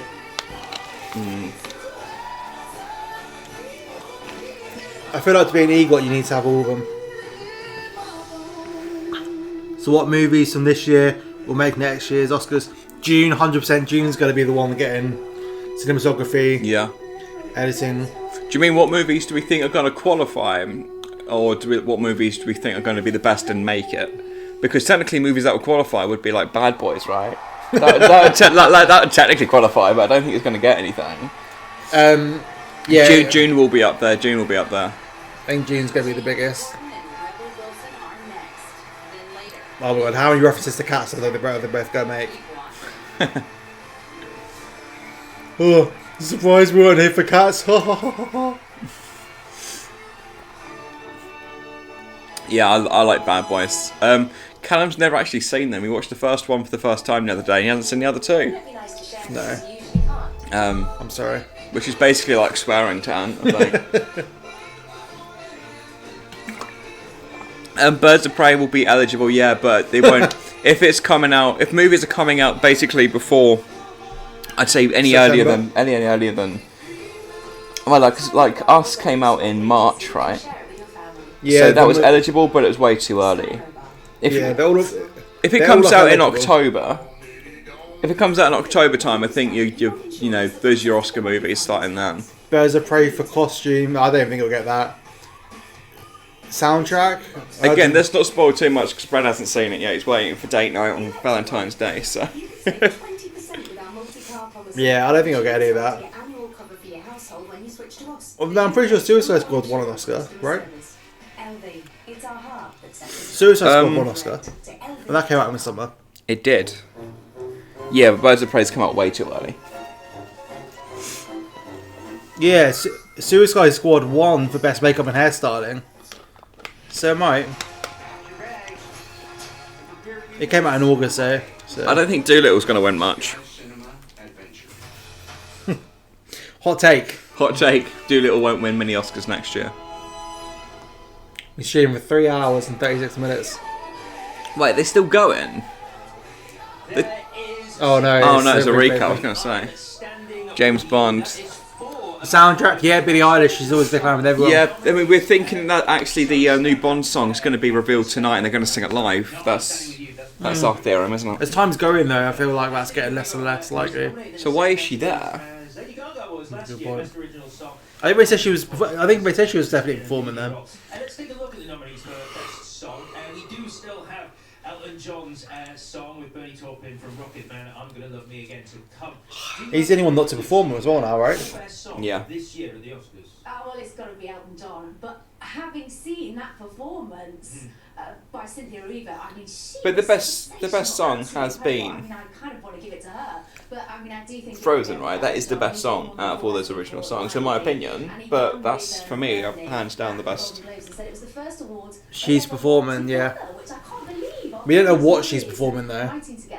And Rocket Man is such a love letter to their relationship. I mean, if Eminem can sing a song from 13 years ago, then maybe she'll just sing Bad Guy or something. Now, with her 11th nomination tonight, she is nominated for I'm Standing With You, becomes the most nominated woman in the history of the Oscars not to win an award. Yeah, she's becoming the Susan Lucci of the best song category. Even though she's got a ton of hits on the Deep cut charts, reference. I know this is a very personal thing for her. She absolutely wants to win, and sorry, Diane, you're probably gonna have to keep on writing because I too think it's gonna probably go to Elton. Yeah, I do too. There was some talk. I mean, obviously he got a Golden Globe nomination and a win. Taron Egerton. Do you think he should have been included in the category for Best Actor for his performance in Rocketman, Jessica? He was, yeah. I mean, if we're gonna get with how well Renee Zellweger was able to kind of embody Judy Garland, I mean, he did just as good of a job embodying Elton John. So yeah, I don't see why not. He should have been included. Okay, let's take a look ahead to. Who would you have taken out of that category, though? In this section, these are the nominees. I don't know that. I don't know. Hairstyling. Make up my hairstyling. Bombshell for me. Yeah, I think Bombshell's a favourite for this. I put a bet on Judy though. Judy had really good odds. 14-1 for Judy. She just didn't look like her at all. She looked How much you put on exactly 50p? like Megyn Kelly, so I put on £3. Yeah. So Oh. I'm doing very bad. if that comes back, I get £45 back. 45? What are the odds? 14-1. 14-1. 7-1. The odds seem crazy. Here we go. Reference to Cat. Oh my god. I think Margot Robbie's laughing a little too hard at that joke.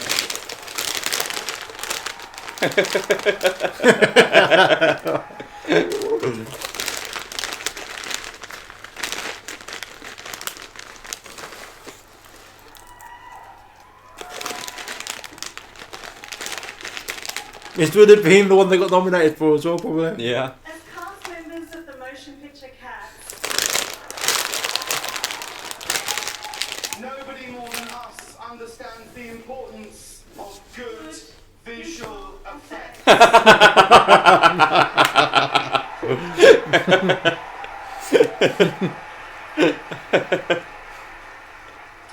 Here are the nominees for achievement in visual effects. I really like that. Avengers Endgame, Dan DeLue, Russell. Also, in case you're wondering, it's because they sent a copy out to the cinema, and when the movie Cats was released, the movie actually wasn't finished with the visual effects, was it? That's the version we sent out for the Oscars as well. Was? Yeah. The Lion King, Robert Legato. I think the effects in Avengers was absolutely stunning. And Elliot Newman. Oh, the Lion King, surely. 1917, Guillaume Rocheron. Oh, I feel Oh, cheated. I thought that was real. Oh, I feel cheated. Star Wars, The Rise of Skywalker. Oh, that's a bad example to use, isn't Neil it? Scanlon, Patrick Tubac. Whoa, you know the Maz Kanata, she was in a fucking animatronic. Was she? It wasn't visual effects.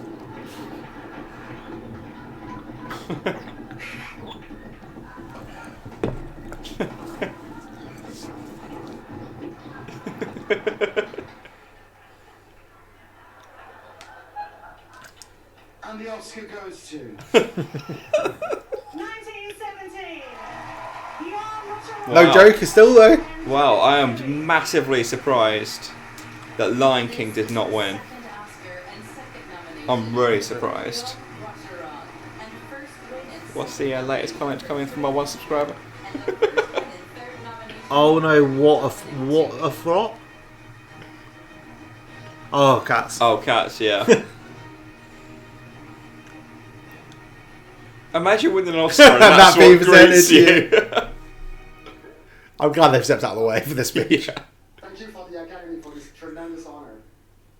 1917 is what you call a dream project, an opportunity to challenge how we approach visual effects, but also a chance to collaborate with some truly fantastic people.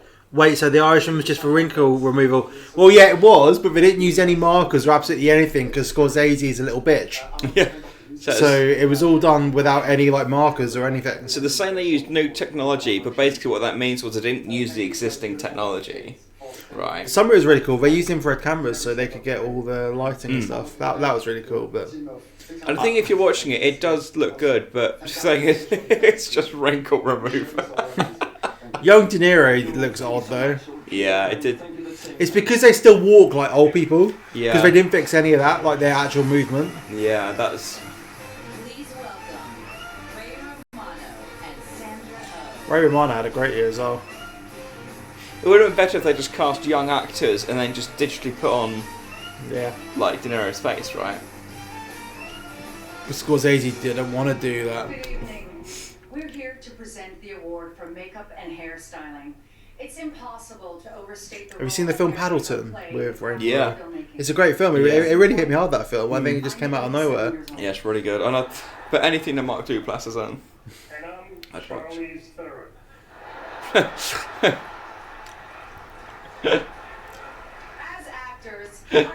Have you seen the new, not the newsroom, the morning show? No, not yet. That's got Mark Duplass in. Yeah. How talented hair and makeup people are. And the Irishmen, they would transform us every day. I would just sit there and be amazed. And then Pesci would come in and say, "Get the fuck out of my chair." I think they're going to believe that. Not everything is Netflix, Ray. Sorry. Yeah. I got carried away. Everyone woke up there. Here are the wonderfully talented artists nominated this year for achievement in makeup and hairstyling. Bombshell. It's got to be Bombshell. That's probably one of the some of the best examples of hair and makeup I've seen in a long time. Judy, Jeremy Woodhead. Come on, Judy. Maleficent, Mistress. You got 43 quid on Judy winning, right? Yeah. David White. 1917. Naomi I think if Bombshell doesn't win, it will then be Judy. It's gotta be though. Bombshell. And the Oscar goes to Bombshell. Yeah. My 47 quid gone. Thanks. But Charlize Theron was actually unrecognisable. It took me 10 minutes to realise it was her. I thought he was really good as well. The guy, his makeup. I really like that film. I think more than a lot of people. I love that film. Thank you very much. It's a great honor. And we would like to thank members of Academy and Director J. Lodge, and Charles Zando, Bob Graff, Karen Getchell, Bess Connell, AJ Dix, Michelle Blanc, and Dave Johnson, and the entire team at Bronze Studio and Lionsgate. And the cast and crew and friends and family for their amazing support, and my mentors, Rick Baker and Dick Smith. And we would like to give our heartfelt thanks to Charlize Theron. You're amazing. Yeah, she is. But I think you're an amazing actor, the little producer. awards like this, say little awards, but like the awards like this, I think are what Joker should have been racking up really. Yeah. They haven't won the award yet though. They haven't. I think you're going to be one away from getting your crazy prediction. We wouldn't be getting this award without you.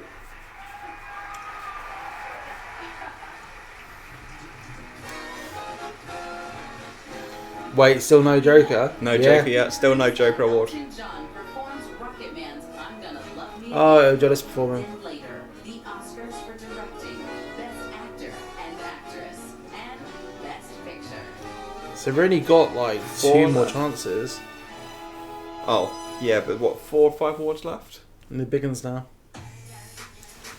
How How many awards are left? Yeah. Yeah, about 4 or 5 I think. The big boys. Well, I can go to sleep. You tired?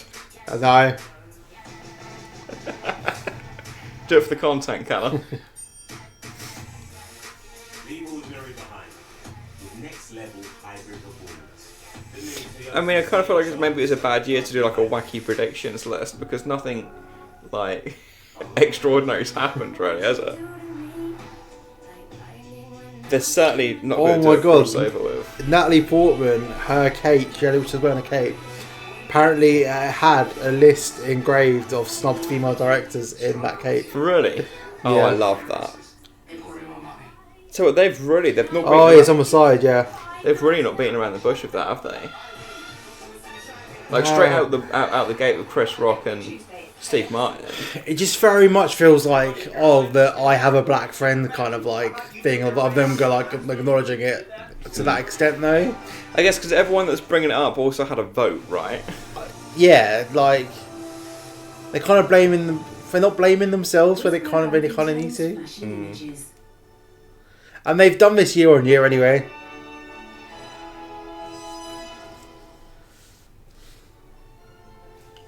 So the Oscar for visual effects goes to 19. Fuck's sake, those cats. What was the latest comment? Have you read that one? Goes to Bombshell and Kazuhiro picking up the You guys are dedicated. who last won for the transformation of Thank you. London, I believe, into Churchill for the darkest. Dedicated to the cause. We are. But now it's a case of we can't quit now just because we've come this far, you know? It's a bit like the Fast and Furious stream where we waited 2 hours for a 30-second, well, for a 3-minute trailer. Good trailer though. Yeah.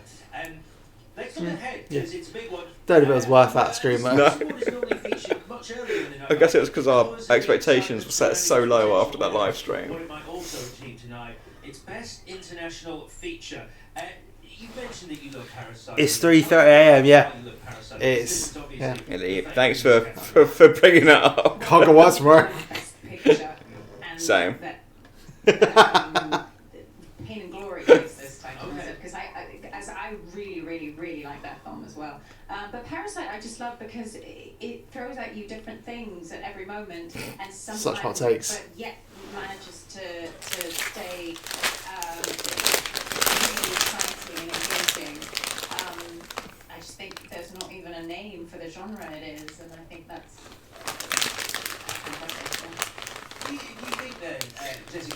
I feel like, no disrespect, Here we go. don't know her story, but the one in the middle hasn't added much. No. If anything, other than an entertaining way to try and pronounce Saoirse Ronan. I'm still going for 1917 to win Best Picture, but I do feel very strongly that Parasite is going to win this particular. If you are just joining us, we are one sub away from me getting my nipples out. So we'd have to wait until the end of the stream because I can't do it on Twitch, right? We'll find out whether it's like international features we head back in time to Dolby Theatre. It's saying that Parasite, isn't it? I don't know if they've got an algorithm to find nips, whether people report nips. Maybe I need to stop saying nips.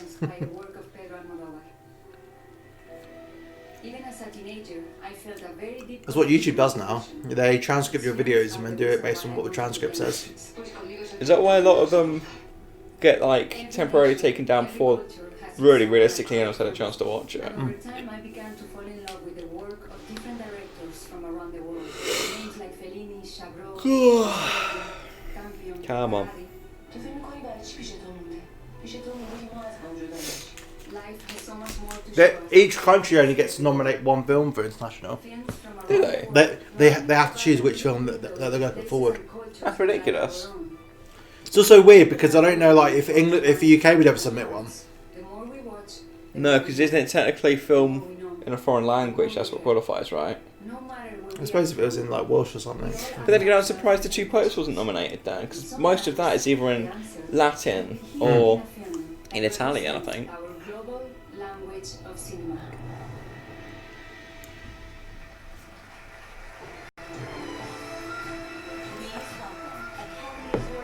There was something very green in that audience then.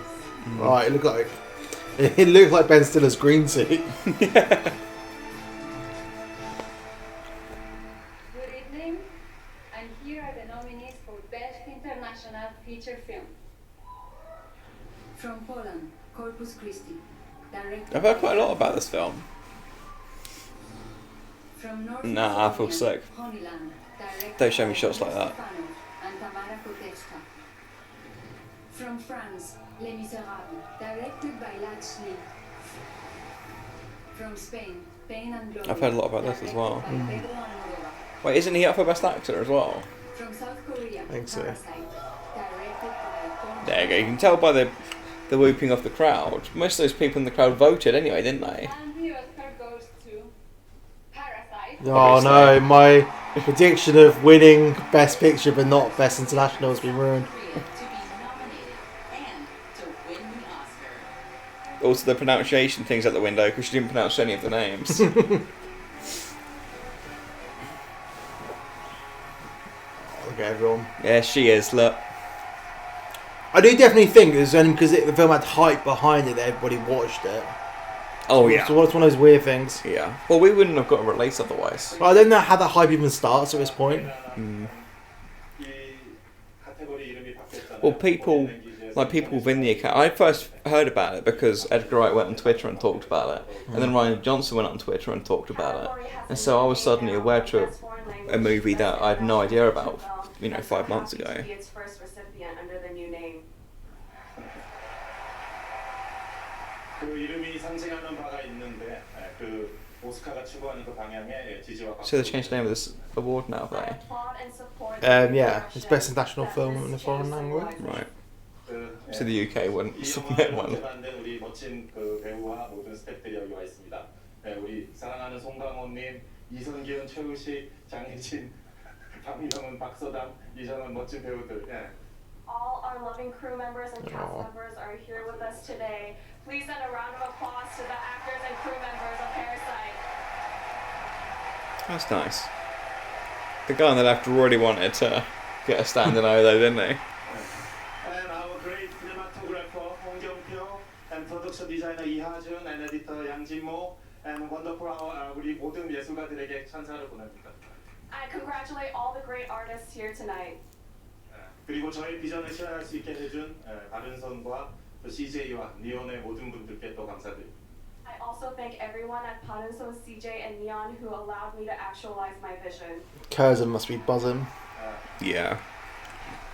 So they have UK distribution rights, do they?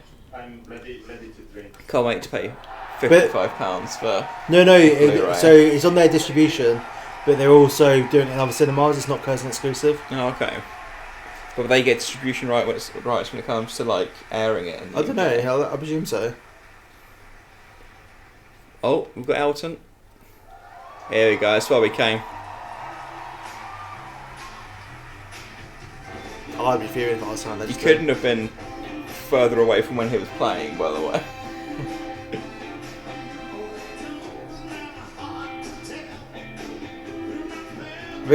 Taron's gonna come on, right? I haven't seen it there.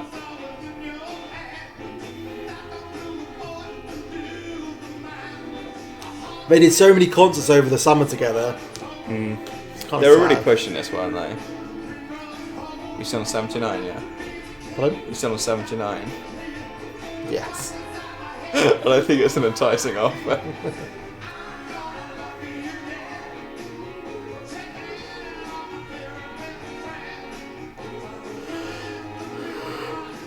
We're almost there, Callum. Almost there.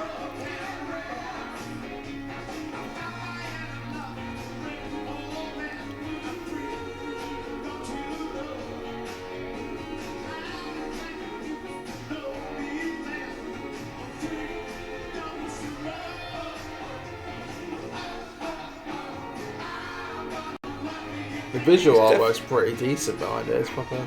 Just reminds me of how this is my favourite film of the year. Honestly, I loved it so much. You guys see him on his yellow brick road, or? Tried to, but it's not really a tour anymore, is it? It's a residency now. Oh really? I believe so. He did a tour, but like the tickets went straight away, and they're so expensive on like Viagogo and fake websites. But yeah, I'm pretty sure now he's just got a residency in Vegas.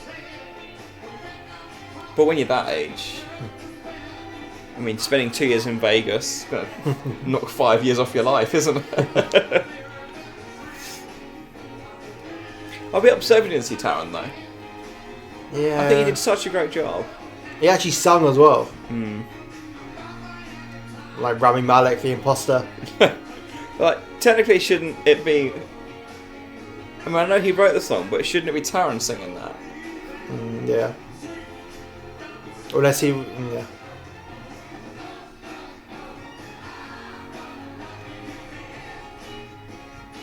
I didn't realise it's the original song. It's proper strong. You mean Oscar caliber? Is that what you're saying? Love Elton John, favourite movie of the year, right? I honestly couldn't have wished for a better depiction of his story.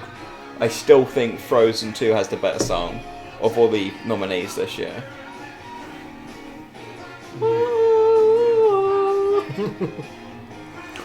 Into the unknown.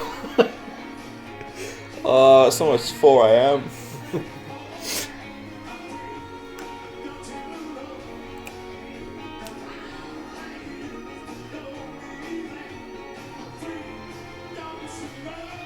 Poor Taron.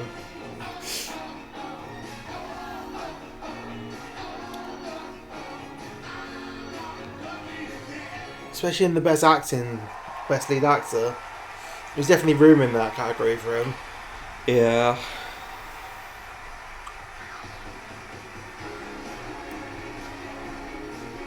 It wouldn't surprise me if Elton John just literally got there 10 minutes ago, rocked up, played, and now he's going to piss off again. That's his pie. Can't believe Taron didn't come out.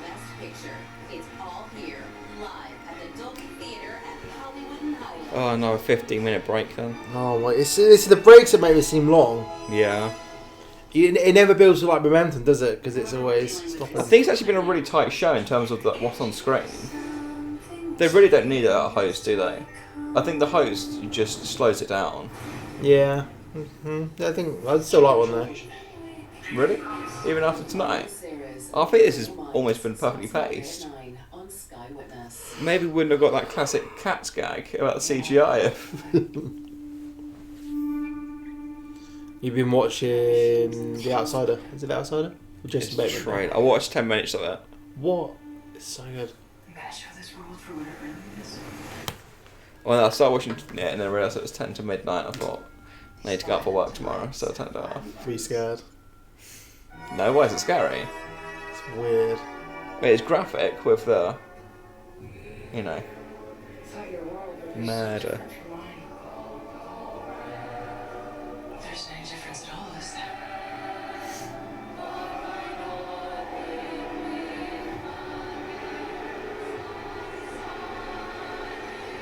It won't take much to bring it all crashing down. Oh, I need to finish second season.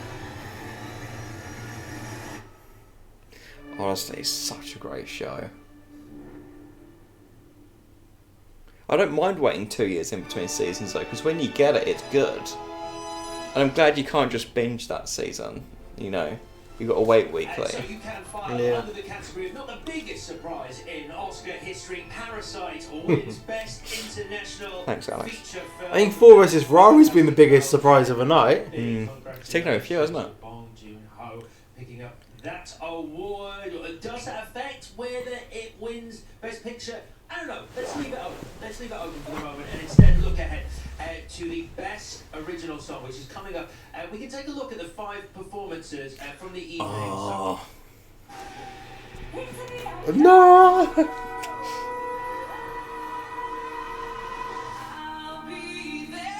Nah, bro.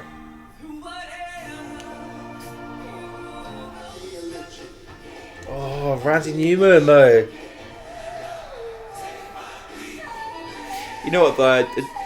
Although I say this show is always too long, I do think that the musical acts actually do break it up nicely. I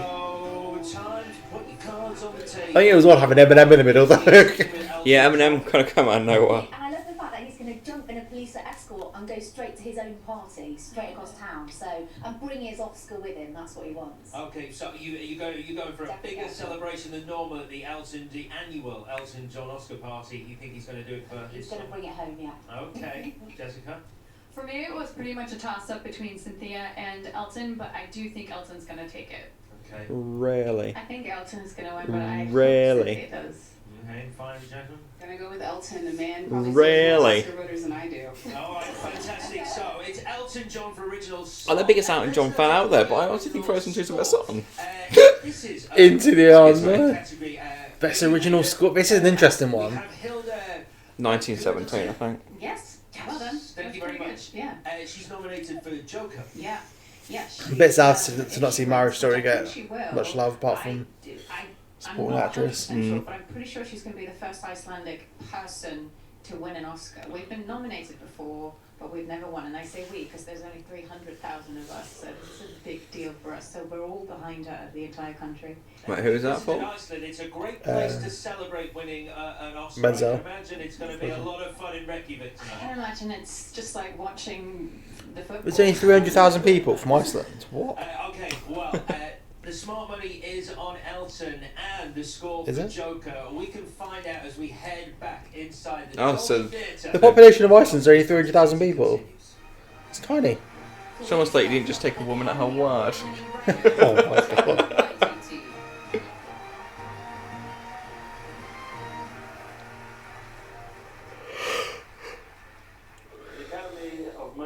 He seems so nervous. It's not normal. He's been crying, hasn't he? Ancestral lands of the Tonga, the Tatavia, and the Chumash.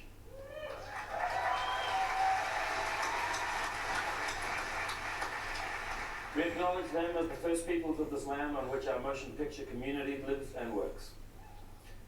Moorin. And now it is my honor to recognize this past year's recipients at the Governor's Awards. At that ceremony, honorary Oscars were presented to actor Wes Studi,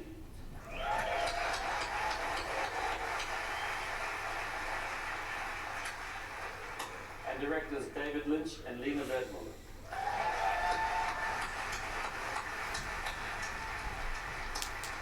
The Jean Hersholt Humanitarian Award went to actress Gina Davis. With us tonight are Wes Studi and Gina Davis. Right there.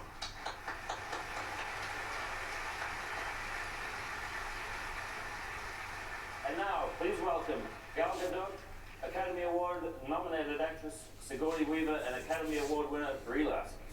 Poor Gal Gadot not getting a... Yeah, that almost felt pointed, didn't it? It is an absolute honor to stand beside my fellow superhero Gal and the woman who paved the way for us. Sigourney Weaver is just great, isn't she? She is. We are so grateful for you, and it's such an honor to be standing here with you. God, Sigourney. Yeah, the three of us make a powerful combination, and in fact, just now backstage, we decided that after the show, we're going to start a fight club. And if anyone wants in, Men are all invited, but no shirts allowed. Yeah, I'm sorry, it's Hollywood, guys. The winner will get a lifetime supply of deodorant, sushi, and tequila. I do feel like that at this stage of the show we don't really need little bits and sketches, like we just need to crack on with things. That said, they are all lovely people on stage right now. you don't want to lose. But I feel like you could really do with this wrapping up. That all women are superheroes. True. We are. We gotta add our white man commentary to this. If anything, this has really helped our average runtime for Twitch, isn't it? A female conductor will be leading the orchestra for this performance. Finally. So, That seems a bit like why weren't they doing the whole thing though? Yeah. so here is Maestra Emir Noon to conduct this year's nominated Best Original Scores. That's a hell of an attire. I was literally about to say the exact same thing.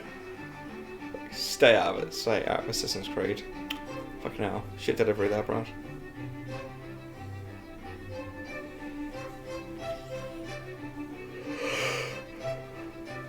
I don't think much of a score for Little Women. No, it wasn't particularly memorable.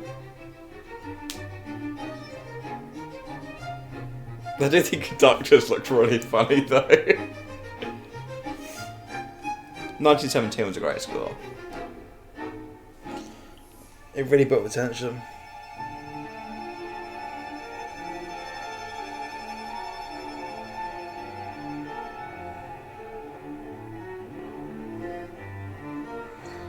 Feels like really like complex as well for score, like a labyrinth, especially in some of those scenes.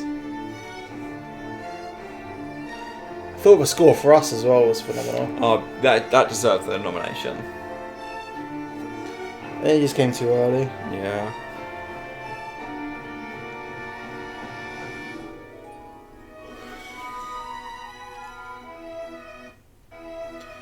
Oh, this score as well though.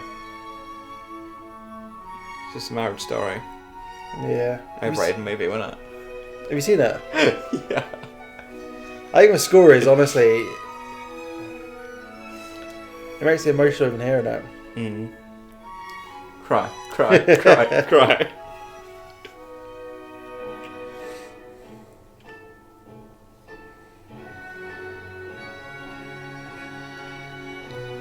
There's certain bits I didn't like about Joker. I didn't like the bit where he was at the fence and just speaking to Thomas Wayne. Do you feel like it felt a bit shoehorned in?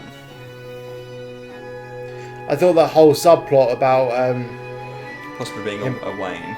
Yeah, I thought that felt. Yeah. I think if we took that out, it would be a way tighter film. Hmm.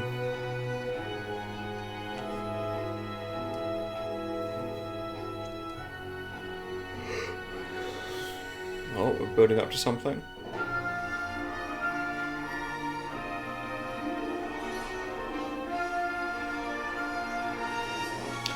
The thing is, it's got to the point in Star Wars at the moment where do you get points for being a legacy for like the score, or because it's such a like combination of everything?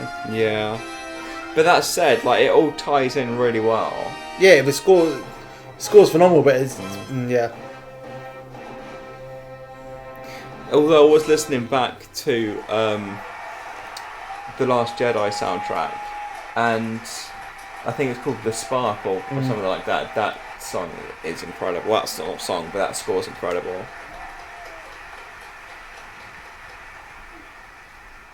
I did well. And the Oscar goes to Hinder Rudolph. Oh no!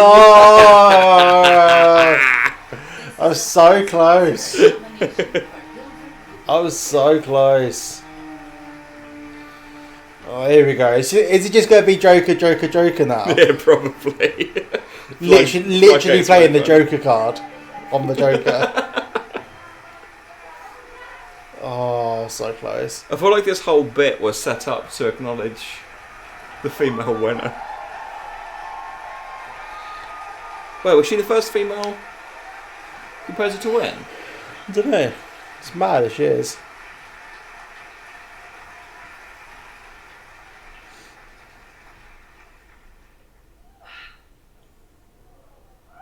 This is so touching.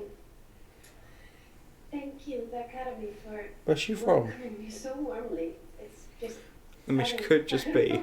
I was going to say she could just be American, but really like upset by with a name like that. Oh, Iceland. Oh, obviously. To get to know you all. I'm so special. A film composer is only as creative as the dialogue with the director. Todd Phillips was so generous to invite me on this journey and listen to me. He always comes across like a twat though, Todd Phillips. And I thank you for that. So Yeah, he's not the guy you want to be like, the face of liberalism, do you? Like, thank you for having me. wait, what was? Why did Bradley Cooper get mentioned now? My incredible husband, Sam. My love, my best friend, my other set of ears. I'd be lost without you. My mother, my son, Cody. I can't see you, but I love you so much. Oh, they made her son sit all the way in a separate section. To the girls, to the women, to the mothers, to the daughters, who hear the music bubbling within, please speak up. We need to hear your voices.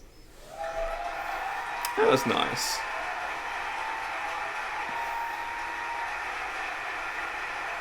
Oh, poor Greta's a mess tonight, isn't She is, yeah. I think she's quietly stealing the show for me, to be honest. That and Taika crying. Over the course of the evening, Oh, I'm Brie. we've seen performances of the year's 5 best original songs. Once again, here are the nominees. Oh. I Can't Let You Throw Yourself Away from Toy Story 4, music and lyric by Randy Newman. Love Randy Newman. Don't know I said that enough times tonight. Yeah. Not enough Adam Driver from the show for me though. He seems so happy, doesn't he? They look like they want to trip out. Yeah. From Vanessa though. Is she famous, Diane Moore? Is she famous, Diane Moore? Yeah. I don't know. Got to be. Got to be. Stand Up from Harriet, music and lyric by Joshua Ryan Campbell.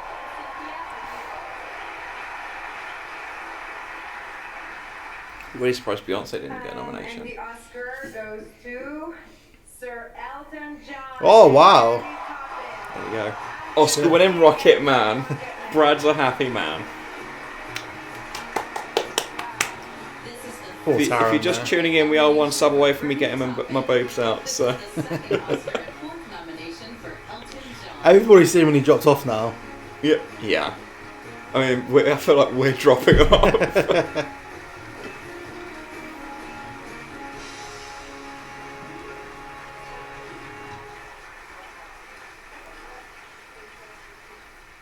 Loving the shoes.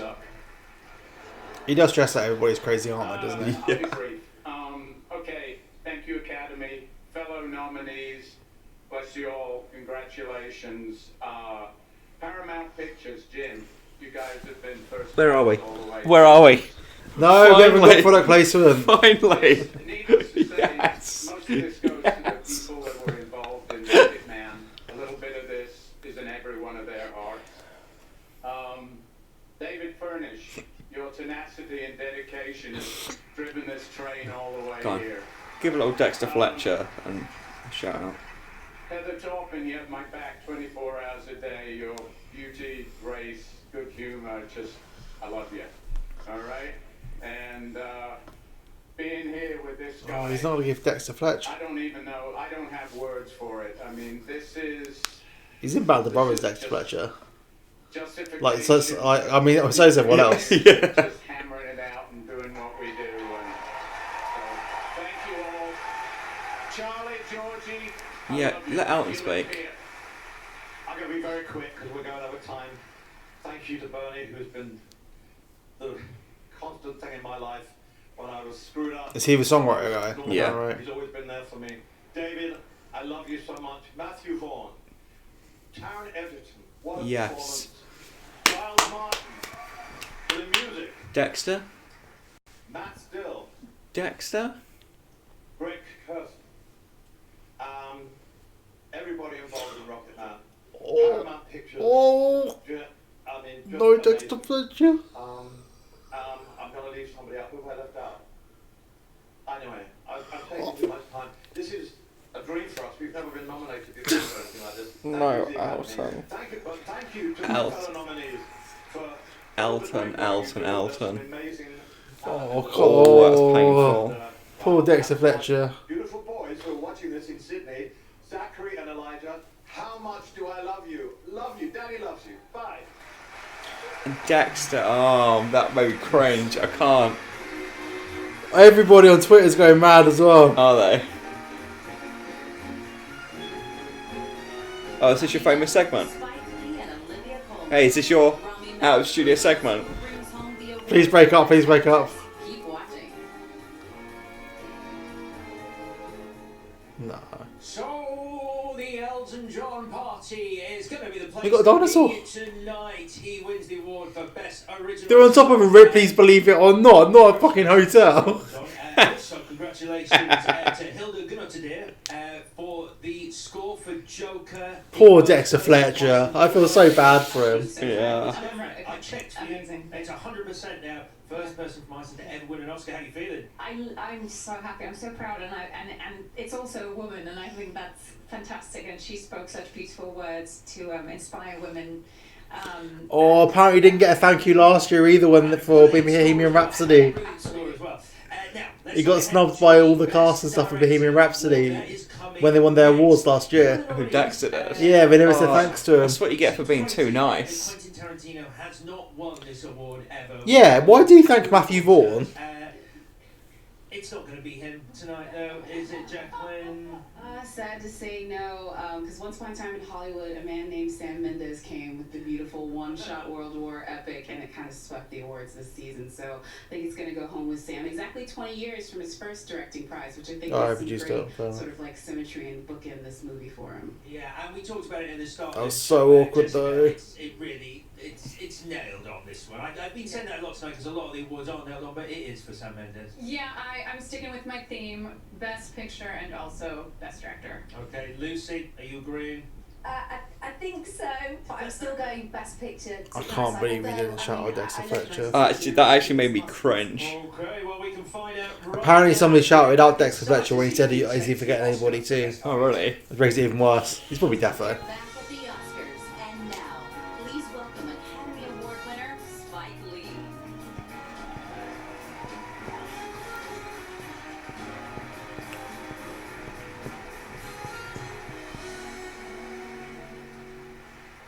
last time I was on this stage, I honored jumping to the arms of my Morehouse brother, Mr. Samuel Jackson, and thank God he didn't drop me.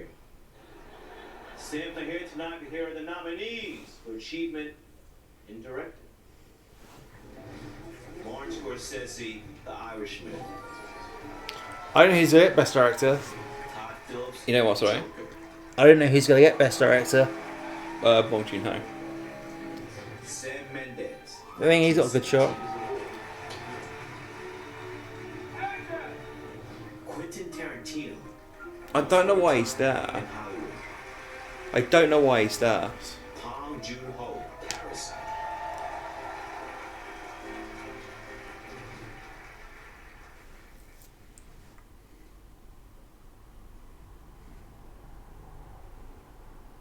Bong Joon-ho. Oh, fucking hell. Massive. They could win Best Film. Give me goosebumps, that. They could win Best Film.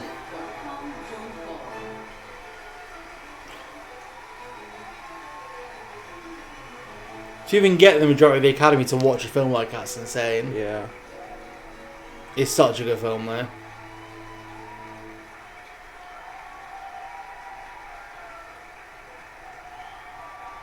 There she is again, look. Currently my favourite person in Hollywood. Wow. I feel like it was also Scorsese's favourite film. The way that he's clapping. Thank you.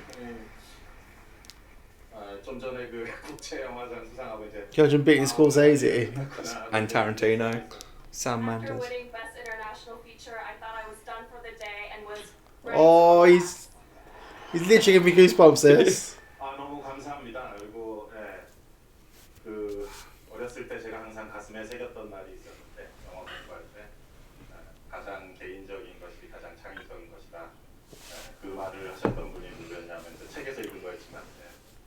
Thank you so much. When I was young and studying cinema, there was a saying that I carved deep into my heart, which is the most personal is the most creative.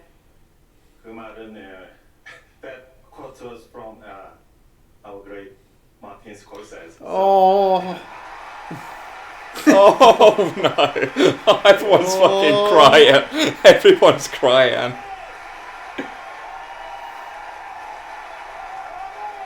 Oh, mate. I think I'm crying. That's emotional, isn't it? 일단 이제 제가 학교에서 마티 영화를 보면서 공부했던 그런 사람인데 같이 후보에 오른 것만도 너무 영광인데 상을 받을 줄 전혀 몰랐었고요. When I was in school, I studied Martin Scorsese's films. Just to be nominated was a huge honor. I never thought I would win. 그 저의 영화를 아직 그 미국의 관객들이나 때 항상 제 영화를 Thing is, Scorsese isn't nice unless he wants to be. Like, 켄틴 형님이 계신데 정말 사랑합니다. When people in the U.S. were not familiar with my film, Quentin always put my films on his list. He's here. Thank you so much. 켄틴, I love you. No. They're wanking each other off, but I'm kind of enjoying watching it. Absolute wank fest. 그리고 같이 후보에 오른 우리 토드나 샘이나 다 제가 너무나 존경하는 멋진 감독들인데 이 트로피를 정말 오스카 측에서 허락한다면 텍사스 전기톱으로 이렇게 다섯 I'm 개 pretty sure he said then 나누고 싶은 마음이 Todd Phillips can go fuck himself.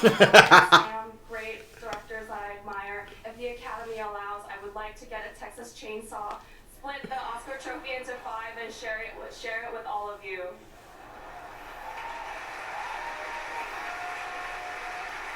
I've never seen Scorsese like that.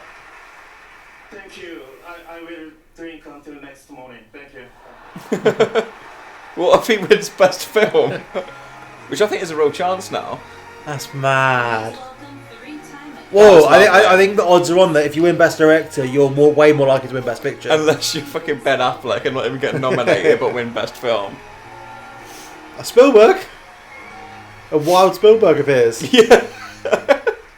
Celebrate the artistic highlights from the past year. We also pause to remember those. I was going to say, where was the In Memoriam? Go on, you can react to this. Legends React to that. our friends and Also, fellow artists, Kirk Douglas was 103 years old. What a bloody life he had. Yeah, he killed a girl, didn't he? He what? Killed a girl. We not heard about this. He killed a girl? I shouldn't be saying this on street, I don't think. But, What? I didn't know that. So yeah, it's a huge thing that it's kind of like come to more prominence since he died. So this young bit park actor woman, she went missing, and then a note was found saying "Dear Kirk," and they were talking about a doctor. They reckon it was like a botched like abortion because obviously it wasn't legal back then. Oh really? Oh okay.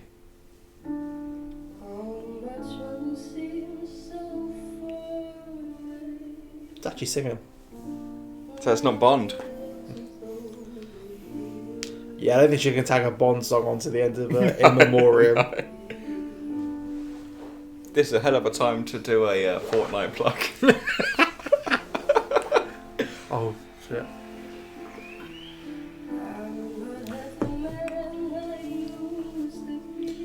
I really dig the visuals for this shit though. Yeah, whoever's done the visuals for this has done really well. Not doing just screens, it makes a huge difference. Mm-hmm.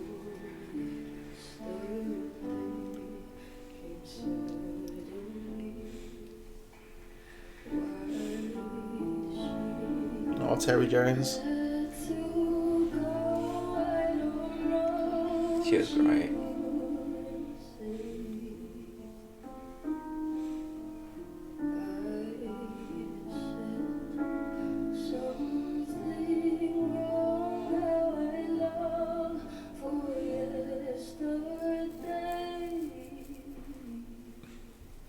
How great is Billie Eilish though?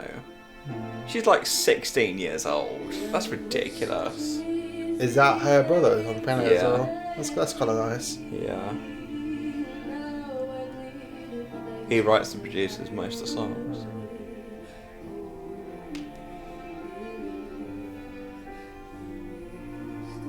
I'm guessing Kirk Douglas is going to be last. Sad.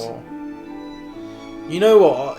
I'm so glad we went to that last Star Wars celebration. That was literally like the last thing with everybody there. Yeah, it was, wasn't it? We've seen Carrie Fisher literally everywhere that weekend as well. Mm-hmm. She died not too long after that, didn't she? Yeah. Oh shit! I forgot Doris Day died. It was such a last minute thing for us to go as well. That was a great weekend though. Yeah. That was really good. I'm gutted it's not going to come back.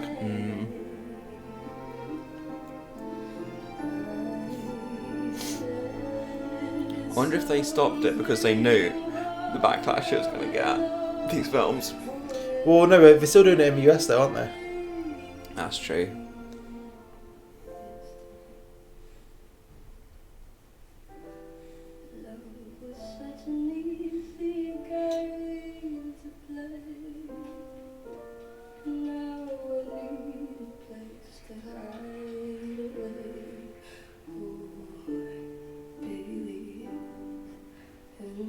Yeah, John Singleton died young. Oh.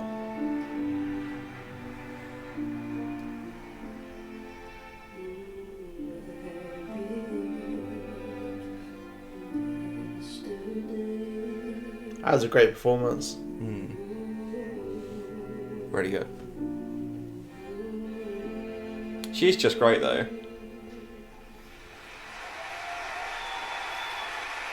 And she's obsessed with The Office, large.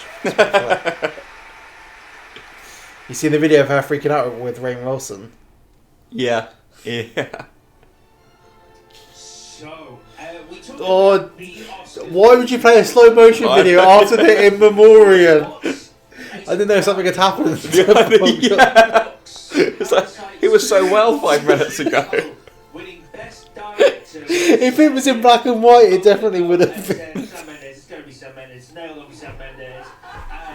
I'm okay looking foolish. Sorry, Britain. I use the expression "it's nailed on" for Sam Mendes. I am removing that nail with a hammer right now. And just to give you a taste of what a surprise that was for us here in the studio. Have a look at this. Yeah, I think we should do.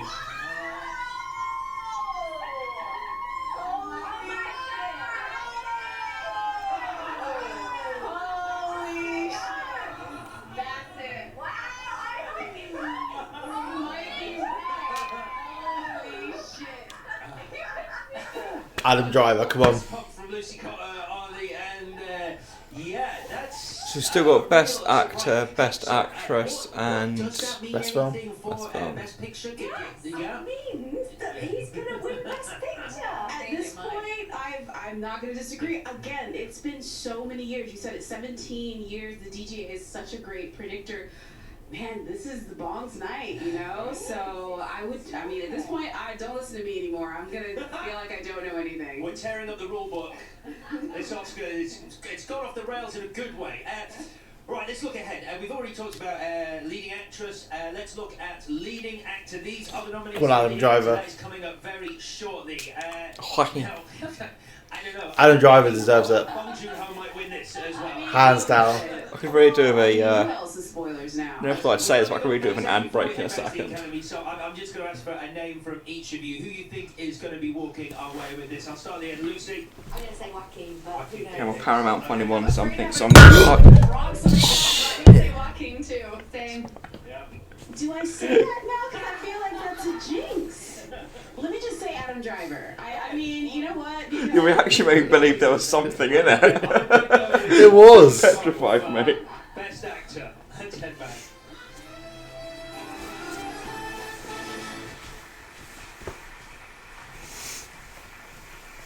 Welcome back. I'm George Mackay and I'm hanging up here in the balcony. Oh, they've sent him all the way up there. The one time I need a pee break.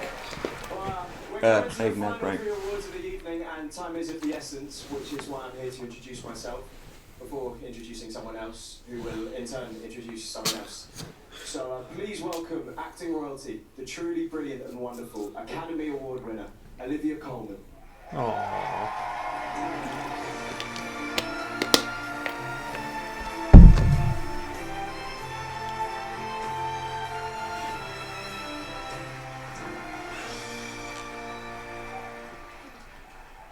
Winning an Oscar ages you. Hello there. Thank you for having me back. It's such a pleasure to be here. Last year was the best night of You my watched The husband's Crown? life. I watched half the first season, but Insane. He actually says that, and I've given birth 3 times. So I hope you're all having as good a time as he did, and as I did. I don't want to keep you from the bar much longer. I know I'm supposed to talk about acting and find some clever thread connecting these performances, but their beauty and brilliance surely lies in the fact that there isn't one. And I'm sorry that all these men can't win. Oh, that was a bit awkward. You just ask the same questions every week. it's Joaquin, isn't it? It's Joaquin. I think you'd wake your mum up if if Adam Driver won. Adam Driver's performance in Marriage Story, it was so good. And The Report and everything else. Imagine if Joaquin Phoenix doesn't win. Like, you were best score away from getting a point on the board. What's happening to Easy Breezy now? Well, even if they get this, they've won the same amount of awards as Ford versus Ferrari, right? Jesus, yeah.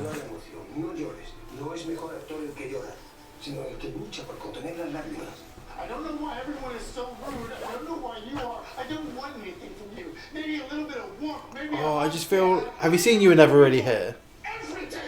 No.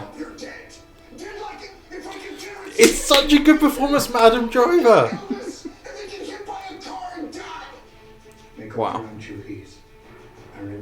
He was. I wouldn't be mad if he won. Honestly, I wouldn't. Jonathan Pryce is incredible.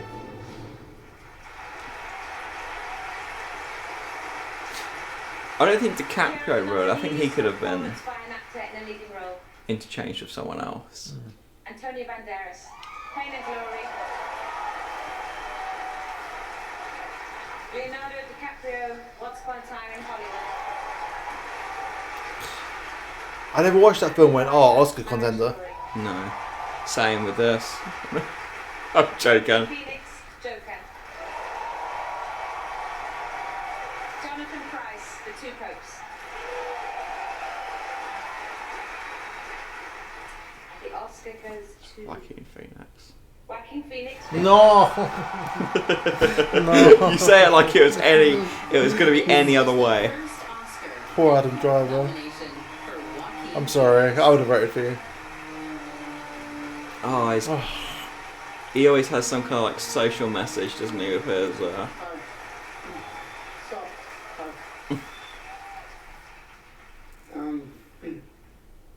I'm full of so much gratitude right now. And I do not feel elevated above any of my fellow nominees or anyone in this room. Yeah, you should have, mate. Because Whoa. we share the same love, the love of film, and this form of expression. Adam Driver was robbed, okay? Most extraordinary life. I don't know what I'd be without it. Look at him, tears. But I think the greatest gift that it's given me, and many of us in this You know, I wish it was wrong with the world. is the opportunity to use our voice for the Shouldn't be allowed to vote. We didn't vote. No, anyone. Some of the distressing issues that we are facing collectively. And I think at times we feel, or we're made to feel, that we champion different causes. But for me, I see commonality.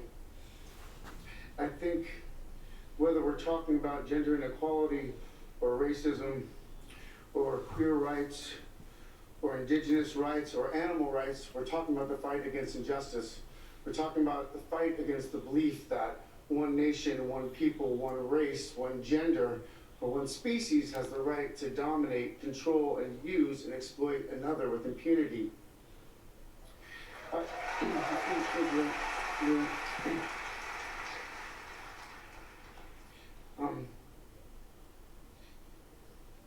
think that we've become very disconnected from the natural world, and many of us, what we're guilty of is an egocentric worldview, the belief that we're the center of the universe.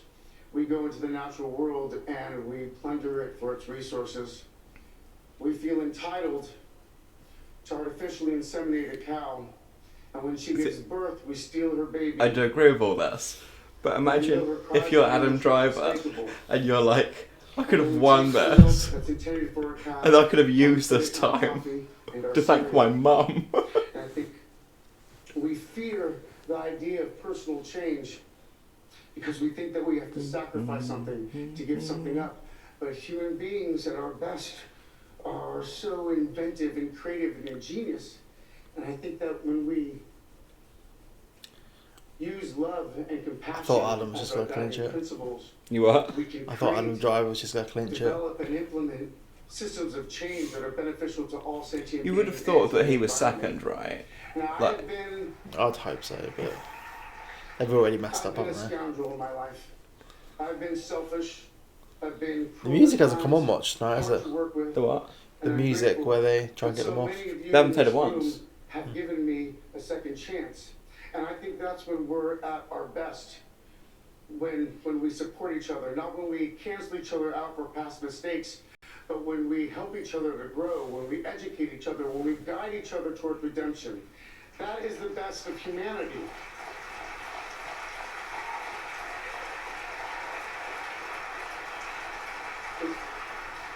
I want to,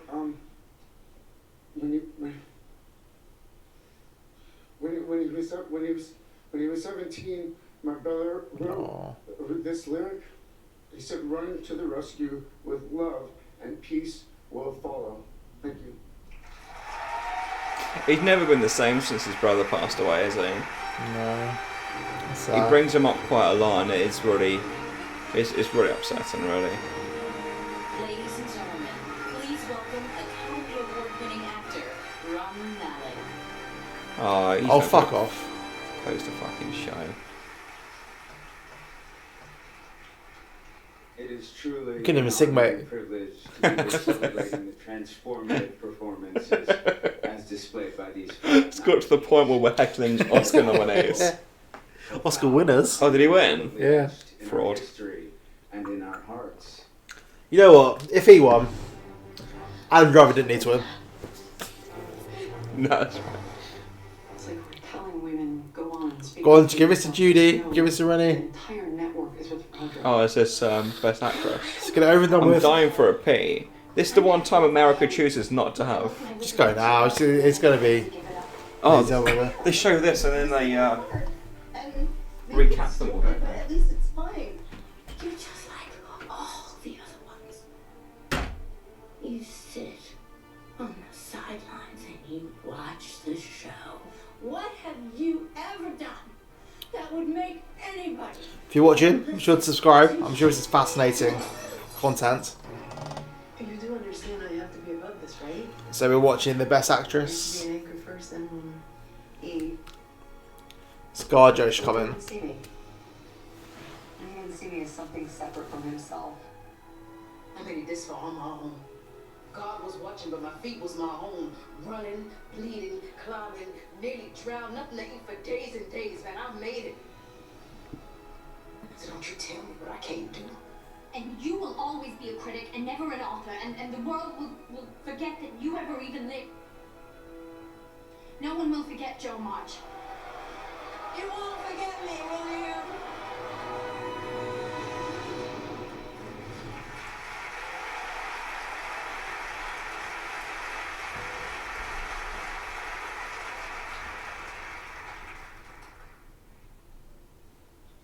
Here are the nominees for performance by an actress in a leading role. Cynthia Erivo, Harriet.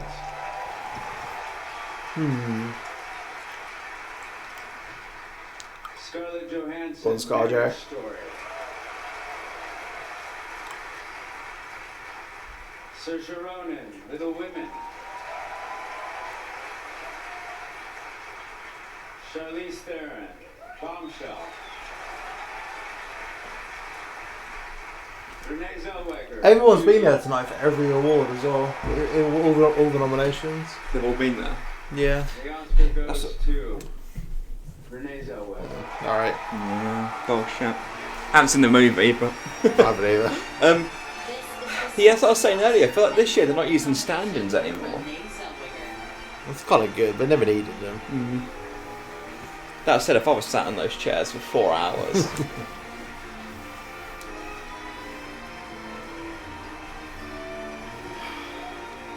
She did a bit of a career resurgence, hasn't she? Oh. Her face has literally changed so much though. Yeah. Thank you to the Academy. Thank you for inviting me here alongside one of the most special collaborations and meaningful experiences of my life. It's always weird hearing her with the American accent because all I hear is Bridget Jones. Yeah. Charlie, Saoirse, I have to say, boy, it is an honor to be considered in your company. The thing is, there haven't been many surprises. No. Cracking. The biggest surprise probably Best Director. Boy, it was a privilege to work And with seeing you. Scorsese cry. I feel so proud to be in your group. I think the actual awards haven't been that shocking, but I feel like it's had real moments this year. Yeah. And not cringy ones like when we take a selfie or like Yeah. like actual heart-to-heart moments. There's This been a has lot felt of like those. just a good ceremony this year, to be honest. Feels a lot more about the people rather than the gimmicks. Yeah. And the crew who worked so hard on this And I film. think that's where not having a host actually has a benefit. They're not trying to fill these awkward gaps. I think that like they're also not rushing them off either. With their speeches, which is why it's gone 20 minutes over. Thank you for the 25 years. John Carabino. What's left now? Just picture. Handsome date Yeah. of 25 Just. years. Thank you for always dreaming bigger than I would dare. And Who's he? for bringing it back to I'm the not work sure, but I and got a joy feeling that brings room you. doesn't particularly My care. immigrant folks who came here with nothing but each other and a belief in the American dream. How about this? Thank you to you, Big Brother Drew, Brandy, Judy, Stone, and Ava for all the love and support possible that makes you believe anything is possible. And I have to say that this past year of conversations celebrating Judy Garland across genders and across generations and across cultures has been a really cool reminder that it's that our heroes unite us. You know, the best among us who inspire us to find. I feel like the that best room in ourselves. isn't really captivated. You know, when they unite us, when we Normally they're get clapping to up and our stuff. heroes, we agree. I feel like Now, they and were that matters. Team Theron on this Neil one. Armstrong, Sally Ride, Dolores Huerta. I don't get how the majority of that room voted for her, to be totally honest. Bob Dylan, Scorsese. Unless it's just an easy vote for them. Fred Rogers, Harriet Tubman. We agree on our teachers, and we agree on our courageous men and women in uniform who serve. We agree on our. Judy came out really early in the year as well. Didn't really get much release over here, did it? Our heroes. I think it got a wide, but not a big one. You know, we're reminded of who we are as one people, united.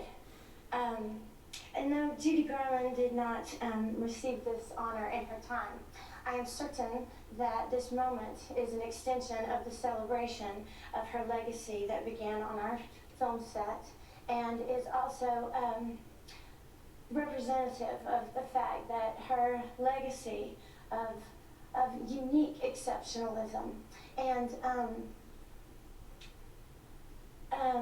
inclusivity. Man, letting it go on for so long as well. Generosity of spirit.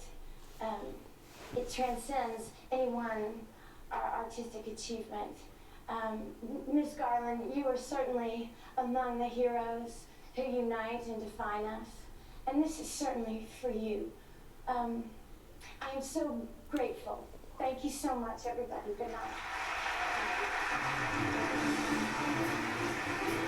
None of them standing. Why are they playing her off to Pirates of the Caribbean? Coming up next, the final award of the evening, the Academy Award for Best Picture. I found that really awkward. I think, yeah, the audience didn't get behind her either.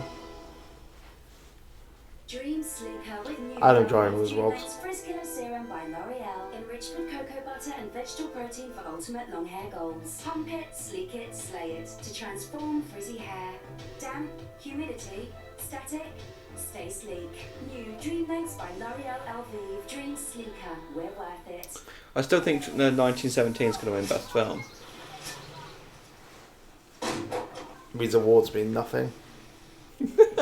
Sorry, why'd you say that? Because Adam Driver was robbed. Just you put it on Twitter. It's my only tweet tonight. Yeah, no one's thanked the fans this year. No one's thanked the fans. In everyone. High in protein, low in fat. So tasty. Pork medallions, just as healthy as chicken breast. Whoever we're dealing with is still clearly on the hunt. You'll never catch him. Something wicked this way come. Gigi, what's your location? The final series of Criminal Minds starts Monday at 9 on Sky Witness.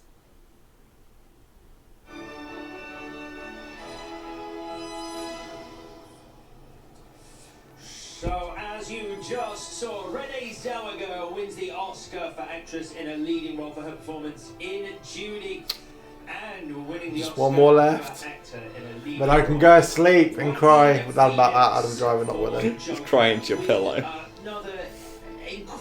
You're really not happy about Wacky Phoenix winning, right? Is it more of a case of Adam Driver didn't win? Is that what you're upset Yeah. So I'm not upset with Wacky Phoenix. It was a great performance. I just felt Adam Driver's like my marriage story. It was just so perfect. It is the final award of the night. I don't think any other actor could have done a better job. Leading the way Even in karaoke terms sing. of wins of Oscars this evening. 1917 and Parasite are joined with That's not a 3 lot. wins each. So I bring that up In terms of how much they're both up for? It's so spread out this year. Normally there's one that's miles ahead. wins for the Oscar this evening, but is also going to be the film that wins Best Picture. Huge surprise in Parasite's director Bong Joon-ho winning Best Director. And where do we all stand? This is our final guess. You can change your answers from earlier. I know I am. So I still think 1917 is going to win The it. final award. Let me start with you, Lucy. Who is your best picture? Well, I'm going to stick on Parasite, and do I get extra points? Because I called it from the beginning. Jessica. Well, because I'm already losing in our entire round table, I'm going to stay loyal to 1917. Okay. I'm going to change my answer. Yeah, Parasite. Okay. You know what? I'm going to go ahead and say Parasite because they've been... Parasite, I guess that'll be huge. I think that'll probably be the biggest upset. Two-time Academy Award-winning actress Jane Fonda. No disrespect at all. Can't wait to hear this. They need to stop getting old people to deliver best film because it doesn't go well.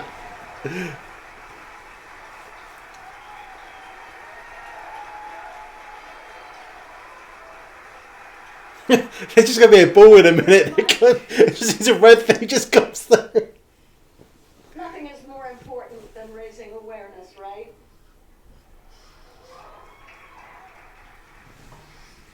Tonight, we've hopefully brought to light the impact that films have made and can make on our lives as individuals and on society as a whole. For the Academy, here are the films that made the greatest impact this year. You ready? There are a few people who find something they have to do. Something if they can't do it, it's gonna drive them clean out of their mind. You can't make everything perfect. But not to try. Ford versus Ferrari. Have you seen Ford versus Ferrari? No. Jenna Topping and James Mangold producers. That's mad. It's done for Best Picture. Some people having serious problems with it. The Irishman was a favourite even back in like October time, wasn't it? But I do feel like with the release of then 1917 and then subsequently Parasite. 1917 just went silent throughout that whole camp. Literally, there was no preview screen. It just came out.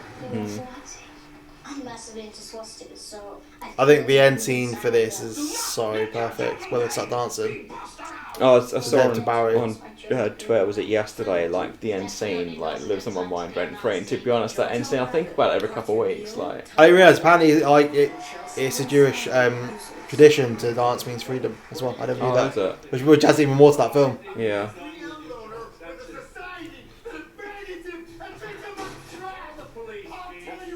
I thought De Niro was great in Joker's. I thought De Niro was great in Joker. It was. He doesn't get enough credit for that, I don't think.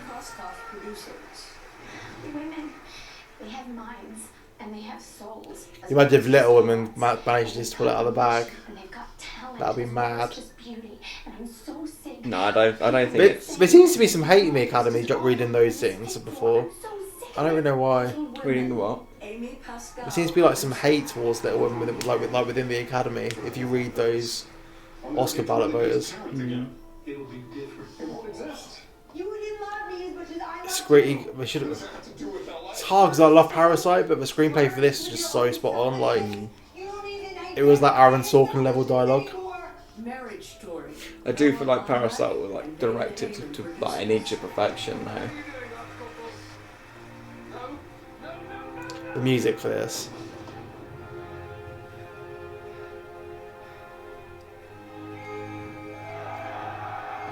Somebody said they would have had to CG out all the truck lines, but look, that's on the truck.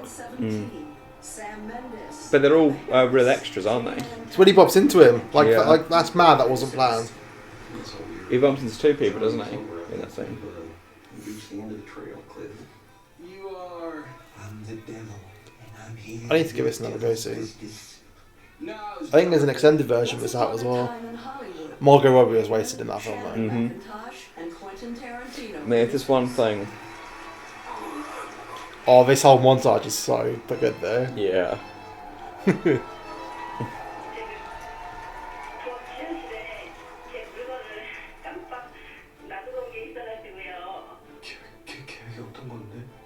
Parasite. Kwak Shin A and Bong Joon-ho producers. I felt like that little clip gave away quite a lot. Yeah, it did. And the Oscar goes to Parasite. Whoa! Fucking hell! 10. Jesus. Oh my god. Oh, What massive on upset. earth? That's a massive upset. Wow.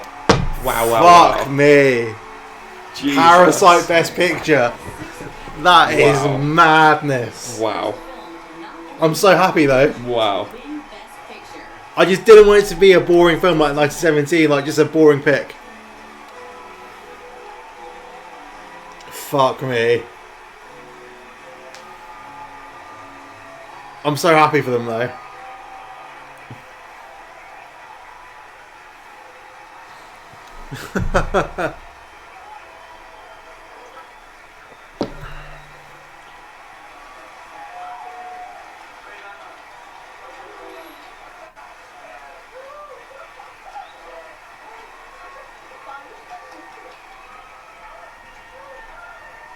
Oh my god, I should put more money on. Yeah. But what about 50 on? I've got a fiver back. Oh, that's amazing though. Wow. I think this is going to be the first Best Picture that people are happy with. I'm speechless. 상상도 해본 적이 없는 일이 실제로 벌어지니까 일단 너무 기쁘고 기쁩니다. We never imagined this to ever happen. We are so happy. That's a feel-good end to the show, isn't it? Scorsese loves that film to pieces. Is the guy behind it to the right the old man, or am I just? The guy that's in the basement? Yeah. Yeah, I think so. He looks so much older in the film though. I think it's because he's got no hair. He's got like weird like. Opportune moment in history is happening right now. That's a huge thing though for it to get Best Picture. 이러한 결정을 해주신 아카데미 회원분들의 결정에 경의와 감사를 드립니다. I express my deepest gratitude and respect for all the members of the Academy for making this decision. In the 90-year history of the Academy Awards, no foreign language film has ever won Best Picture. This is the first ever foreign Best Picture. I guess the artist was silent, wasn't it? That's massive. What?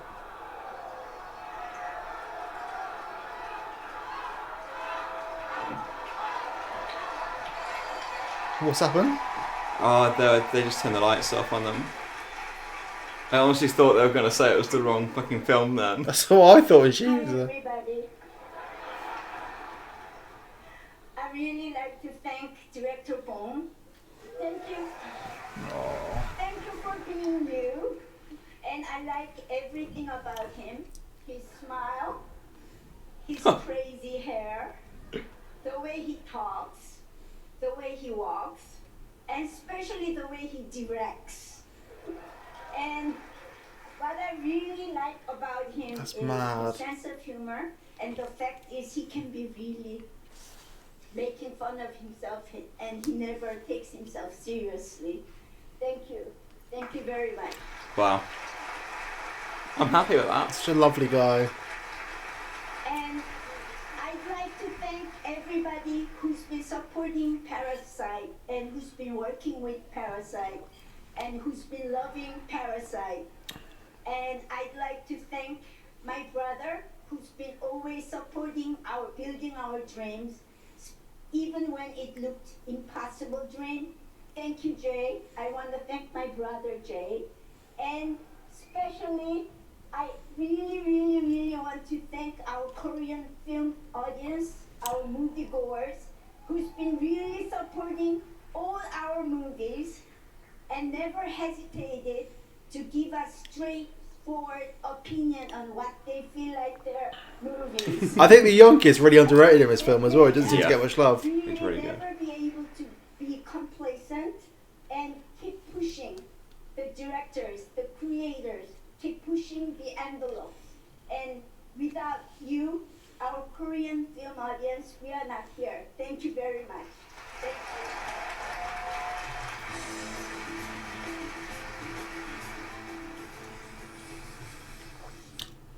I mean, you. What a way to finish. Wow. This is our final time on top of the Hotel Roosevelt. What a place to be for a historic Oscars. So yeah, should we call it a day here?